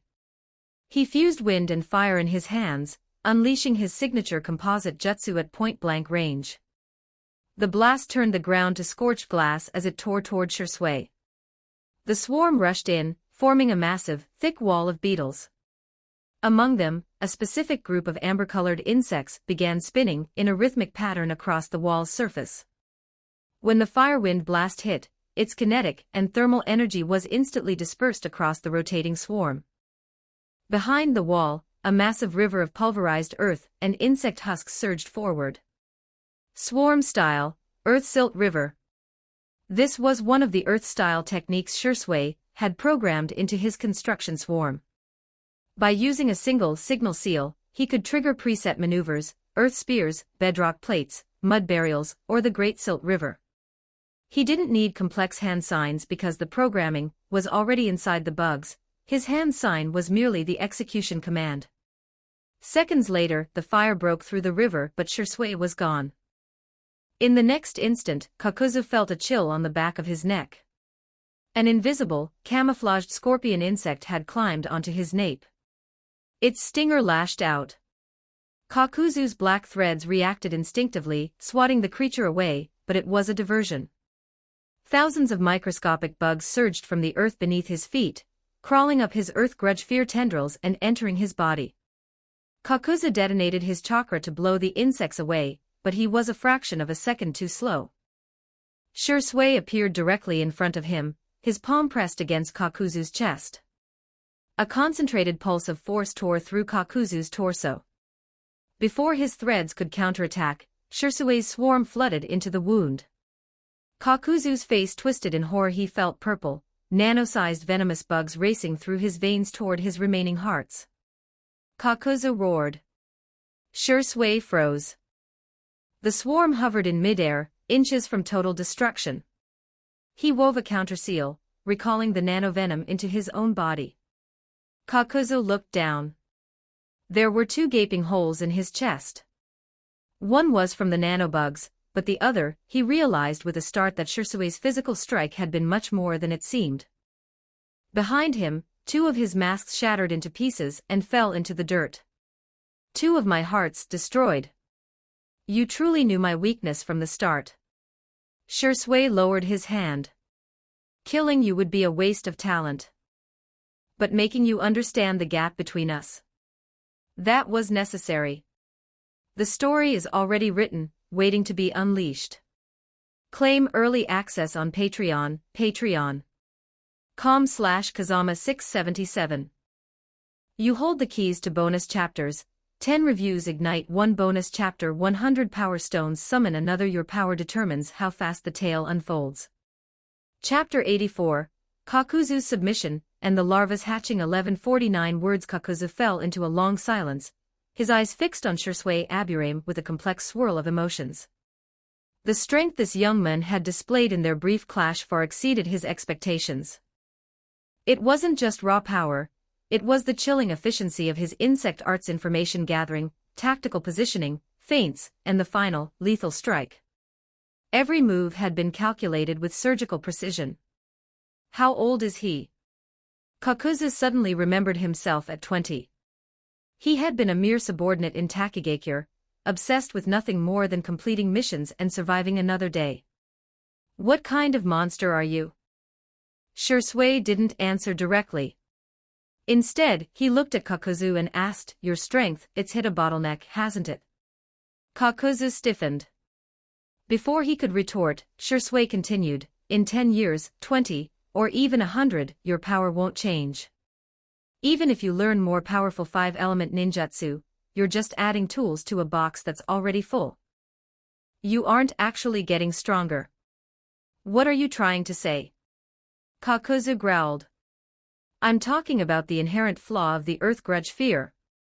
Stealing hearts grants longevity, but chakra is the fusion of spirit and physical energy, an extension of a warrior's will. Every time you integrate a foreign heart, you introduce fragments of a foreign will into your system.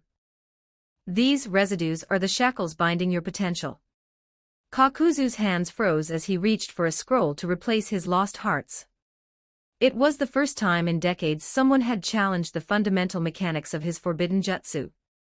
He had used it for nearly a century, knowing only that it granted immortality and multiple affinities. He had never considered that those hearts carried a psychic static that clouded his own growth. Can you fix it? Kakuzu asked, looking up. Not immediately, Shirsui said truthfully. But with long-term treatment, yes. I can use medicinal alchemy to wash away the physical impurities. As for the spiritual residue in your chakra, the solution is more complex. Ideally, we would clone your own hearts. By replacing foreign hearts with your own clones, your chakra would gradually become pure, a true extension of your own singular will. The benefit, Shirsui added, is faster casting speeds and the ability to perform far more delicate elemental manipulations that are currently impossible for you. Kakuzu was stunned. Cloning my own hearts. The concepts were alien, yet as an old antique of the ninja world, he possessed enough worldly experience to grasp the underlying logic. Shirsui spent the next hour explaining the academic nuances of cellular biology and chakra resonance. Kakuzu found himself nodding repeatedly. He didn't understand the technical details, but the theory felt sound. If it could truly be done. Do you know any sealing jutsu? Shirsui asked, shifting the topic abruptly. If you do, write them down for me. I want to see if our libraries overlap. One can never have too many seals. Looking at Shirsui's nonchalant, commanding demeanor, Kakuzu suddenly laughed, a deep, booming sound he hadn't made in years. He took the forehead protector Shui had offered, gripping it firmly. Then, he dropped to one knee. I, Kakuzu, am willing to serve you. Shui nodded and turned toward the depths of the underground palace. Follow me. I'll show you something truly worth guarding. Several months later, deep within the palace, in a secluded stone chamber, Shui sat cross-legged before a series of incubation vats. After half a year of meticulous care, the insects bred using the Seven-Tails chakra were finally beginning to hatch. The first batch were dragonfly larvae. They were entirely transparent, with faint flickers of blue and purple light circulating within their tiny bodies. Most were ordinary, but one stood out. It was significantly larger than its siblings, and the purple markings on its shell were vibrant. More importantly, it was drawing in natural energy on its own. Shui watched as it clung to the rim of the vat, slowly absorbing the ambient energy from the air. As the energy entered its body and fused with the Seven-Tails chakra, a new substance began to form. Senjutsu chakra. Shui wondered. To test his theory, he took a vial of the hero's water and poured it into the incubator. The larva darted over and drank greedily, draining the vial in a single breath. Then, it began to molt. The process lasted a full week. Shui stayed by its side, never leaving the chamber. On the midnight of the seventh day, it finally broke through its pupa. It was a dragonfly the size of a man's palm, vibrant emerald green with crystalline transparent wings that shimmered with purple light at the edges. It circled the room a few times before landing on Shui's shoulder, gently nuzzling his cheek. He could feel its thoughts, simple and innocent like a small child, but its affinity for him was instinctive and absolute. I'll call you AO blue/green. Shui bit his finger and pressed a seal onto the dragonfly's forehead, establishing a summoning contract. AO buzzed its wings, seemingly delighted with the name. Suddenly, a dark blur lunged forward. It was the invisible scorpion. It perched on Shui's other shoulder, its tail stinger twitching menacingly at the newcomer. AO didn't back down, vibrating its wings with a high-pitched warning. Don't start, Shui scolded, catching both in his hands. No fighting. Scorpion, don't bully AO. Do you understand? The invisible scorpion retracted its stinger reluctantly, radiating a sense of grievance. AO took the opportunity to land on top of Shui's head, claiming the high ground. Shui shook his head and began a full physical examination of AO. The results were a mix of joy and slight disappointment. The good news, AO had successfully become a sage insect, capable of independently absorbing natural energy. This meant its future techniques would far surpass ordinary bugs. The downside was that while it could absorb the energy, it couldn't yet consciously convert it into stable senjutsu chakra. On its own it was just a reservoir. Furthermore, it was a single affinity creature, wind style. Well, Shui murmured, taking a single attribute to its absolute limit is a worthy path in itself. He turned his gaze to the other side of the room, where a batch of rhinoceros beetles were nestled on a massive tree trunk. After 6 months, they had grown several times their original size, some as large as a fist. But they had yet to hatch, trapped in a deep, metamorphic slumber. It seems relying on their own strength will take years, Shui frowned. I'll have to manually accelerate their evolution. I just hope the energy in the vats is enough to sustain the burst. The story is already written. Waiting to be unleashed. Claim early access on Patreon, patreon.com/Kazama677. You hold the keys to bonus chapters. 10 reviews ignite 1 bonus chapter. 100 power stones summon another. Your power determines how fast the tale unfolds. Chapter 85, The Final Cleanup and the Golden Cicadas Shedding. 1121 words. Shui Aburame gripped his chest, drawing upon his hidden cheat ability to pull several rhinoceros beetles into his personal space. Days passed in a flash. When he finally emerged from his experiments, his expression was far from pleasant. He had intended to use his cheat to accelerate their growth, simulating life-giving tree sap with primordial energy. However, the cost was staggering beyond his wildest expectations. The primordial energy required for every milliliter of that sap was calculated in years. To raise just one fist-sized rhinoceros beetle, he had burned through nearly 1,000 years of his 3,000-year reserve. And the result? As soon as the beetle absorbed the energy, it fell into a deep, stubborn slumber, ignoring every command he gave it. Shui could only think of one word for the creature: ancestor. Helplessly, he placed the ancestor into a dedicated incubation vat.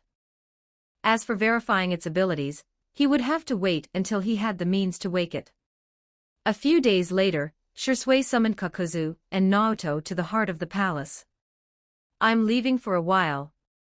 "Where are you going, Lord Shui?" Naruto asked. "The land of snow. It's a secret." He pulled out 2 porcelain vials and handed one to each of them. "These are marrow-cleansing pills. I refined them using white zetsu and spirit dew. They will strengthen your physical constitution and slowly wash away bodily impurities and the spiritual residue in your chakra." Kakuzu took the vial, his mind full of questions. "White zetsu? You don't need to know the details yet," Shui replied vaguely. "Think of them as a type of vegetableman." Kakuzu. He had lived for nearly a century and prided himself on knowing most of the world's secrets, yet he felt like he couldn't understand a single word his new boss said. He poured out a pill and swallowed it without hesitation. A moment later, his expression shifted. He felt a gentle, warm power spreading through his limbs, brushing over his meridians, blood vessels, and hearts. The stagnation of decades and the foreign wills of the hearts he had stolen were being peeled away layer by layer. For the first time, he felt his own chakra pure and singular. Simultaneously, a violent resistance flared up within his 5 hearts. Those were the lingering wills of the 5 ninjas he had killed long ago. "They're still there?" Kakuzu asked, astonished. "Of course. That's why you haven't progressed. They have been entangled with your will, fighting you, even merging with you. Every time you mold chakra, you're subconsciously wasting energy to suppress them. Give it a few hundred more years, and you might have ceased to be Kakuzu entirely, becoming nothing more than a mindless mass of earth grudge fear." Shui added, "As for cloning hearts, the technology isn't there yet. But it will be. Until then, these pills will keep you human." Kakuzu wasn't frightened by the prospect of vanishing in a few centuries. He looked at the vial and laughed. "Interesting. This trip back home was worth it." Naruto swallowed his pill and asked, "What should we do while you're gone?" "Business as usual," Shui instructed. "Kakuzu will remain in the palace to guard the 7 tails and the laboratory. Naruto, you handle the village and external missions. If anything happens, I will contact you through the swarm." As he finished speaking, his form dissolved into a cloud of insects and vanished. There was a secondary effect of the pills Shui hadn't mentioned. After consumption, their biological signature would be subtly altered to mimic white zetsu. To the zetsu surveillance network, they would effectively disappear, or be ignored as one of their own, provided they didn't stand directly in front of the most intelligent zetsu variants. Naruto and Kakuzu looked at each other, realizing they had been talking to a mere bug clone the entire time. The daimyo's estate. Shui appeared in the meeting hall where Daimyo Hiratsugu, Matsumoto the butler, and a group of hypnotized financial officials were waiting. He tossed a thick scroll onto the table. "This is the renovation plan for the next few years." Hiratsugu opened the scroll, and his face went from surprise to sheer terror. Road construction, city remodeling, reservoir dams, dock upgrades, power plants, every item was detailed with budgets, timelines, and labor requirements. Hiratsugu did a rough mental calculation, and began to sweat. "Lord Shui, how much will this cost?" "It will likely hollow out the national treasury, and drain the pockets of every merchant and noble in the land. And even then, that will only cover about 1/5 of the total cost." Hiratsugu. "So we invite investment," Shui said. "Let the 6 major families put up the capital to build the factories and roads. They are better at making money than we are. As for managing the funds, a man named Kakuzu will arrive shortly to help you. Refer to him as Mr. He manages the money, you manage the people. Don't provoke him. Hiratsugu and Matsumoto nodded numbly. Shursui flicked his sleeve, and dozens of insects flew onto the scroll. These are control permissions for the construction and Iron Eater swarms. Sign your names on the contract. They will handle the underground tunnels and foundations. Above ground, hire workers to keep up appearances. Below ground, leave it to the bugs. With that, the figure vanished again. This contract scroll was a masterpiece Shursui had spent a long time refining. It allowed non-Aburame to command specific insect types based on their own chakra levels. The land of grass, a remote valley. A figure slowly rose from the earth in a secluded valley far from the land of waterfalls. He reached up and removed the mask he had worn for years, letting the fresh air touch his skin. The sunlight was slightly piercing, and the forest was rich with the scent of nature. Behind him, a vibrant green dragonfly circled his head with a happy buzz. The young man took a deep breath of air that didn't smell of damp stone and earth, then began walking out of the valley. In the distant Takigakure, everything seemed normal. The commercial streets were bustling, the ninja academy was in session, and the villagers went about their lives. Only a handful of people knew that the kind, sunny young ninja who occasionally taught at the academy and helped compile textbooks had long since vanished without a trace. The story is already written, waiting to be unleashed. Claim early access on Patreon, patreon.com/Kazama677. You hold the keys to bonus chapters. 10 reviews ignite 1 bonus chapter, 100 power stones summon another. Your power determines how fast the tale unfolds. Chapter 86, The First Sage Insect and the Infiltration of Grass. Along the winding paths of the land of grass, a young man walked with a steady pace.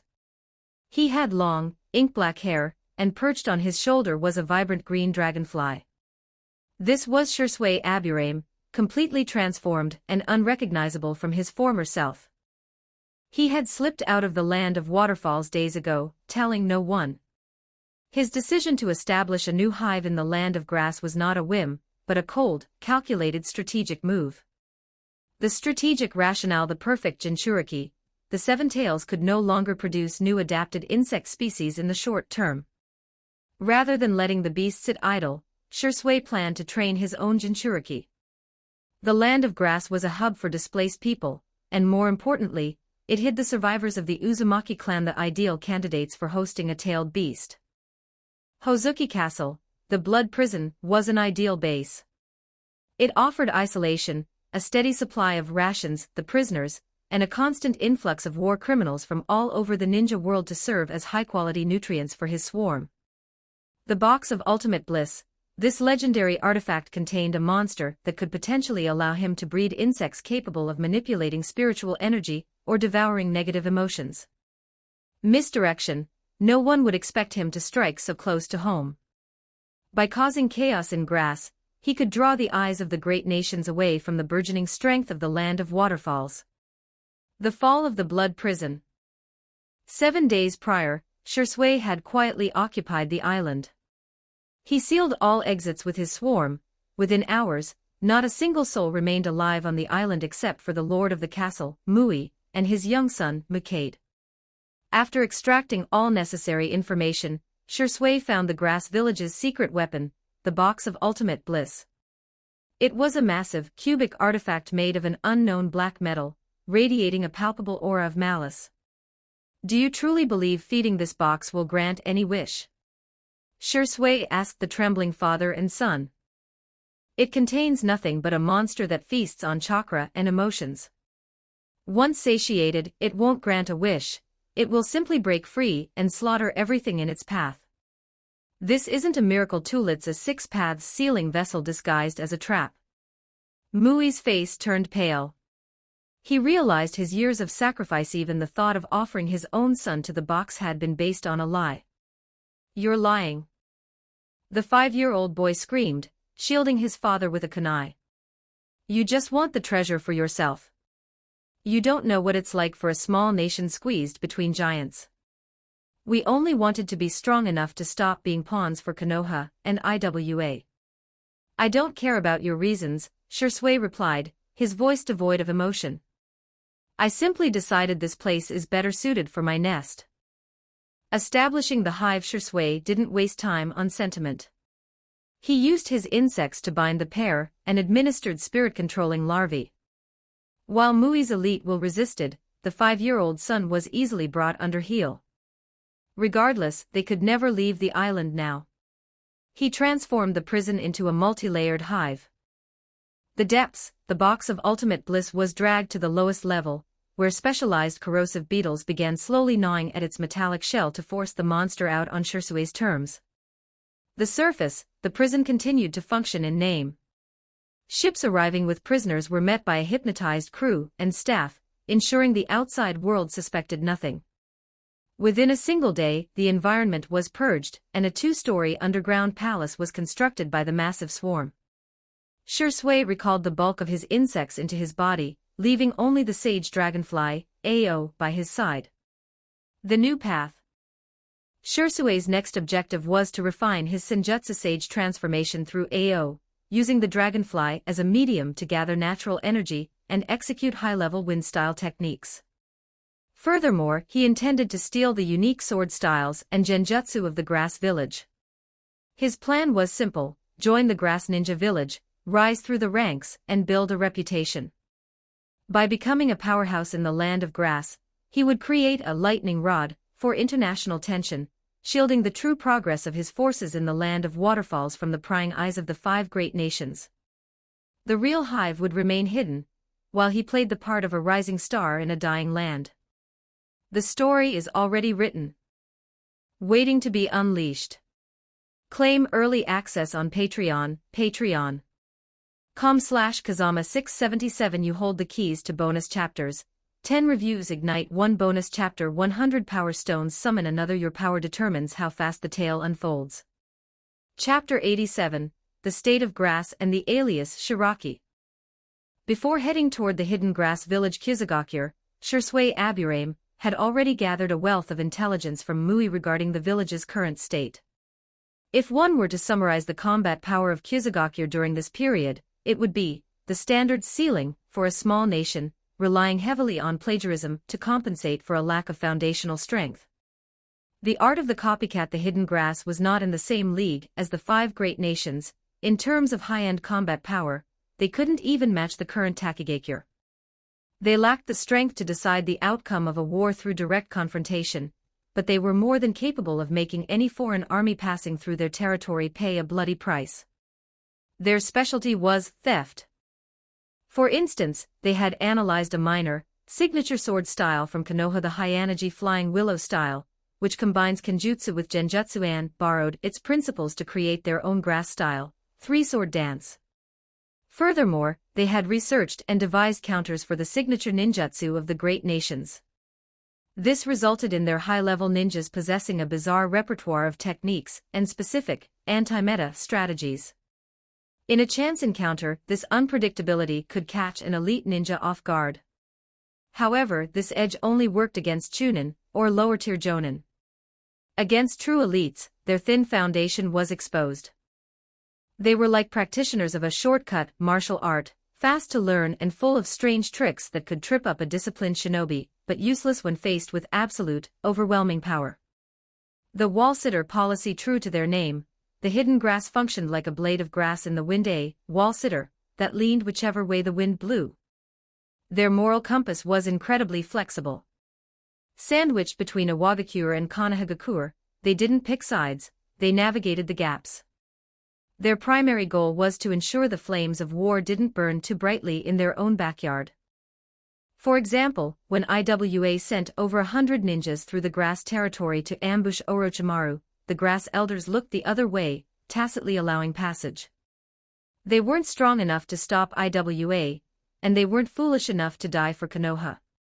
Yet, to ensure they wouldn't be liquidated after the war, they secretly sent letters to Konoha claiming they were forced into cooperation and pleading for the Hokage to understand their loyalty.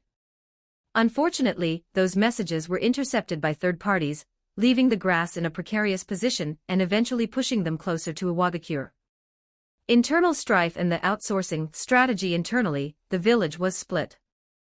There was the grass-fruit Kusunomi faction, which advocated for military revival, and the grass-flower Kusunohana faction, which leaned toward diplomacy.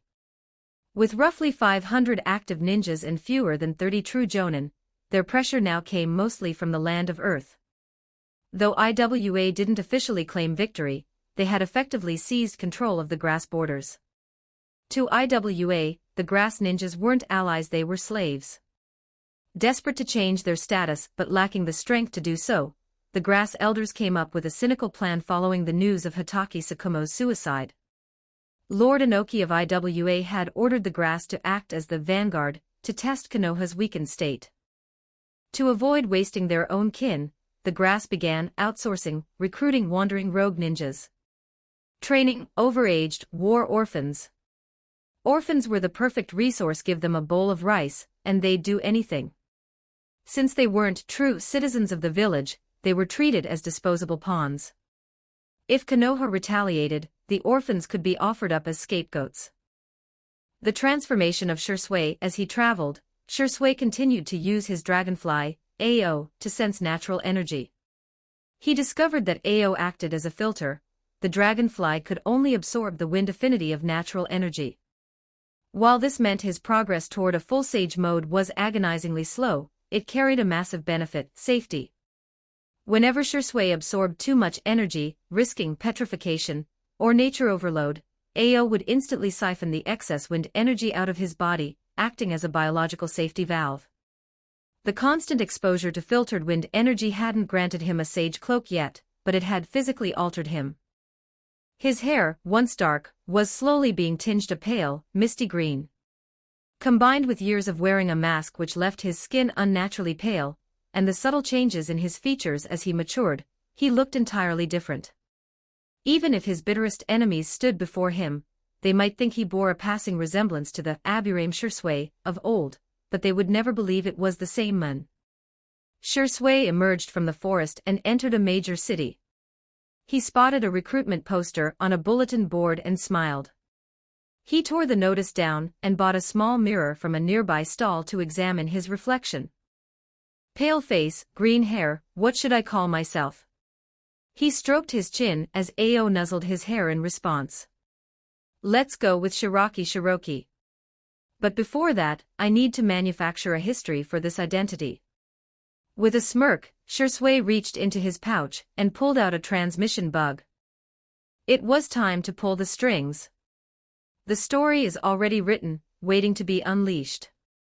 Claim early access on Patreon, patreon.com/Kazama677. You hold the keys to bonus chapters, 10 reviews ignite one bonus chapter, 100 power stones summon another.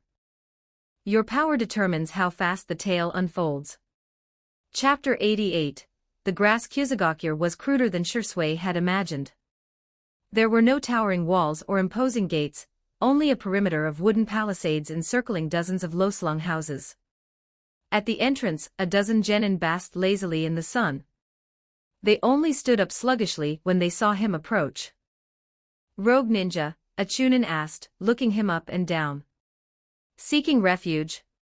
Shisui, now known as Shiroki, pulled a forged identification document from his robe. He had used a transmission bug to have Mui at Hozuki Castle prepare it. It was rough, but sufficient for the lax standards of the grass. The chunin tossed it back. Third building to the east, registration office. Inside, the village looked even more dilapidated. The streets were muddy, and the shinobi he passed looked gaunt and listless. This is the face of survival in the cracks, Shisui thought. At the registration office, a stout middle-aged chunin glanced at Shiroki's profile. Shiroki. Rogue ninja. Specialty, sensing. Partner, a dragonfly capable of wind style. He paused, looking up. What's your range? About half a mile. The ninja's eyes lit up. Half a mile. Shisui closed his eyes, then reopened them moments later.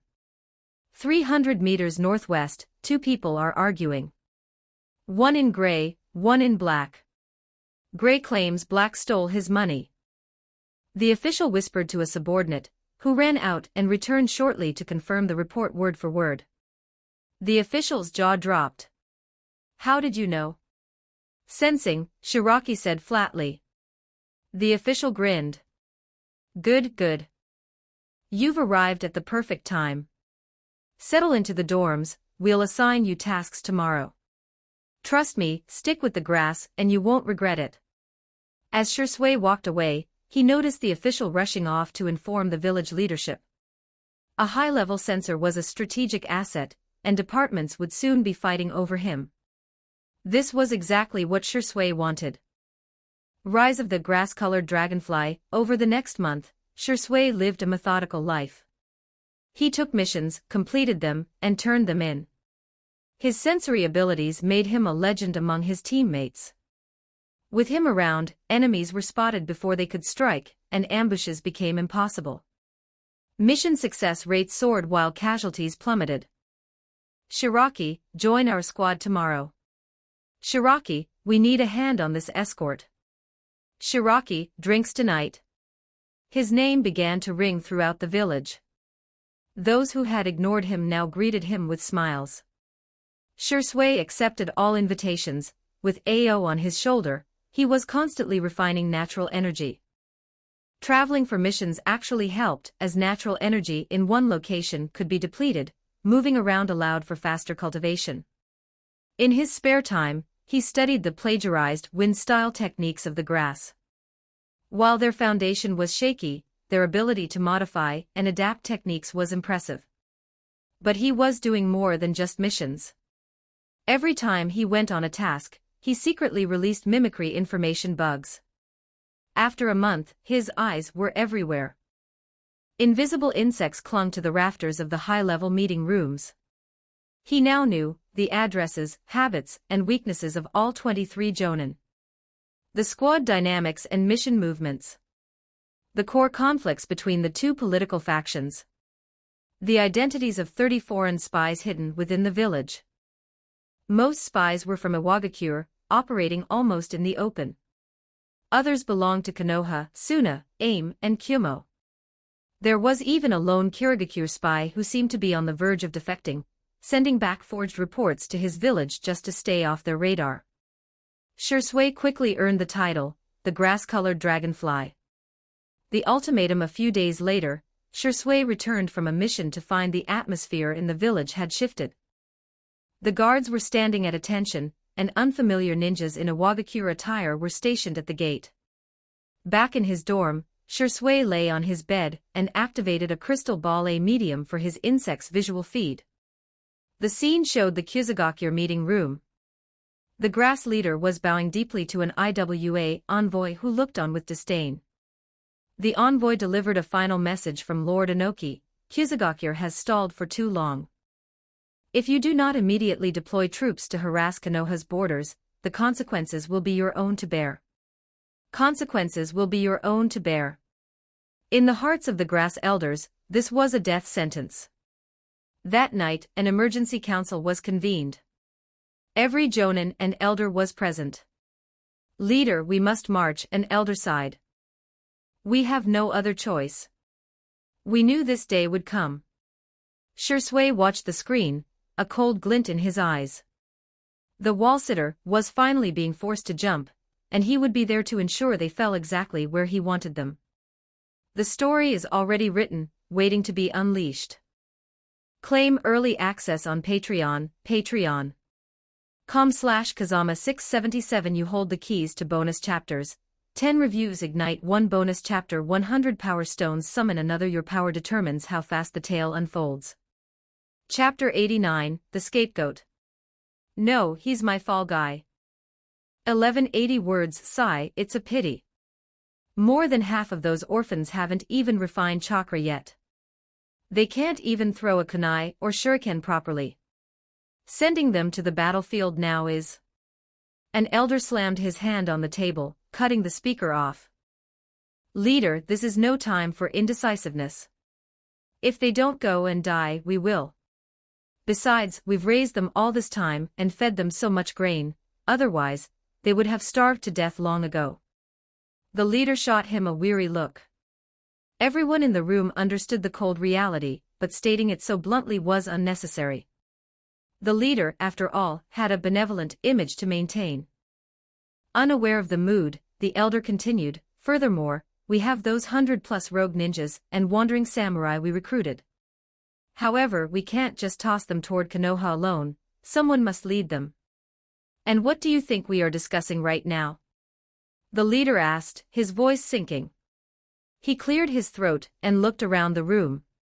Gentlemen, who among you is willing to lead this detachment? The Jonin looked away, shifting in their seats, and avoiding eye contact. No one wanted a suicide mission. They needed a sacrificial lamb. Finally, another elder spoke up. I feel that we old-timers are getting on in years.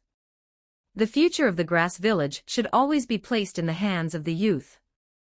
We shouldn't interfere with their growth. Exactly, another chimed in quickly. The young have more drive.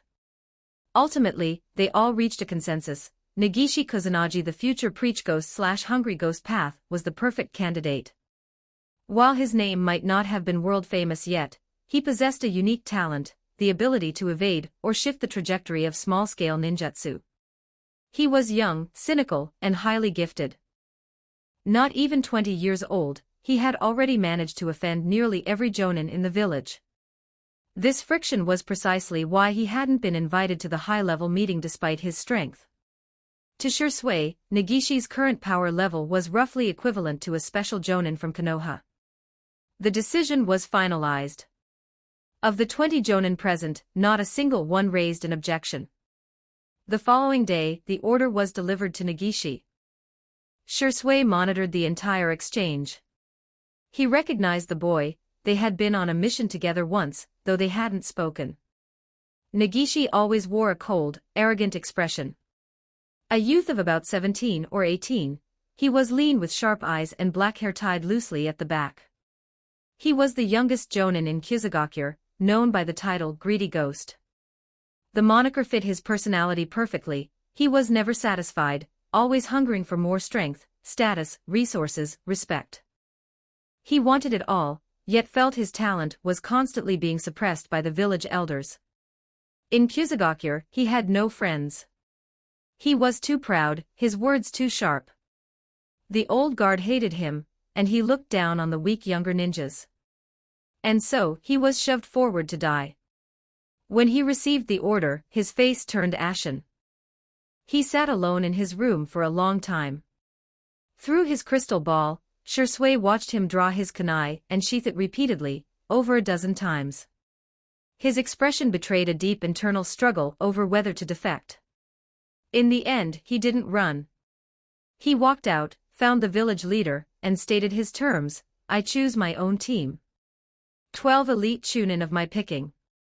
Otherwise, find someone else for your errand. The leader initially wanted to refuse, but seeing the murderous glint in the boy's eyes and knowing this mission was likely a one-way trip, he sighed and nodded. It was a painful concession, but as the saying goes, if you want the horse to run, you have to let it eat. 12 elite chunin were a loss, the grass could still endure. Deal, Negishi said, turning on his heel. He began his selection that morning. He chose chunin who, like him, were undervalued, lacked influential backgrounds, but possessed genuine skill. These were people with nothing to lose. Shiraki Shursui was, of course, on that list. Shursui had already been placed in the cannon fodder camp by the elders, so Negishi's choice was obvious. He wanted Shursui's sensory abilities to increase his own chances of survival. When Negishi found him, he said only one thing: your sensing ability is the only hope we have of coming back alive. Shursui simply nodded. This was exactly what he had planned for. The 12-man squad assembled. Negishi stood before them, his gaze sweeping across their faces. Our mission is to test Konoha's border defenses, he began bluntly. To put it plainly, we are going there to die. The cannon fodder orphans will charge first to create a distraction, while we cause chaos from behind. We steal what we can, kill who we can, and run when we must. As long as we aren't completely wiped out, the mission is a success. He paused, looking into their eyes. I know how you feel. Nobody likes being a scapegoat. But I promise you this: if we make it back alive, I, Negishi Kusanagi, will not treat you poorly. I will use the merit from this mission to force my way into the inner circle. When that happens, you'll be my people. Resources, status, respect, you'll have it all. He concluded solemnly, but first, we have to live. Standing in the crowd, Shisui watched the young man. He knew Negishi was lying, or rather, he was painting a pie in the sky to keep them motivated. Talk of inner circles and status was a far-off dream. The immediate problem was survival. But Shisui didn't expose him. He needed someone exactly like this, ambitious, capable, disgruntled, and full of openings to be exploited. Besides, with an elite employee like Shisui on the team, that pie might actually become a reality. May I say something? Shisui suddenly spoke up. Negishi looked at him and nodded. Shisui stepped forward. The key to this mission is intelligence. We know nothing about the size of Konoha's border garrison, their strength, or their commander. Charging in blindly is suicide. He looked at Negishi. We need to scout first.